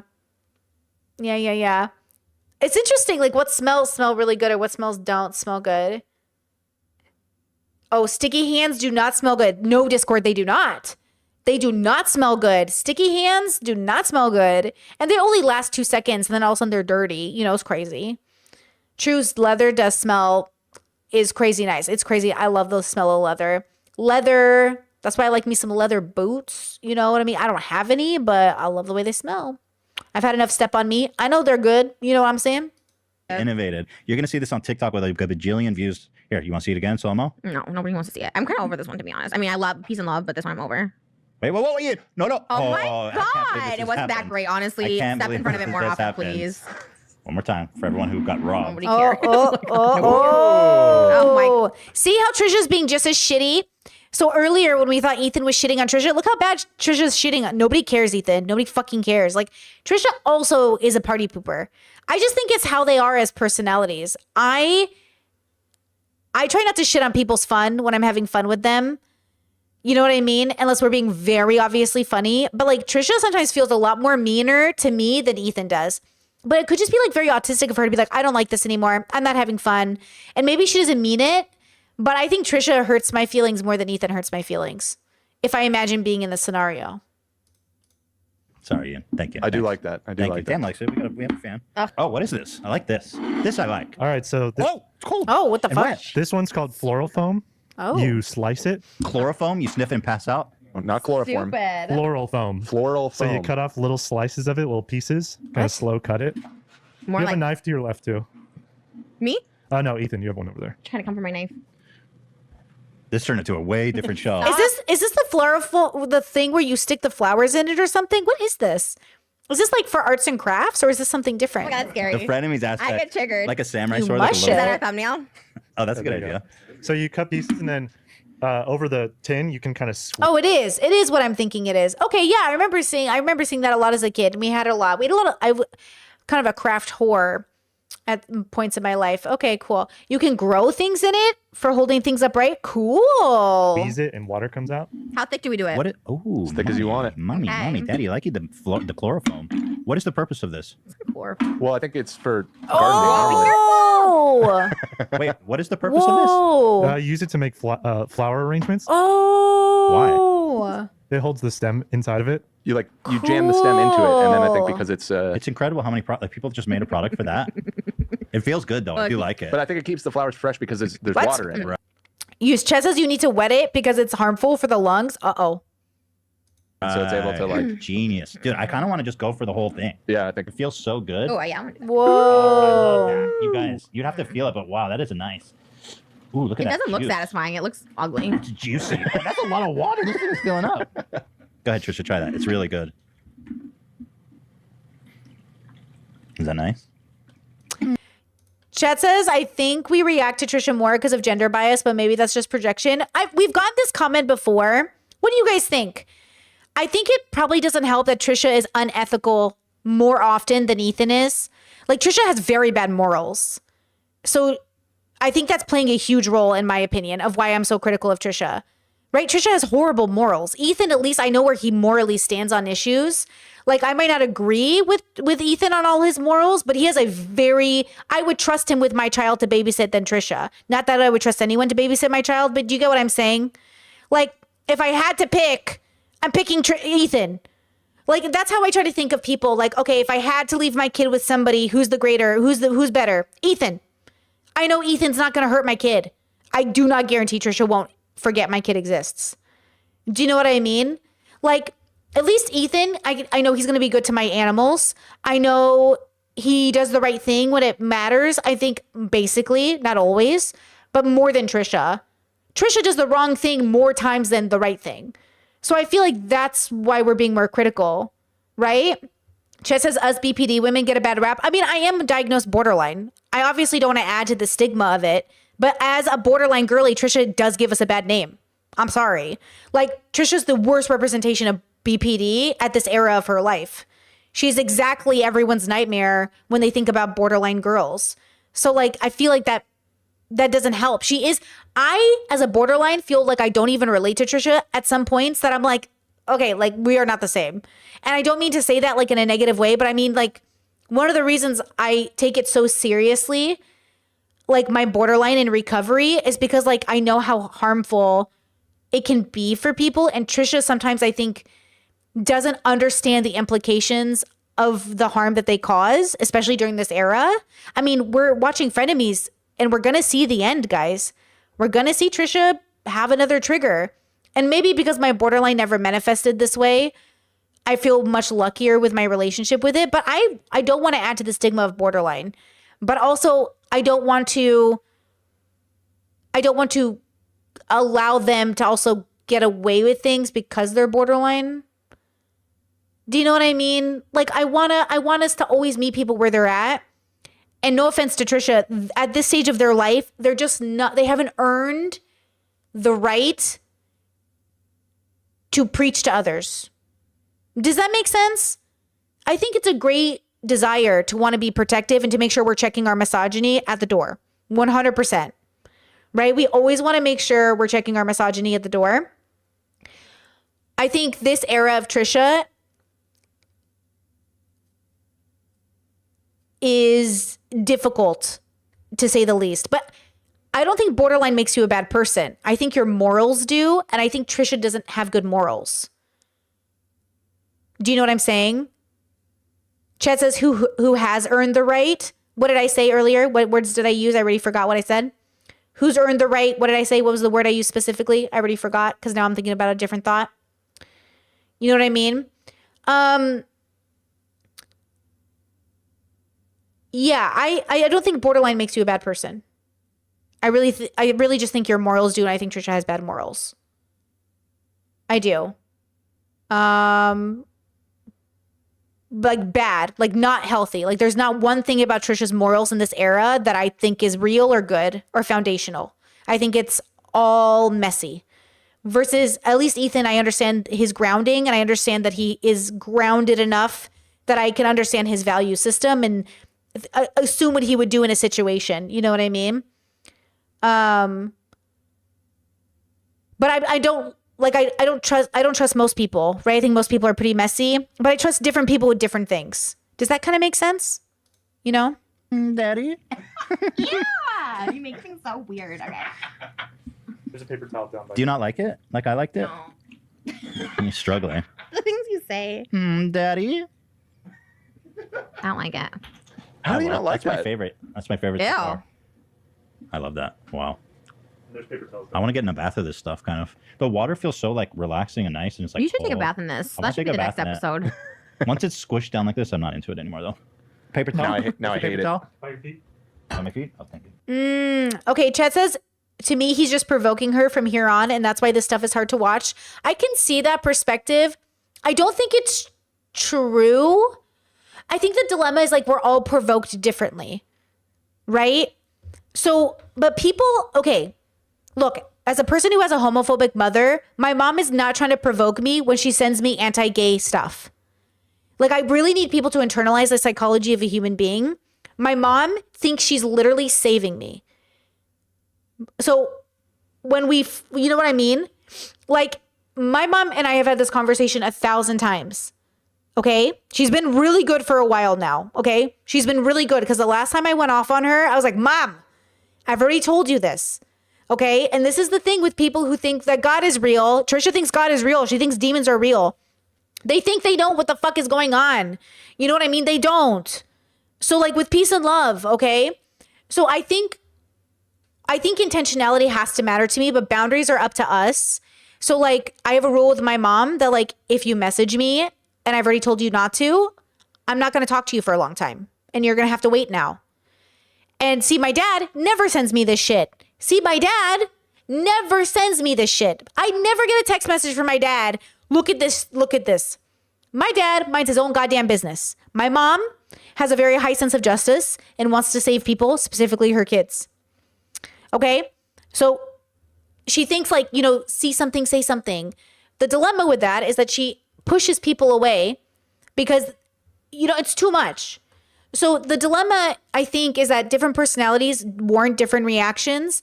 And I think it's our job as a unit to work together. And, you know, at some point, maybe you don't have friend chemistry the way you think you do. I don't think, like, even when Trisha goes off on Ethan, I don't think she always means to. I think sometimes they're just triggered or upset or thinks like it's a reaction because of trauma. But I think neither of these humans have the tools to be healthier people. I think that's the dilemma. When you're unhealthy and you don't have the right tools, it's just it's a disaster waiting to happen. My partner said to me I don't know, this week. They said, I really like how we problem solve together. And I said, me too. I really appreciate how well we problem solve together. It's not like you're going to live with somebody and not hurt each other's feelings. So when we hurt each other's feelings, we work really hard in that moment, in the moment it's happening, to say, hold on. Let's talk about this. Because it could be something from my past, like, oh, bro, that reminds me of this thing that's from my past and my lived history. And I think it hurt my feelings. We have to talk about it. And it's like calm and loving and patient and kind. It's like we love each other so much that we wait. Okay, we wait. That is a skill we've both picked up over our own years, not knowing each other, from all the things we've seen and learned, and from our own morals. Our ethics are playing a role here. We actually know about mental health. We actually know about neurodivergency. We actually make a concerted effort to be very loving. We also are doing life together, which means out of all the people on the planet I better be patient with, it's better be my partner. And out of all the people he better be patient with on the planet, it better be me. It means that out of all the people on the planet we're never going to lash out at, it's going to be us. I'm going to be real with you. I don't feel as bad when I'm emotionally lashing out at my siblings because we're like in a sibling fight as much as I do at my partner. At the end of the day, I'm not doing life with my siblings. We can be angry at each other and we're good with that. But I can't be angry with my partner. I can only ever be frustrated at the situation. But my partner and I decided to do life. And do you know why? Because my partner is an extension of myself. I don't like being angry with myself. I don't think we should be angry with ourselves. I think we can be frustrated with ourselves. I don't think we should be angry. I don't think we should belittle ourselves. I don't think we should lash out at ourselves. I think out of all the people in the world you should be kind to, it's yourself. And my partner is an extension of that person, me. And so I got to make sure that I treat them the same way I would want to be treated. Now, with peace and love, do I want everyone to have healthy friendships? Yes. Do I think it's possible? Yes, but it's very uncomfortable. As somebody who's had many friendships and a few very special long-term friendships, my long-term friendships, I'm thinking of my two girlies right now. Okay, I got two girlfriends and we've known each other the longest. Okay, so my two friends, they're both girls, both women. And we've known each other a very long time. Okay, we're in like 15 and like, or 12, 13 and 25, 20 something years. Okay. We have had arguments. We have had disagreements, but we have always worked our hardest through every tough conversation to understand each other. But because we're not doing life together, it means we're allowed to have moments where it's like, hey, that hurt my feelings. And I'm just going to need to call you later. Okay, I love you. Bye. And they always call later. And I always call later. And that takes effort. But my partner can't call me later. You live with me. You got to talk to me now. We can't go to bed angry. My friends can go to bed angry because I know they're going to call in the morning. My partner and I, we never go to bed angry. It's different. It has to be. But with Ethan and Trisha, they're YouTube friends. I'm sorry. They're casual friends. They were friends for less than a year. What could it possibly mean? Like at this stage of the way they form, they just recently started hanging out with each other in private. They just started really exchanging text messages. Like you can feel bonded to a person quickly, but at the end of the day, like how close are you really? You know? And I know they branded themselves as friends. I get it. I call people friends all the time. They're not my friends. Like we're not friends. Like we're friends, but we're not friends. Like guys, there are different tiers of friends. There are deep friends, like friends who if they called me right now and was like, hey, I need you to get on a plane and come to America, even though it's going to cost you $5,000, can you do that? I'd be like, yeah, bro, I'll be right there. And then there are friends who ask you to do that, but they have no right to ask that. Do you know what I mean? Like my friends better not feel entitled to me doing that. It takes a very special friend to ever ask that of me. Like, do you know what I'm saying? It's Ethan and Trisha are friends, but like your friends don't just ghost you. Like some of your friends might ghost you. But anyone who's ever ghosted me for real, they're a variation of friends that were deep for a while but aren't friends anymore, and inner circle that needs a break, but maybe they'll come back, maybe they won't. It's a journey, right? Like Trisha and Ethan have ghosted, but they're not inner circle, but they were kind of friends. It hurt. It was real. But also, you know, it's like watching these dating shows like Ultimatum. Yeah, they're like falling for each other. There's chemistry and there's sex. But like, you know what I mean? Sometimes it's real and they get married and everything's great. And sometimes the cameras were there. Do you know what I mean? That's how I look at Trisha and Ethan. I look at a lot of YouTubers. I even look at my friendships with other YouTubers as like, we're on a reality TV show together. You know, we're only so close. And you know what I mean? We're only so close at the end of the day. We're coworkers, you know? And maybe over time we become something more, but like, you know, yeah. Okay. Thank you. It is like relax. It's also like Ethan being sad that Post Malone never talked to him again. Yeah, because they were friends, but they weren't like, they're not going to know each other into their elderly years, you know? But with Trisha and Ethan, the sad part is that they're family now. That's what's devastating, is their kids are first cousins. That's what's devastating. Not their friendship ending, but the cousins never even had a chance to be cousins. That's what kills me more than anything. Their kids never even had a chance to be cousins. Damn. Relaxing though. It's like, it's so cold and nice. I don't like the mush bucket. I like it pure. The mush bucket. Oh my God. All right, next. So we're making slime. I've never made slime. Ew. I never made slime. We're making slime. This looks like slime already. This looks like it's already made. And I agree, Chess, as I guess my issue is that they never really set the right boundaries. 100%. I'm open with boundaries, escaped Trisha and Ethan. Most people don't.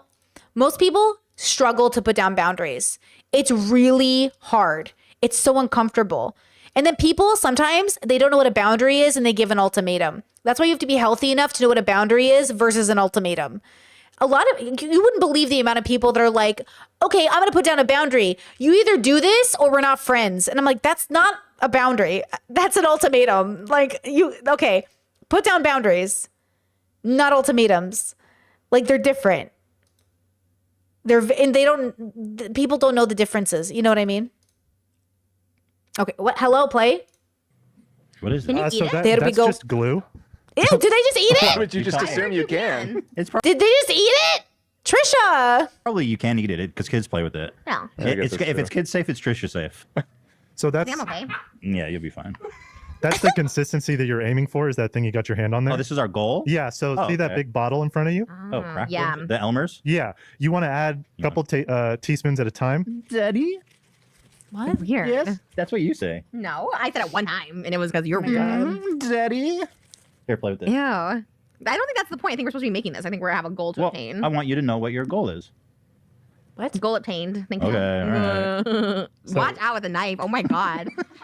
It's always the people that people think are normal. They're the ones that kill people. People think I'm You know the murderer what? of You know us what? two, I and that's disagree. not true. Lately, I've changed the saying to it's always the people you most expect. Absolutely. That's very not true. I feel like it's 100 gajillion% true. Hold on, chat. It's going to piss me off. I got to do it. Not because of your comment, but because of vocabulary. You said boundaries can result in ultimatums sometimes. Okay. By my bubble's definition of a boundary is boundaries are what you do regardless of what anyone else is doing. Ultimatums are what you do, keeping it only based off what other people do. That means they're different by categorical definition, right? So like in my bubble, I was always taught like boundaries are what I do no matter what, and ultimatums are what I do because of what you're doing, right? So boundaries can't result in an ultimatum. An ultimatum happens because you didn't have good boundaries, or you shouldn't have even had them in the, like, you can't, ultimatums are because people don't have good boundaries. Don't have ultimatums, have good boundaries. That's what I think, you know? It's always people you most expect. No, it's going to be you that murders somebody. Exactly. It's going to be you. I've heard some people claim that boundaries and ultimatums are the same, but I think those bubbles are really toxic. And usually when I hear from them, mostly online, I'm going to be real. They're not like the healthiest people. And look, I learned about boundaries and ultimatums in therapy. So maybe that's also the bubble I'm coming from. My therapist explained it to me and it changed my fucking life. And I've never been healthier more than now. So maybe I'm coming from a therapy bubble. I'm not sure though. All right, what do we do? All right, so that big bottle in front of you. The glue? Yeah, you want to add like maybe 2 teaspoons at a time until you get that nice slime consistency. I also liked the smell of Elmer's glue growing up. We got measuring things too, but That seems about right. You don't want to go too gluey. What is this stuff? Magic? Chat says, boundary example, question mark. If you continue to do XYZ, I cannot associate with you because it goes against my values.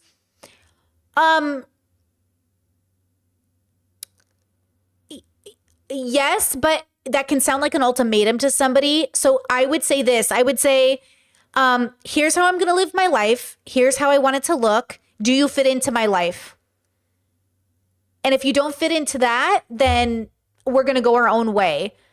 Versus like the way that's phrased sounds more ultimatum-y, which is like, if you continue to do this, I'm going to do this. This is how my life feels. Do you fit into that framework? If you don't fit into the framework, it looks like our time has come to an end. Do we fit into each other's framework? It's symbiotic. You know, do we fit in? Because I don't want my friends or anyone in my life to ever feel like I've given them an ultimatum when I've really just made a decision for myself. It's not about what you do. It's about what I'm going to do. And you either fit into it or you don't. It's like when I remember I dated this guy and he was like, so you're saying if I do this thing, you'll be with me. And I'm like, no, I'm saying, are you the person who does this thing? And they're like, what do you mean? I was like, I want to date somebody that already is this person, not somebody who becomes this person to date me, because it's not really who you are. And by the time we get married, you're going to revert back to your actual self. And they were like, okay, so if I do this, you'll marry me. And I said, no. It's like girls who are with brokies and they're like, oh, like one day he will get a job and he gets a job and then you marry him and then he becomes a brokey again because he was always a brokey and will die a brokey. And like, you can't marry a brokey. You can marry somebody without a job. You can't marry someone who's a brokey. Do you know what I'm saying? Brokies are people who like refuse to get jobs, right? And like can't manage their life. Am I using that correctly? Boomer moment. Am I using that correctly? Right? Okay, thank you. Okay, I am. Okay. So like different.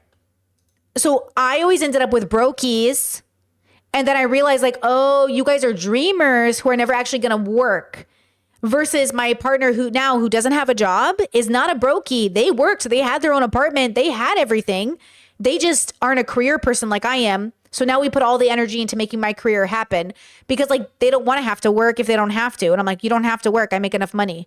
So like they get to have they have other responsibilities in the family team, right? Which I never cared about. I never cared if my partners worked, but I did care if they were brokies. That's the problem. I dated brokies, which are not the same. Moochers. Brokies are moochers. Never date a moocher. Never date somebody that would take advantage of you. That's a brokey, right? Okay. I dated those guys and that was the issue. I was like, I don't care if you work.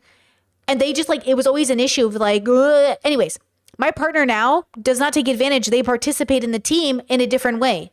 I didn't need them to make money. I needed them to show up, which they do. You know? So, you know, Chet says 0 money contributors. Like, it's not like you mean the brokies. It's not about contributing money. It's about contributing at all. Brokies never contribute anything. They're the guys who wipe their pee off the toilet. They're like, there, I contributed. And I'm like, okay. Or worse, they're the guys who are like, I didn't pee on the floor this time. So, you know what I mean? They're the guys who like take your credit card and buy you a $10,000 ring on your credit card. And I'm like, without telling you, those are brokies. I swear to God. You know, my bubble calls them bums. Yeah. You know, they do like the absolute bare minimum, or when they do try, they make it worse. I dated guys in my 20s. My 20s was messy, who when they tried to help made things worse. So I would have to then clean up their idea of making things better. Like one time I dated a guy who tried to make the family dinner, like his parents and me, dinner. And I was like, are you sure you know how to barbecue? Because I love to barbecue. I'm like a great barbecuer, okay? And I was like, you sure you know how to barbecue? He's like, yes. Why are you doing this? I know how to fucking barbecue. And I was like, okay, bitch, okay. So he goes out to barbecue. Guys, this is, I've never told this story. Okay. He goes out to barbecue the pork chops. Pork. Okay? He brings the pork back inside, cuts it in half. Shit is raw, bro. Shit is raw. And I was like, did you check the temperature? Like, did you finger check it or did you like use a thermometer? He goes, I used it. It said it was cooked. It said it reached temp. And I was like, it couldn't have reached temp. This is raw. And his parents were like, yeah, it looks raw. He goes, it's not, guys. It's like really good. And he ate it. He was so stubborn. He ate the raw pork. Okay. And I was like, you're going to get sick. This is raw. We can't eat this. He goes, it's not raw. And I go, how did you temp it? Like, how did you check the temperature? He showed us how he checked the temperature and he put it up against the bone. Listen to me, kids. If you don't know this already, you don't put it up against the bone. That's not how you check the temp. And so he goes, I thought it reached temp. No, sir. And then he goes, well, maybe the thermometer is broken. Maybe you guys just aren't right. I don't even think you're right. Then he proceeded to Google. Because he didn't think any of the 3 adults in the room other than him could know any better.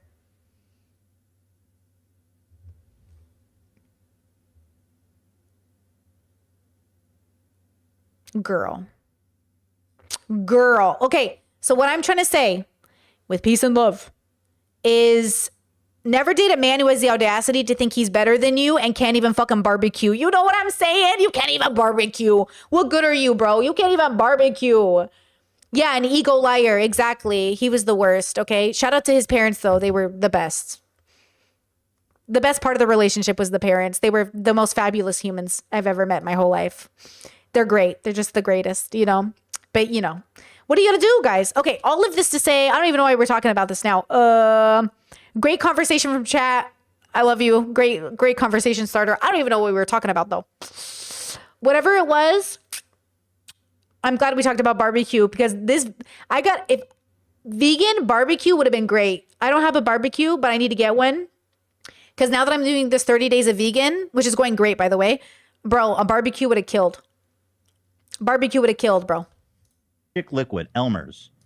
To make this is just to make slime? Yeah. Elmer's is killing it probably on this shit. I didn't even know Elmer's was still around. Elmer's have got special slime. So what is this? It's just slime juice? That's to make it kind of crunchy and crispy. Yeah, don't you but know you want to mix it up too. I like Chad said, what's the barbecue culture in Croatia? Prevalent. They love their barbecue here. Barbecue is everything here. like my glue of crunchy, Me like too. my chicken. You don't even like chicken. You told me you don't like chicken last time I I was like here. chicken. You know, you don't act like you know anything about me. You're like, I don't like mac and cheese. I don't like chicken. I said, I'm going to make mac and cheese and chicken. You're like, oh, I could pass that meal. I was like, okay. Elitist. That sounds literally don't know good. anything about me. Mac and Literally cheese said and that last chicken. time. That's a lot. Okay. Who's a lot? Him? Yes. You're going to lose. I love that you lose all the competitions on front of me. And the only way you win is by cheating. This is the opposite of satisfying. This is so stressful. I feel Mine's good. satisfying. Give yours is me. satisfying. Thank you. Mine feels good. I don't know what y'all are on about. I got the goo. I got the what is the shit that was in the bowl already, Ian? That was glue. Oh, So you mix their glue, dude. Elmer has got this vertical What a- lock. yeah. They've got the glue and the magic glue. I think I need more something. I don't think you need more anything. You literally took everything. he's kind of kneading it like dough a bit, you know. Chad says, do they have Mexican or Asian food scenes in Croatia? No Mexican food, but Spanish food. It was okay. I miss Mexican, but like whatever. Nothing spicy. It's the amount of times I've asked, do you have any spicy peppers in Croatia? And they give me sweet peppers. I'm gonna cry. Anyways, and then Asian food, we do have some sushi places. So that's pretty cool. You know, and I think there is a ramen place. Yes, there's a ramen place. And I feel like there's one more type, but I'm not sure. You know, but Croatia, no spicy. No spicy, guys. It's very weird. Not weird. It's beautiful, but it's very. But there's a pepper I get at the store now when it's in, because we have a little grocery, like there's little grocery stores kind of like everywhere, and then there's big ones. And you know, we mostly go to the local ones within walking distance, and they have like these hot peppers that come in on occasion. And every time they're there, I buy all of them. Not literally, but I buy so many of them, and I keep them in my fridge for like a week because it's the only chance I have at spicy peppers. But whatever they are, they're great. They're like small. They look like serranos, but they're not serranos. They're fucking delicious though. Think any more magic solution or glue or some shit. No. This is Mine's satisfying. This is not satisfying me. This is horrific. It looks kind of cool though. No. Can you slime it out or no? Ew, yours is not satisfying. It's way too No, watch. gooey. Yours is gooey though. It's not slimy like this. Ooh. That's just like a fucking. Trisha's is pretty though. I'm just saying. It's This is not like your nice. ball sack. That's true. My balls have been drooping in my older. I can imagine. I can tell that energy from you.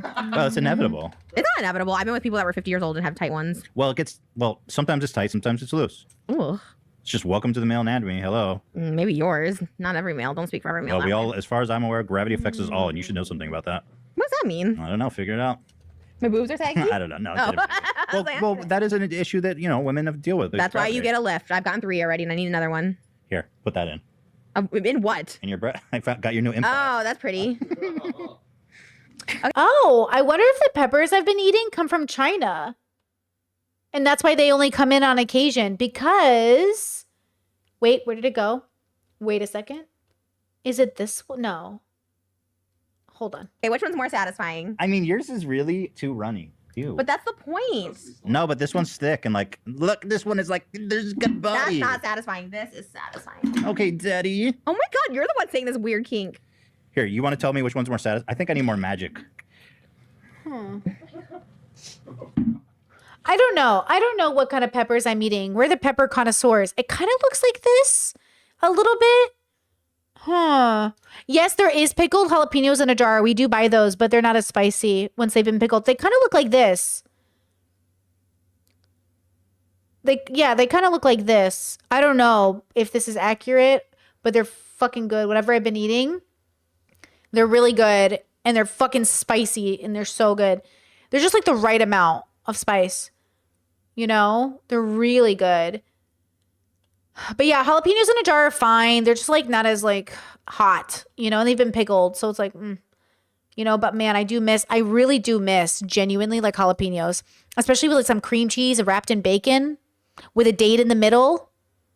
Yo, you ever take a jalapeno, cream cheese, date in the middle, wrap it with bacon?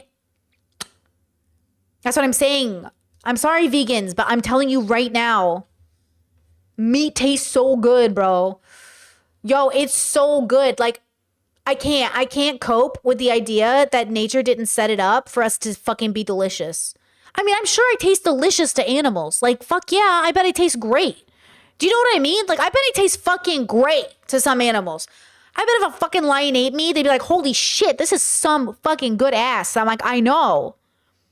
Like, I kind of get it. You know what I mean? But holy shit, barbecued meat, a nice char, some fucking bacon grease. I don't even care if it's a carcinogen, baby. Slap it in my veins. But for real though, the way we kill animals is disgusting. We're honestly monsters. Genuinely, we're horrible. Don't say monsters. We're horrible. Like the way we kill animals, yo, God's nature gonna come down and we're going to hell. Okay? The way we kill animals around the world, we're going to hell. Okay, we're going to hell so fast. I don't even believe in hell, but we're all going there.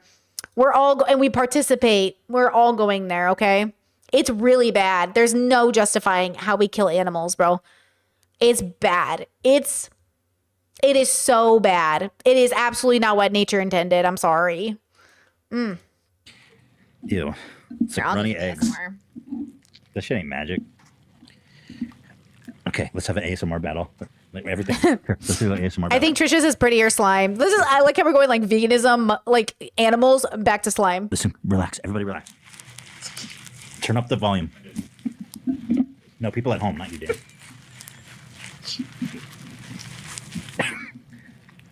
Okay, Ian, come tell me whose is more satisfying. Come on. The impartial judge on Be the honest. satisfaction level. Here, take this. Ew. I don't like it. That's pretty good. Okay, get out. Yeah. I always win. Always. How can we win every competition we do? Because you're the best. Thank you. That was nice of you. Will you try at least the whole 9?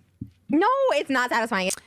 Chad says, have you heard about the vegan debates about the oysters and stuff? That they should be eaten. And I'm doing a bunch of research for my vegan podcast as I do my 30 days. And yes, I've read all the stories about like who's sentient, not sentient. I just feel like it's all really interesting. That's what I mean. Like, look, no one person has the answers for everything, but as long as harm reduction is your goal, I'm open to the conversation.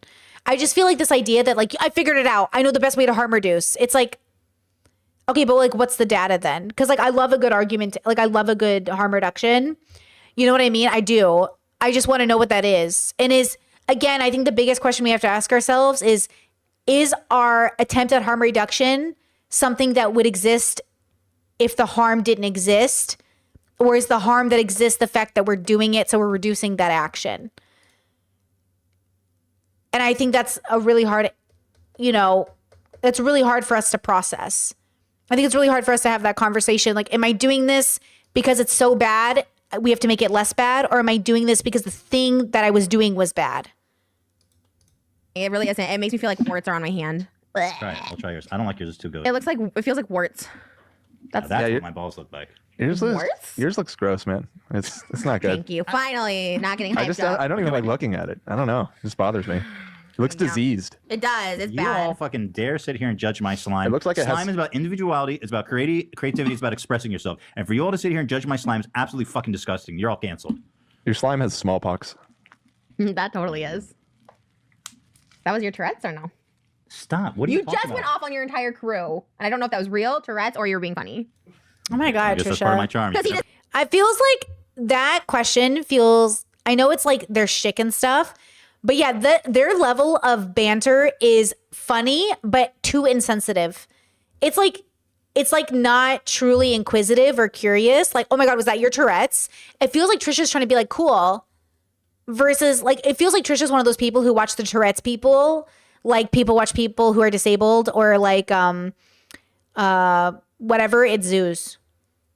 I feel that I do feel that way. I feel like Trisha. Yeah, I feel like she like unintentionally maybe like objectifies people because I mean maybe they're interested in the identity perspective. I don't know. Yeah, I don't like it. said, "Raw fire, y'all cancel." I'm like, is this a situation? He's joking. He's joking.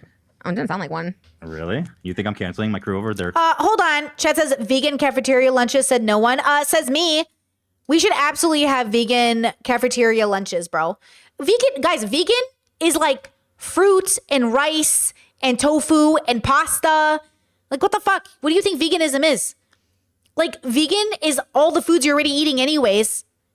Like, it's literally all the food you even, maybe you don't because you eat shit food. If you eat good food, if you eat a healthy diet, you're eating so many vegan meals, you just don't even know it because you're not thinking about it. You know what I mean? Like, you're not even thinking about it. Like, do you eat an apple? That's vegan. Congratulations. You're fucking eat vegan. Criticism of my slime. I think it might be But if you mean the vegan philosophy, that's different. But a vegan diet, not that hard to do. your condition. Okay, you're the neurologist. I watched your eyebrow episode from years ago, Yeah. and because I never saw it popped up after the H3 live, and I'm like, let me click on this. Oh yeah, Ethan's eyebrows because I've like you guys. But you don't do that anymore. That's what I'm saying. Did Yes, it I get do. cured? No, because it used to be bad. I went to go watch some old ones. Oh, It's really? like, oh It's yeah. worse then? But you don't do that at all anymore. I feel like watch it's our bad frames now. back. No. Ticks, people with Tourette's, ticks come and go in severity, and they change to different things. So it's not that it's cured or goes away. It's just ticks are. It's an odd condition. It's like a stutter. Well, no, it's not like. It's just it changes. Like sometimes like I'll wiggle my toes. Sometimes I'll I wiggle my eyebrow. toes too.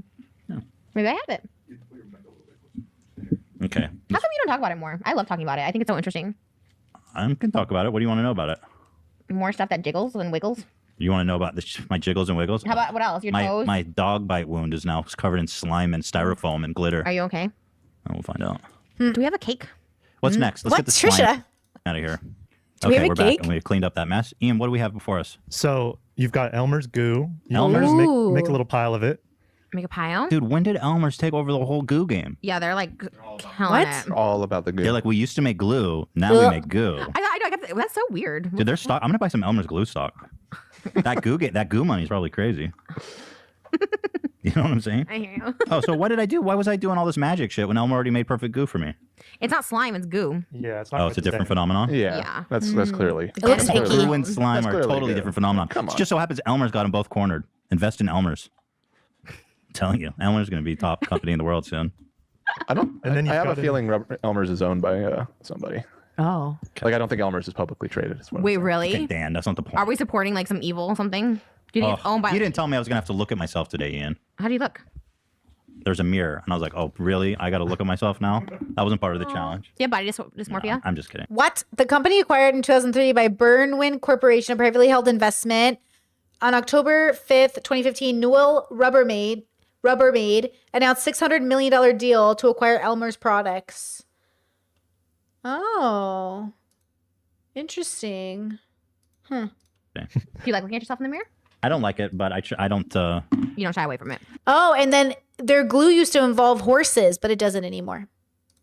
I mean, I used I to. think isn't that where like the whole like they turn horses into glue thing comes from? Also, I just learned Bubble Pop that horses can't vomit. So if you feed them something they can't digest or is poisonous to them, they just lay down and die. So don't feed the horses. Even in a fun fact, horses can have carrot allergies. I never knew that. So it's going to recontextualize my relationship with horses. In Arizona, also fun fact, lots of wild horses. Very cool to see. Used to bother me a lot, but now I feel like I'm just very passive about it, which is good. I'm happy with that. Love that. Love that. We love that. Mediocre. So what am I supposed to do with this Morphe James Charles? This is a collector's item. There may not hopefully be many more of these. Yeah, we're going to be destroying it. Okay. So use the little clay tools or the fork and First, kind let's of get this mirror out.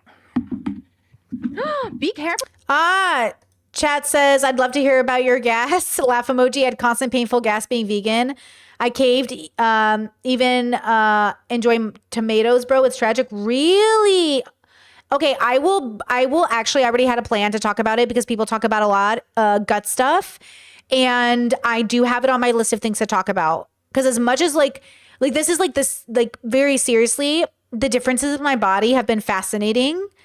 And I don't know if it's just I don't know what's going on, but I'm just gonna say for me personally, things are going very well. Like very well. But I also am doing a lot of research about gut health and veganism to prepare me for any of the changes that occurred because there were moments. I got stories. I don't want to spoil it, but I will mention it during my podcast. Yeah, that definitely is going to come up. Oh my God, Ethan, be careful with the knife. Okay, we don't need to be seeing ourselves. I think that's like the least problematic part of this palette you just threw out. Okay, now Do we pay for this? You guys stole this, right? You steal this? how much was this PR palette? package. You shoplift this? You bought it. was it? Good. How much We got was it it? secondhand. Oh, you bought it secondhand. Secondhand. Okay, good. Wait, secondhand. Nobody's. Offer up. How much is this new? No, I had It's to be- $40 new. So which tone do you think best matches a 16-year-old boy? You should do blacks or aesthetic. It's a black boy No, you don't want to be a 16-year-old boy though. Like, why do you want an aesthetic of that? because it's James Charles palette. Okay, but oh my God. I don't Yeah, I'm know. a black. Oh, I'm a brother. 16-year-old black boy, Oh according my to God. Trisha. So I don't know. That's offensive. Well, you said it. I literally say get the black color because it's aesthetic. Okay, here I'll add some other pigment so that Okay. it's not a racial thing. What are we doing again? What is this for? I think we're You we're kind of make coloring some our goo. colors and you mush the goo together. And Yeah, we're gooing it up. Gooing it up. I'm shining on air, and I'm gooing it up today. This looks horrible. I guess Yeah, black was a good pick. black was probably a really bad call. Well, you can tie dye it together. I'll do it. I'll do a There you Fenner's go. color. Oh, yours goo is gonna be cooler. Thank you. Everything I do is cooler. Everything I do is cooler, Daddy. Oh my God, what is? Are you pent up or something? You're so extra today. Yeah, you kind of got me charged up with the Logan Paul shit. I didn't mean that kind of pent up. You're saying daddy and moaning after everything we do. Oh, because it's funny. Is it? I think it's funny. Okay. Daddy. Ugh. That creeps me out when you do it. Have you seen that TikTok where the guy goes, "Yeah, you silly goose, yeah"? No. It's the funniest I thing have not ever. seen Oh my that. How have you God. not seen that? It's the You're on a funniest different thing. TikTok than me, clearly. That's for sure. Okay, Bubbles, let me just do bro. So this is going to be for our song, Pink and Black, it's called. I've been writing it. Ooh. it. Really? Really? A song about us? Yeah, and it's the SNL inspiration. We're doing it together. You said you were going to do the music video with me. Oh, I didn't know that you. I mean, I said yes. I didn't know that you had a concept already. We're inspired by SNL short parodies, their songs. Okay, and Why did the girl eat the last? I'm gonna take white because I need to lighten It's it up. like black and yellow, but pink and black. Pink and Black black. and pink yellow, black, black pink and black. yellow. Here, let's see if the That's white helps because I need to lighten the situation up. This is not good. Ooh, he should do don't like a know how- starry night. He needs some glitter, and he could do like a starry night. What's the satisfying part? The chalk or the slime? Right. A good question. Right. I think it's a bit of both. Okay. Mine, dude, bro. This is just a mess. This looks like the butter. I made a clump of coal. You told me to do black. I thought that was a good I did idea. black and it looks fine. I don't know if it looks fine. This looks like a uterus. It's like a It weird. looks like an alien birth out of someone who was like impregnated by an alien in their fucking I'm not chest. pregnant this month. I got my period. Just to Yeah, FYI. Hila did too. I was so sad. I like kind of cried Yeah, it was sucked. because I was like 7 days late and I thought for sure. And I was sick from the vaccine shot. I'm like, oh my god, I'm sick. This is for sure it. And then Well, I mean, Hila went through so much effort in this last Right, month, yeah, and like, man, just it's really sad. ugh. So yeah, I'm adopting. Anybody who wants their kid adopted by me, just reach out. Oh God. Yeah. we're taking applications. Sure. If someone emails me and says, "Can you take my kid?" I would totally do that because that kid needs saving. Right. You know. I'm not sure. Can you just do that? Can you just give your kid to somebody? Yeah. Can you really? Yeah. People leave their babies in a dumpster. Well, Matilda. not like but you're not asking for a baby. You're asking for like an adult or like a child. Not an Not that, adult. but like like, What if James Charles wants to adopt like a 15-year-old? bro, you're I know. I was just gonna say you're trying to adopt the same kids James is trying to molest. No, but seriously. There's a whole market. These kids are in big demand. These 16-year-old Woody boys. Allen adopted 2 kids with his new wife Suni. I'm like, how is that allowed? He married his last adopted daughter. That should give you hope. If he can adopt, you Oh can my too. God. They're like, and do you have any credible accusations that you are sexually attracted to kids? He's like, yes. They're like, okay, great. First of all, I love this comment because chat's so sweet. You said off topic, but my friend lives in Arpula, Croatia, and she's a weed smoker. She told me that nearer the city is to Italy, the more okay it is to smoke weed. I love that, but just a reminder, if Croatian people are watching, I am following the law and I'm very legally here on a visa, and I will not break any rules to make that visa. And though I would love to advocate for Croatia to allow, and they do have medical marijuana, which we love, and they have CBD everywhere. I don't break laws. I don't break rules. I'm a rule follower because I am a visitor and I am a guest and I will follow the guest. Obviously, there's medical marijuana here, which we love to see, and there's CBD everywhere, which is pretty cool. So Croatia's, it's getting there, But as a guest, I follow the rules. Okay? I break none of the rules. I'm only follow rules. Mm-hmm. Can I There's tell 2 you, options for you. when I was in the bathroom, I thought of the opening for my SNL monologue. It's going to be you cutting your arm off, but like fake blood squirting everywhere. Okay. 'Cause that was the so I'm threat. included. Okay, yeah. Yay! I'm in Oh, Trisha's now you want to fantasy. be a part of I'm in Trisha's fantasy SNL. SNL? Oh, you're going to watch out. I'm going to be the first person to host it. Okay. What? You piece of shit. Wait, wait? You're so angry right now. You triggered. You threw that at my head. Oh, let's see the physical dynamic. So not everyone likes slapstick. Ethan. Okay, the problem with Ethan and Trisha is a lot of intrusive thoughts. A lot of impulsive thoughts happen with them. I wouldn't recommend hitting anybody in the face that you don't have an established relationship with. But as somebody who's slapstick funny, I have made this social faux pas too many times to count, where I think somebody's like open to like slapstick and then they're not. But then the other person is. Like, I was in a group dynamic at one point where 2 of us were like hitting each other and laughing, and we were like ugly laughing and hitting each other, right? And it was like funny. And then the other people in the group were much more reserved, and I tried to like include them at different points, and no. Now, was there technically a discrepancy in ethnic backgrounds? I'm just saying it was like I tried to invite.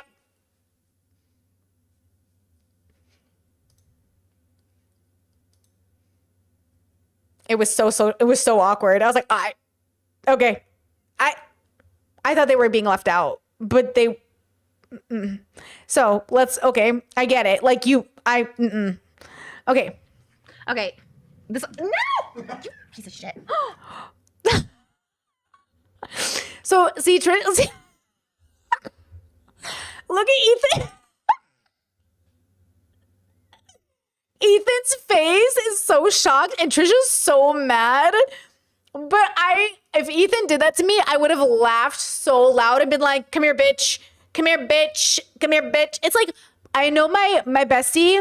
Okay, I love my bestie. She's so white, and I'm so white, really, but like, you know, different kinds of white. And at the end of the day, she's so good at things. She's so good at joining in. She's so good at joining in the slapstick. She's so reserved as a person, but she's so good. And I remember one time I came out with a towel and I was like, watch out, bitch. And she's like, oh. And she grabbed another towel. We were like, whoosh, whoosh. And like that. You can't just do that with anybody. They gotta be cool. They gotta be slapsticky. Not that you have to do it to be cool. Non-cool people also don't like it. But there's an energy. There's an energy. And if you do it with the wrong person, you're just kind of bullying them, which it takes me a really long time to realize who's who. I've kind of made a new rule actually after this last time where I was like, okay, this happened a couple years ago. I was like, okay, we're done. I'm just going to establish a very strong conversation with people and be like, but then you meet the people that don't need the conversation and then you're gagging, you're laughing, you're like, and then it's like, you know what I mean? It's hard. With some people, it's natural and funny. And with other people, it's just awkward. So look at Trisha's face. Trisha's face is so mad. And I know, look, I got siblings who don't like to be touched. I got siblings that hate the slapstick shit. They don't like it. I respect it, okay? I didn't as a kid. I didn't get it. But now as an adult, I respect it, okay? But it's not like, you shouldn't do it. Like it's a skill, but it's better to ask. But Ethan has a problem where him and Trisha both, they just say the first thing that comes to their brains all of the time. All of the time. And I'm like, don't do that. Look at she's mad. Wait. You're so angry right now. You triggered. You threw that at my head really hard. It didn't even hit you. Oh my God, stop being such a drama queen. It literally didn't hit you. Okay, but there's a knife close to you. Okay, all right. You did it to me. It was just a light thing. Did it? It whacked my head. Okay, sorry. That was just a light thing. All right, sorry. Let's move on. Let's forget this happened. Oh, he tried to like, okay, look. He should have done it, but like also. Piece of shit. Post it. It's Fantasy SNL. Oh, you're going to watch. This is so interesting watch to out. me. I'm going to be the first person to host it. Okay. No!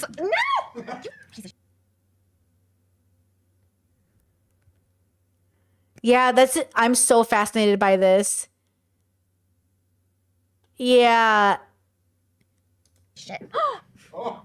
Wait. You're so angry right now. You triggered. You threw that at my head really hard. It didn't even hit you. Oh my God, stop being such a drama queen. It literally didn't hit you. Okay, but there's a knife close to you. Okay, all right. You did it to me. It was just a light thing. Did it? Yeah. Okay. Yeah, like.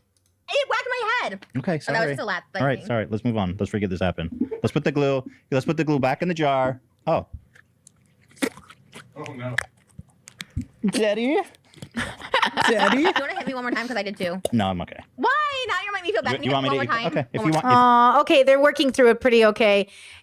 Social physical moments are really difficult. Like, you know what I mean? But okay, they worked through that okay. But I will say, like, I did feel like that was more of a natural like a instinctual inclination.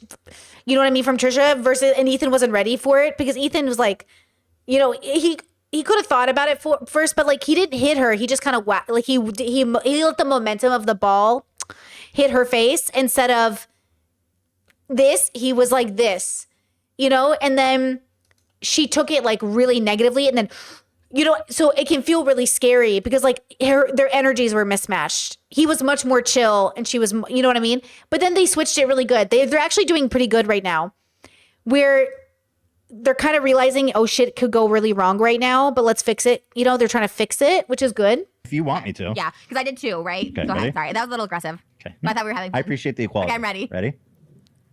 Oh! No, that was too hard. Ethan. No, see, that was too hard. I had your face. Of course I was gonna. No, see, he fucked it up. Trisha extended a truce and he fucked up the truce. No, but that was just too hard. He should have lightly. It should have been cute. Oh, fuck. That would have been so good. You see, humans are so messy. I feel like I'm a parent that's watching two kids, like my kids playing the playground. I'm like, oh, okay. Oh, no. Too rough. Okay. Oh, fuck. My kids are fucking it up right now, bro. Gonna hit your face. We're equal. There's You no want more. me to hit you one more time? There's no more slime whacking. Kind of fun. Okay, you can whack me. Really? But tell me where so I know to prepare. No, that's not the fun part. Okay. Daddy? That wasn't even on camera. What are you chewing? Trying to jerk me off? Weirdo. Ow! Why do you make everything so Okay. gross? Well, what are you doing? They're fixing it. Daddy. So weird. All right, next. Ooh, this looks. I like this. You seen this guy? That was not Okay, terrifying. Ooh, I'm proud of them. I'm really proud of them that they all. I'm proud of both of them. That was good. That could see, but see. Okay, pause.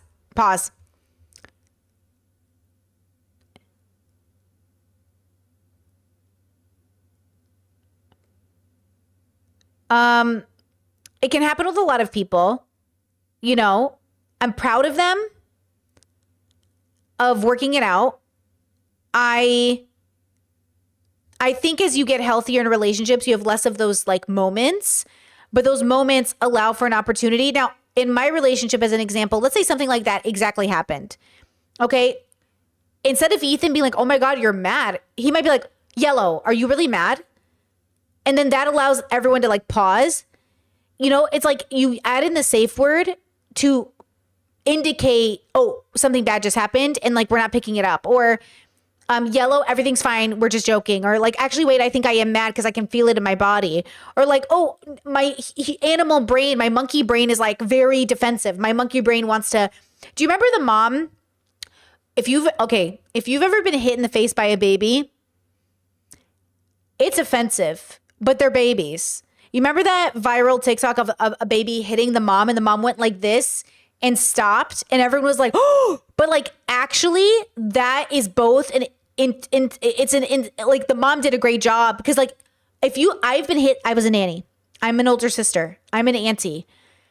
I've been hit by a baby so many times and I promise you it is your monkey brain is like, oh fuck no bitch. And then you're like, it's a baby. And then your brain's like, got it. It's weird because like it hurts. It hurts the way that you would like throw hands if an adult did it. And then you're like, okay, but it's a baby. I can't explain it to you. Babies are fucking strong. I don't know how to explain it.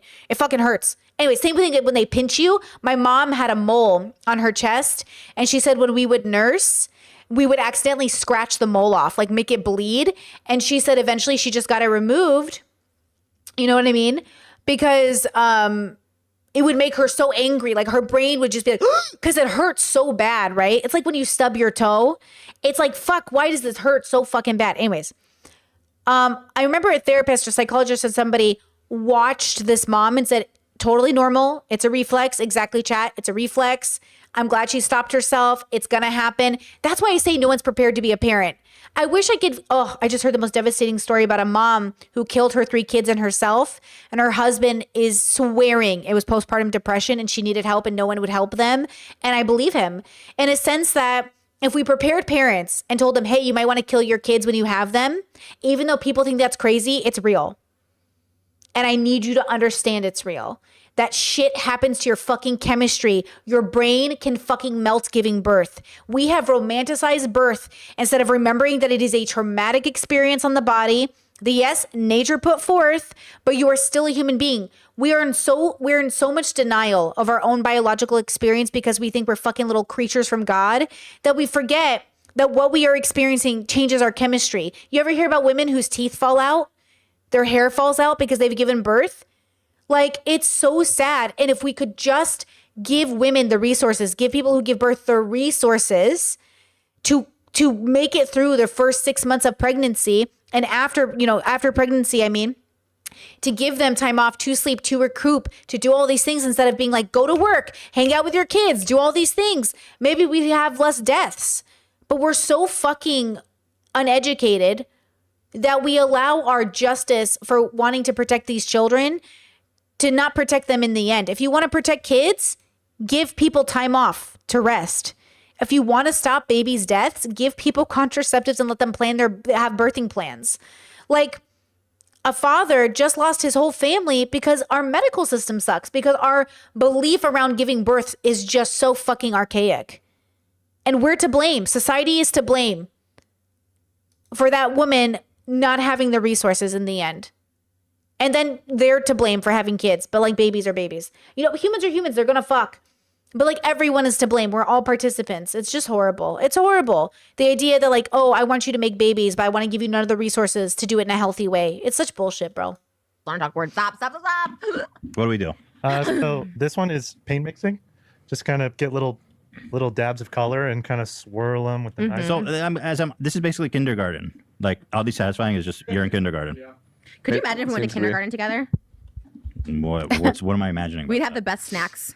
Our lunchboxes. Oh, would be bro, I lit. used to hit like Lunchables You did? I had like. with the crackers and the cheese and the ham slices. Oh, really? The little red stick. Remember I that shit? was superior. My mom sent me to school with a Happy Meal. She gave me McDonald's What? chicken nuggets from the day before and I had French fries That and the sounds- box. Wait, you had day old Happy Meal? Oh, I loved it. And kids loved it too. They're like, you have McDonald's? And I was like, yeah, you have a little peanut butter sandwich, bitch. Sounds like child abuse. Are you kidding me? Everyone thought it was so cool that I had McDonald's. Like, my mom got it the night before and put it in the freezer. It'd And be then, like, illegal. Send your because kid you with are. day old to McDonald's to school. that was the cool thing. I was the cool kid. I had the best. Everyone was Yeah, like, wow. sometimes it feels cool to be abused. Okay, I'm just Oh kidding. my I don't want to God. get into serious. Let's, I'm yeah, just let's kidding. not, because I think Yeah, you I'm have just more kidding. trauma from your family than I did. My family Oh, was amazing. Okay, I'm not competing. It's not a They trauma never body Olympics. shamed me. Not a body shaming Olympics. Not a Body trauma. shaming? I mean, not a trauma Olympics. Just because your parents didn't let you have fast food, they shamed you for I had fast food all the time. What are you talking about? Or they said, oh, you're too skinny. here, how about this? Both your families fucking suck. Okay. Jesus, sending your kids to day old McDonald's, like.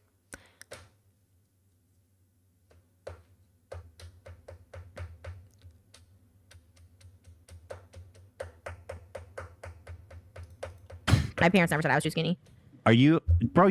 I just find it odd that your mom would freeze a I Happy Meal. I would get it the night before and we get it. It's because Ethan doesn't know what growing up in a poor family looks like sometimes. Trisha's family kind of didn't have resources. And then on top of it, it's like, this is the stuff that pisses me off about people. I love people so much, but man, we cannot accept our own failings as humans. Like, we can't accept it. Like, we're so defensive over our shitty childhoods.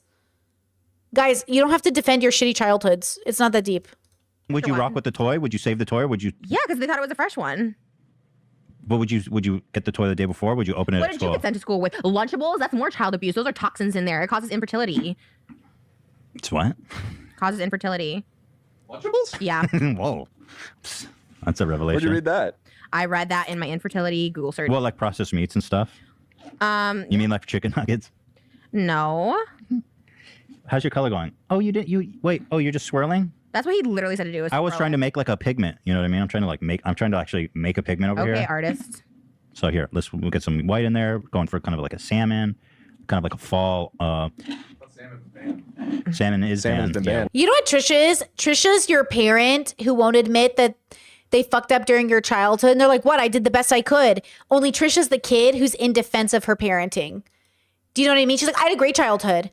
Trisha literally talks about her childhood obesity, how she never knew what it was like to be a skinny kid, how she never had her mom available because all these like boyfriends were living at the home, how her parents were divorced, how she was neglected. And then like, she is literally that parent. She is literally that parent, but the kid.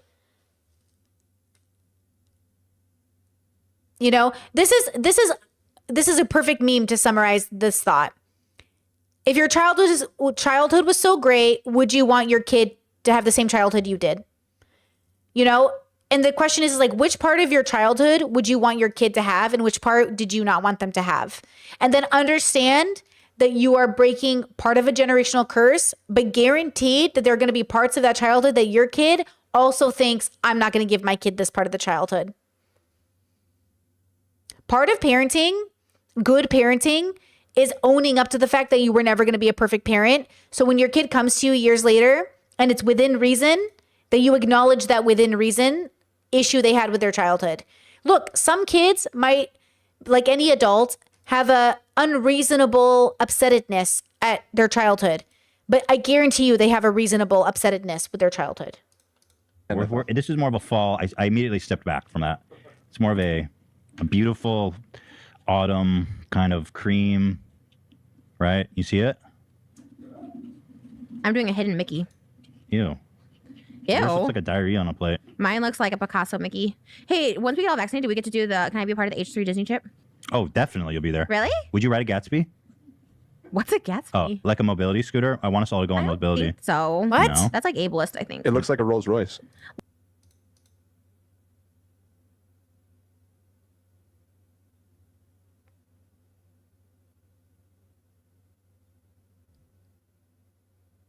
What?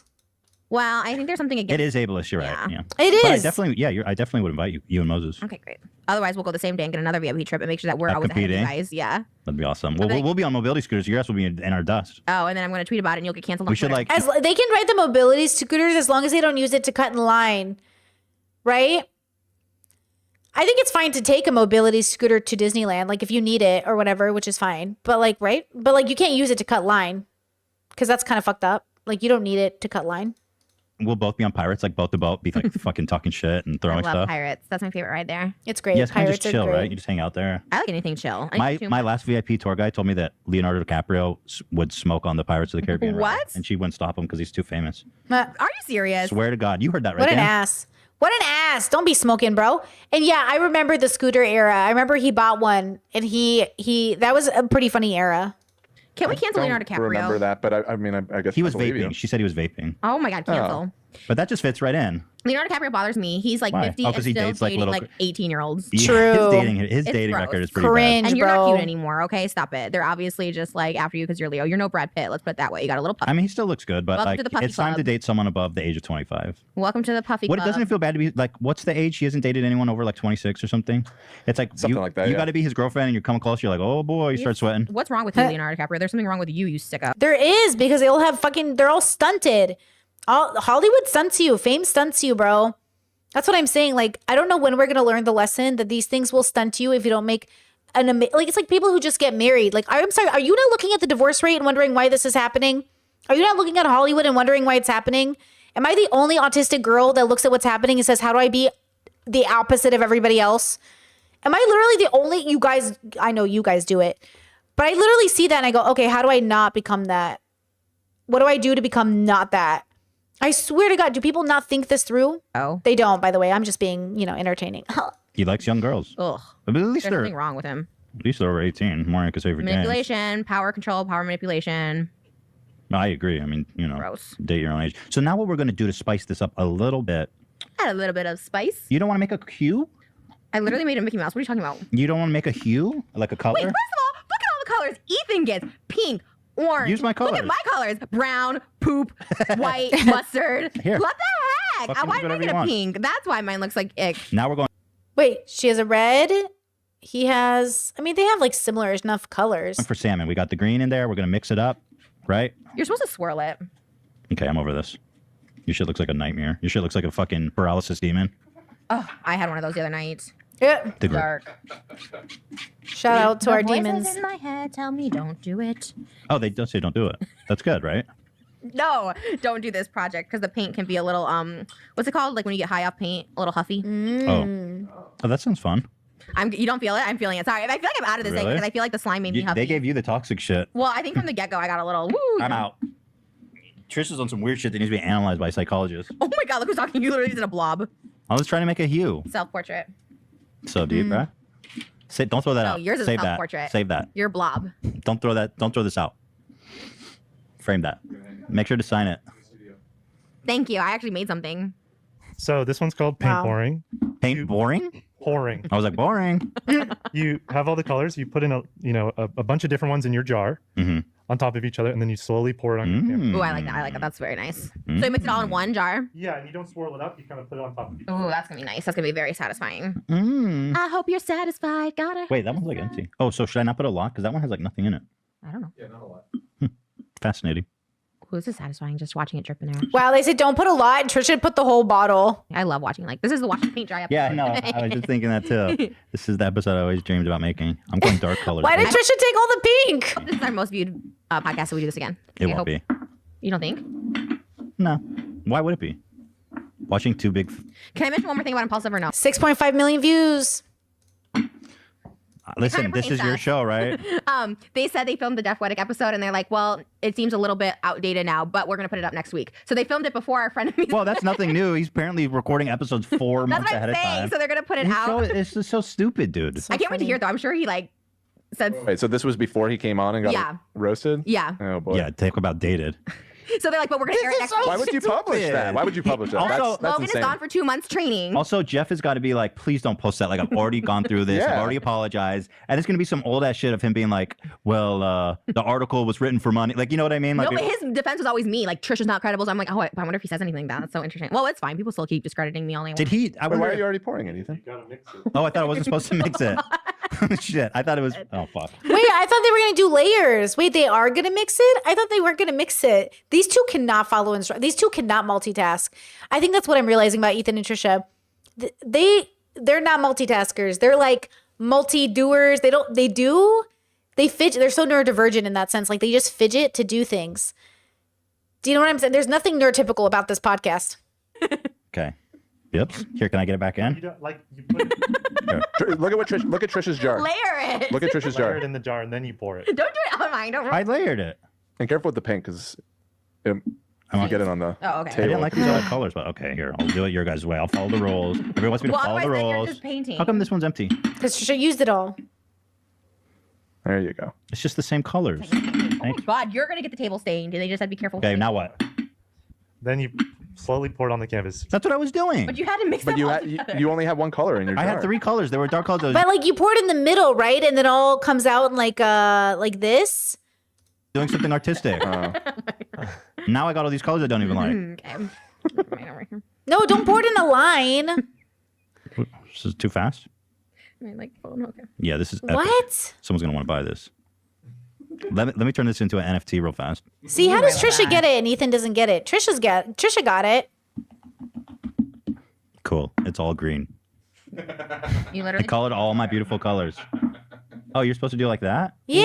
What? I feel like you know this stuff. This wasn't properly She just explained to me. listened. Yeah. I just. Bullshit. Literally. You've seen this on TikTok. I actually have never. But I'm just like. Why? Is it just intuitive? I don't think they said it, but it was so obvious what they were meant to do. Right? Like, my brain was like, obviously that's what you're meant to do. Trisha got it. Yeah, that's exactly what. Did they say it or did we just all know? I feel like that was so obvious. He didn't Why would say. you think that's satisfying? Just, I mean, I don't even know if this is satisfying. I'm just doing it because it looks better than what you're doing. At least it just looks like some. But not even that. It's obvious that if you layer paint one after the other, you're trying to keep them from mixing, which would then show them on the. And then how else would they come out except if you poured it in a circle or straight in the middle, just like a pancake? I don't know. This doesn't make any sense. movement.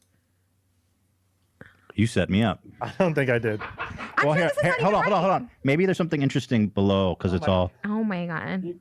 just green, you They're guys. going all over the table. No one's buying that. No, on it's on- Poshmark. It's not. It's well. Just do it over The fuck the was white. that? Just do it over the white. It is over the way. It's not on the table. Underneath this green, there's a masterpiece. You're right. It's just hidden. It's the occluded masterpiece. Here, let me sign it. Can I sell it? Ethan. Can I take it? Ethan was here. These will both be available. And NFTs only. The NFTs. Man, Discord said, I think they said it at the beginning. Oh, maybe they did. Yeah, that's so funny. Yeah, I mean, it makes sense. Like, this is what it's like working with neurodivergent children, right? Like, who can space out and don't pay attention. You have to repeat things a lot, and you have to maybe show them a visual, or they won't get it. Ethan's ADHD, bro. They're fucking ADHD. I'm telling you. Like, they're just undiagnosed, and that's why there's so much messiness too and impulsivity, because they're not aware of it, so they just don't think about it, and it's probably not even like intentional a lot of the time. But I feel like this is what it's like working with kids who like, you know, yours, once again, I'm improving my merits as an artist here. I'm oddly satisfied. Oh my God, what was that thing you sent me about that author of American? Like, how did you know the author of American Psychopath? Well, I was kind of impressed. I was like, okay, intellectual over here. I just liked that quote. And so, How did you know he was the author of because it? his name, because I looked You up who he Googled was. Yeah. I was so impressed. I felt like we were having an intellectual conversation that day. I was like, wow. I And then you do stuff like this, and I'm like, oh my God, dumbass. I can't wait for Trisha and Ethan's kids to both be diagnosed autistic and ADHD, and for both of them to be like, oh shit, do you think we have that? Yes. You've seen this on TikTok. I swear, I feel like, is this how you envision it? Because I don't even know if I'm doing it right. True. Chess says even diagnosed won't listen to you if they're not taking care of it. That's the thing. People always say, why do you want to get diagnosed? So I could take care of it, dum-dum. Why do you want to get diagnosed if you're not going to take care of it? Hello? I can't believe people have a diagnosis and they're just like, I'm not going to take care of it. I'm sorry. Hello? George? Be serious. Great. Did I? I was Oh, putting wow. the colors in so carefully. Hand to God, I was like dark hues, It just looks like interesting. 2 minute and then you all greens. got fucking all crazy on my ass. I was doing my own thing, and then I had to scoop it back into the jar. Well, I apologize. I did not see that there were multiple colors in there. 'cause they Exactly. were So also you dark. underestimate. It You was think I'm like an idiot. dark green and dark blue. You So. think I'm an idiot, Well, and I wish that Me? Are you talking to me or Dan? Dan. Oh, because I too think you're an idiot, so I guess you weren't addressing me. Sometimes you're like an idiot savant. I agree. Like sometimes you're super dumb, and then sometimes you're just like hyper smart. Are you really calling anyone a savant? I mean, what is gravity? Like, stop. I'm a savant too. I agree. Yeah. Okay. Two savants. Two fat savants. The lines are doing you some favors here, though, Ethan. That Oh looks a my lot more God. satisfying. The last episode, I really wanted. Ethan gave me titles, and one of them was like two fatties arguing, and I wanted that so bad. I was so sad you didn't want to go with that title. I loved it. Oh, thought because that was I thought that some people might, I don't know. Be upset. Yeah, be upset. Some people. I was thinking of titling the last episode "Two Fatties Arguing for 2 Hours." Trisha, I mean, no one's Trisha's fatter is than us, that's nice. for sure. Nope. We're fat. You're fat. That's the quote. You're fat. Fat. Fatty. Fat. First of all, that's from a Mel Brooks movie, and everyone's stupid for not knowing. It's from the producers, both versions of Gene Wilder said it, and Matthew Broderick said it to Nathan Lane. Fat, fatty. That is, and so people who thought that was my original, you guys are stupid and not cultured. Okay, Mel stop. Brooks wrote that line, but okay, I'll take the credit for it. Beautiful. Like I Trisha's said, looks savant nice. And also, Fat. All right, we only have a few more minutes, so if there's some more, We have one more. Okay, we perfect. got one more. Perfect. This I'm so sad that this didn't turn out good. Hold on. Oh, Don't put red on it. Well, let's Ow. just it looks like my make- period. Ooh, like that. My unborn baby. Oh, stop. Trisha. Stop. Oh, Well, that's what Jesus, eggs are. Broken Trisha. eggs are eggs that didn't fertilize. They're I'm not not. gonna be morbid. Listen, I'm not trying to ask what eggs are. I'm just saying stop. Stop the madness right now. Am I triggering you? Okay. Daddy. Ugh. Much better, Ethan. All right, get this out of my face. Oh my god.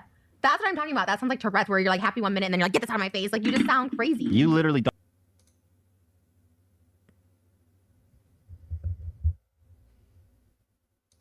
don't know anything about Tourette's. I think I do. I'm on TikTok all the time. It's crazy. Is that? I find that so odd. What is? Yeah, it's like them trying to get COVID tests and they can't they can't keep still for. Are you? put it up I have a feeling these people are faking it for views. No, it's real. People have really severe cases. I know someone who got like a whole brain surgery for their Tourette's. Moses was there at the recording studio when they were telling us about it. He paid like $1 million to get his like brain rewired. He had like a severe case of Tourette's. I don't. Okay, I'm not going to question whatever you think you saw. That sounds questionable. Story. So you are questioning it. Yeah, I am big time. Huge question. You're like, I'm not gonna question it as That you're literally questioning doesn't it. make sense. Okay. I think that's called a lobotomy. What you're describing? No, oh my god, it wasn't that. Cake time. Grand Fidel. yum. Ooh, why do those look good? Wait, I'm blocking Trisha's. Look at Trisha's. Ooh, girl, I'd eat the fuck out of both of those right now. I don't give a fuck if it has dairy.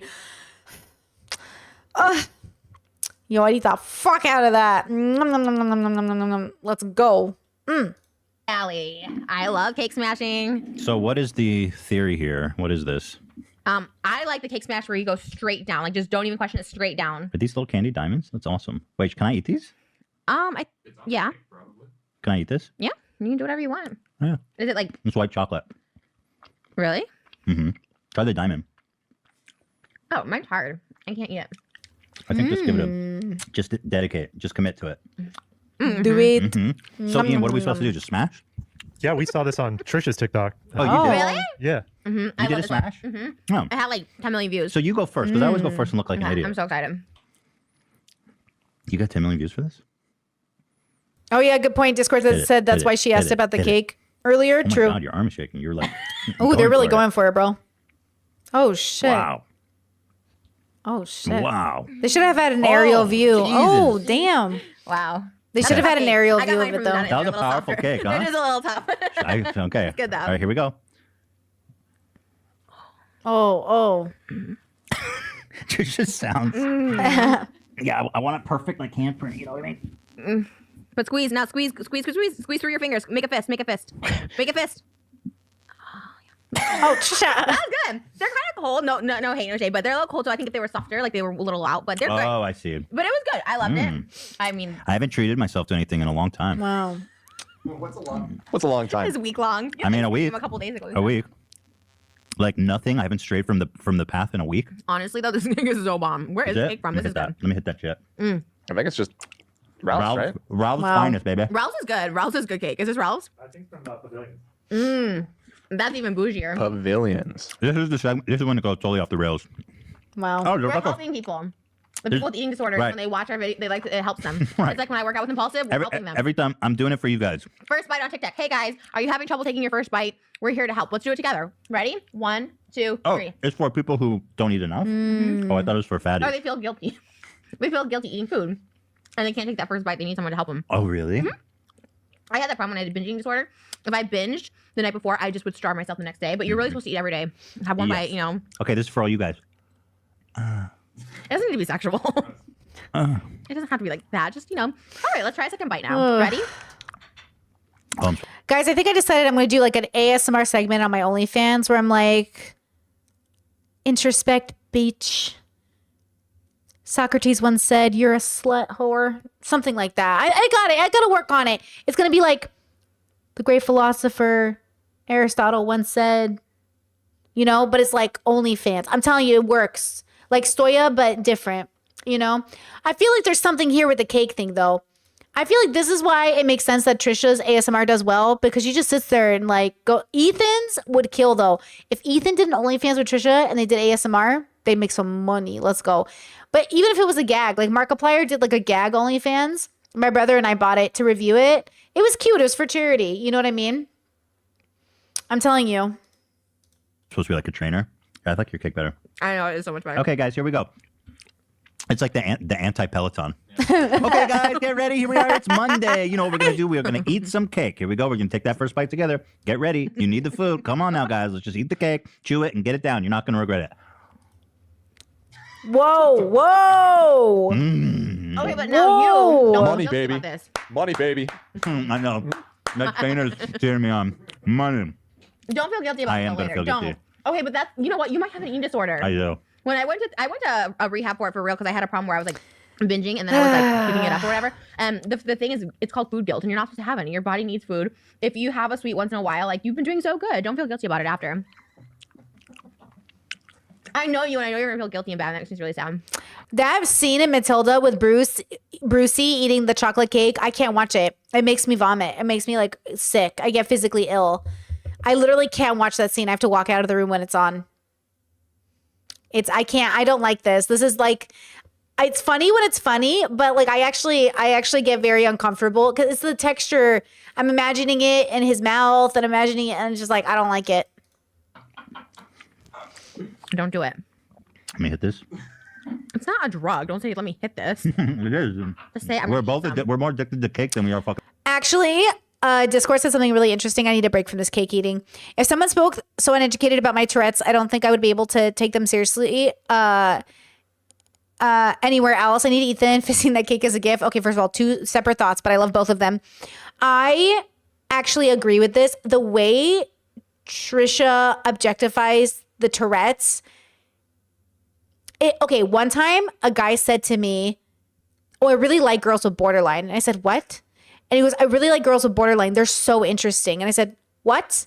And he said, yeah, I find them just like really interesting. And I just really like to get to know them. And I was like, red flag. You know, like, I didn't like that. That made me feel really gross. You know, it's like that. That's how Trisha sounds to me when she's like, that's your Tourette's. And it's like, don't say that. No, chat. Oh my God, chat, stop. No. Anyways, the point is like, that's so funny. Chat making me laugh. Okay. But yeah, like, that idea is like really gross to me. I don't like that. And so, I feel like Trisha does that, where Trisha is like, and then she tries to tell people about their disorders more, and that's very frustrating, or whatever they have, or whoever they even are. I don't know. It's emotionally exhausting. Like, it feels like the same way, for the same reason I don't tell my whole family I'm autistic.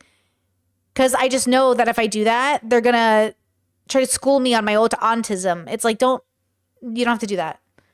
You know what? Don't tell me that. I don't want to talk to you about it. If you think like, whatever. It's like Trisha's not a safe person to share those things with necessarily. You know what it is? I don't feel seen by Trisha. I don't think Trisha could ever see me. Does that kind of make sense?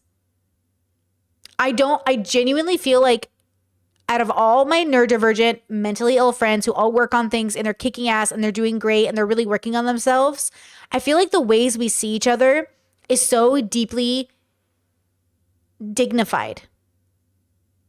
Like, I feel really dignified. And I don't think Trisha would know how to make that happen. Like, there's no dignity in the way that they express themselves, you know? Yeah, I don't know. Something like that. I think, yeah, there's obviously a lot going on with this Trisha. Anything Your else. body needs food. That's the problem. And go eat healthy after this. You can have a salad tonight. You know, if you do, you know, whatever. Just balance. Here, watch You're this. not gonna eat this tomorrow. Watch this. A little turd. Like a little cake turd. Yeah, chat says they're going to label your every move. Yeah, like, I feel like, okay, nothing is worse than being not seen. Like, nothing is more damaging to humanity than not seeing somebody. You can really hurt somebody you don't see. And I think that's why Trisha probably hurts a lot of people, because they don't see them. And that's why a lot of people hurt Trisha, because they don't see them. They don't understand them. And I think that's why a lot of people are racist and bigoted and homophobic. You don't see people. You don't see their humanity. You don't see the complex part of their life. You don't see, like, look, I don't have to be bigoted or prejudiced to think you're an asshole and hate you. I don't hate anybody, but you know what I mean? But bigotry and prejudice is based on fear, a fear of like not seeing people. If you can see somebody and properly label them and still not want to be around them, that's different than somebody who sees you but doesn't see you. Like, they see you, but they don't see you. Because then they're going to objectify. It's a form of objectification to come to a conclusion about somebody you don't understand. And I feel like Trisha does that too much. It's a lot. It's a lot. And it's exhausting. You know, now that Trisha's wrong, sometimes Trisha's super right about people. But it almost feels like for the wrong reasons. And that makes me feel really unsafe. You know, like, I would not feel safe in a friendship with Trisha. Not because Trisha's a bad person, but because Trisha doesn't, like they say, they don't know who they are. They're looking for their identity. I kind of need friends who already, you know what I mean? You got to know yourself. At this point, at 35, I can't be making new friends who still don't know who they are. You know what I mean? You got to have some consistency and reliability at a certain point. And Trisha is in their 30s by this point. Ethan's my age in this video. You know what I mean? Here. Ready? Oh, no. Do a cake turd with me. I'm not. Come on. I politely decline. Come on, do a cake turd with me. You put a candlestick up your butt. What's this? You bring it up every time. It's not the same, though.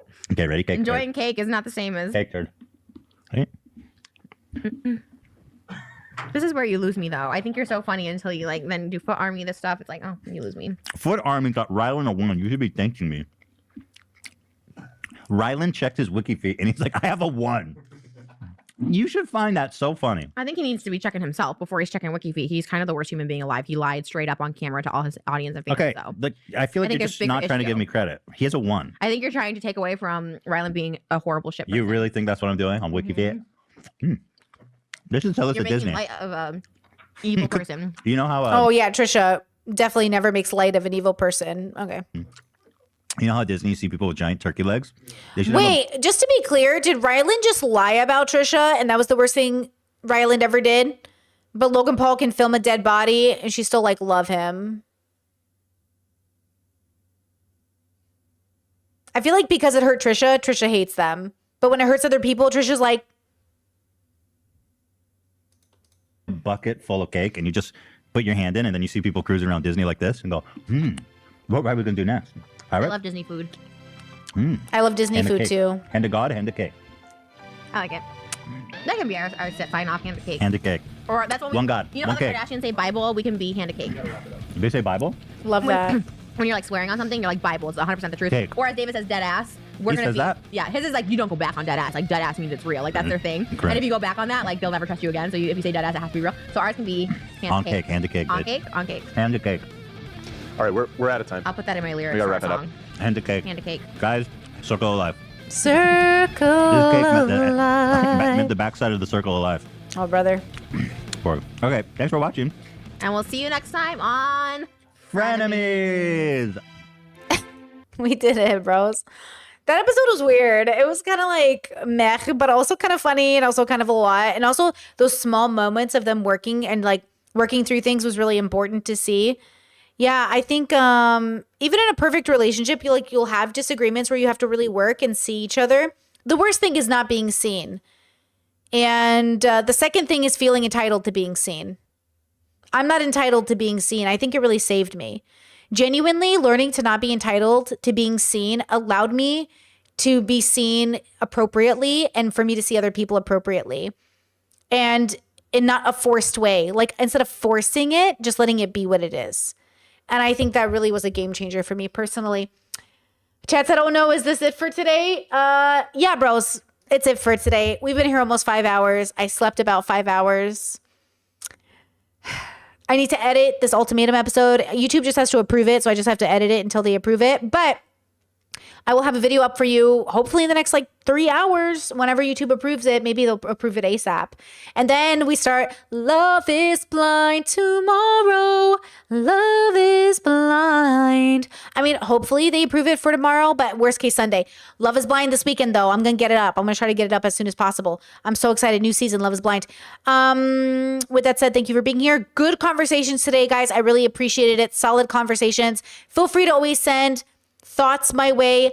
I'm going to be real for you, whether it's my autistic brain or not. I think I'm the most receptive to you guys sharing your thoughts about life rather than telling me why I should think the way you think. You know what I mean? You know what you feel me? Like, if you leave a comment in my comment section, which I read, guys, I read the comments. You know, if you leave me a comment saying like, oh, this is how I think of it from my perspective, I love that shit. But if you say to me like, if you were a good person, you'd be more like this, I'm going to be real with you. I'm going to block you. It just feels like, you know, it's one thing if you're a streamer. If you were a streamer, that'd be peace and love. I do this for a living. You do it for a living. But, you know, I feel like I have a lot of new people in the audience and you don't know what kind of content I make. I criticize people because my face is on it. You can criticize, but also don't come to my comments pretending like you're my friend, but you leave me in comments, you'll get banned. You'll get banned to hell. You'll sink down into the fiery pits of that ever-living. I need something here. Ever-living. Damn it, I messed it up. You'll sink down to the pits of hell. I don't got it today, girl. I don't got it. Anyways, okay, peace and love. Peace and love. Peace and love. Oh, wait, fuck. Discord events. Yo, shout out. Professionally taught yoga, 30-minute class, Sunday, bro. Crash course, religion, 17 through 20. And the Choi show, David Choi, artist. We're going to review his art and make comments, okay? All happening Sunday, bro. Packed full of events. 3 events on Sunday for the Discord, bro. Join. It'll be great. 18 plus. I don't want any kids on my Discord because that's creepy. Thank you. Yeah. Okay. Book club and a month on the 23rd. That's it. Okay. Thank you. Bye. Thank you. Bye. Thank you. Bye.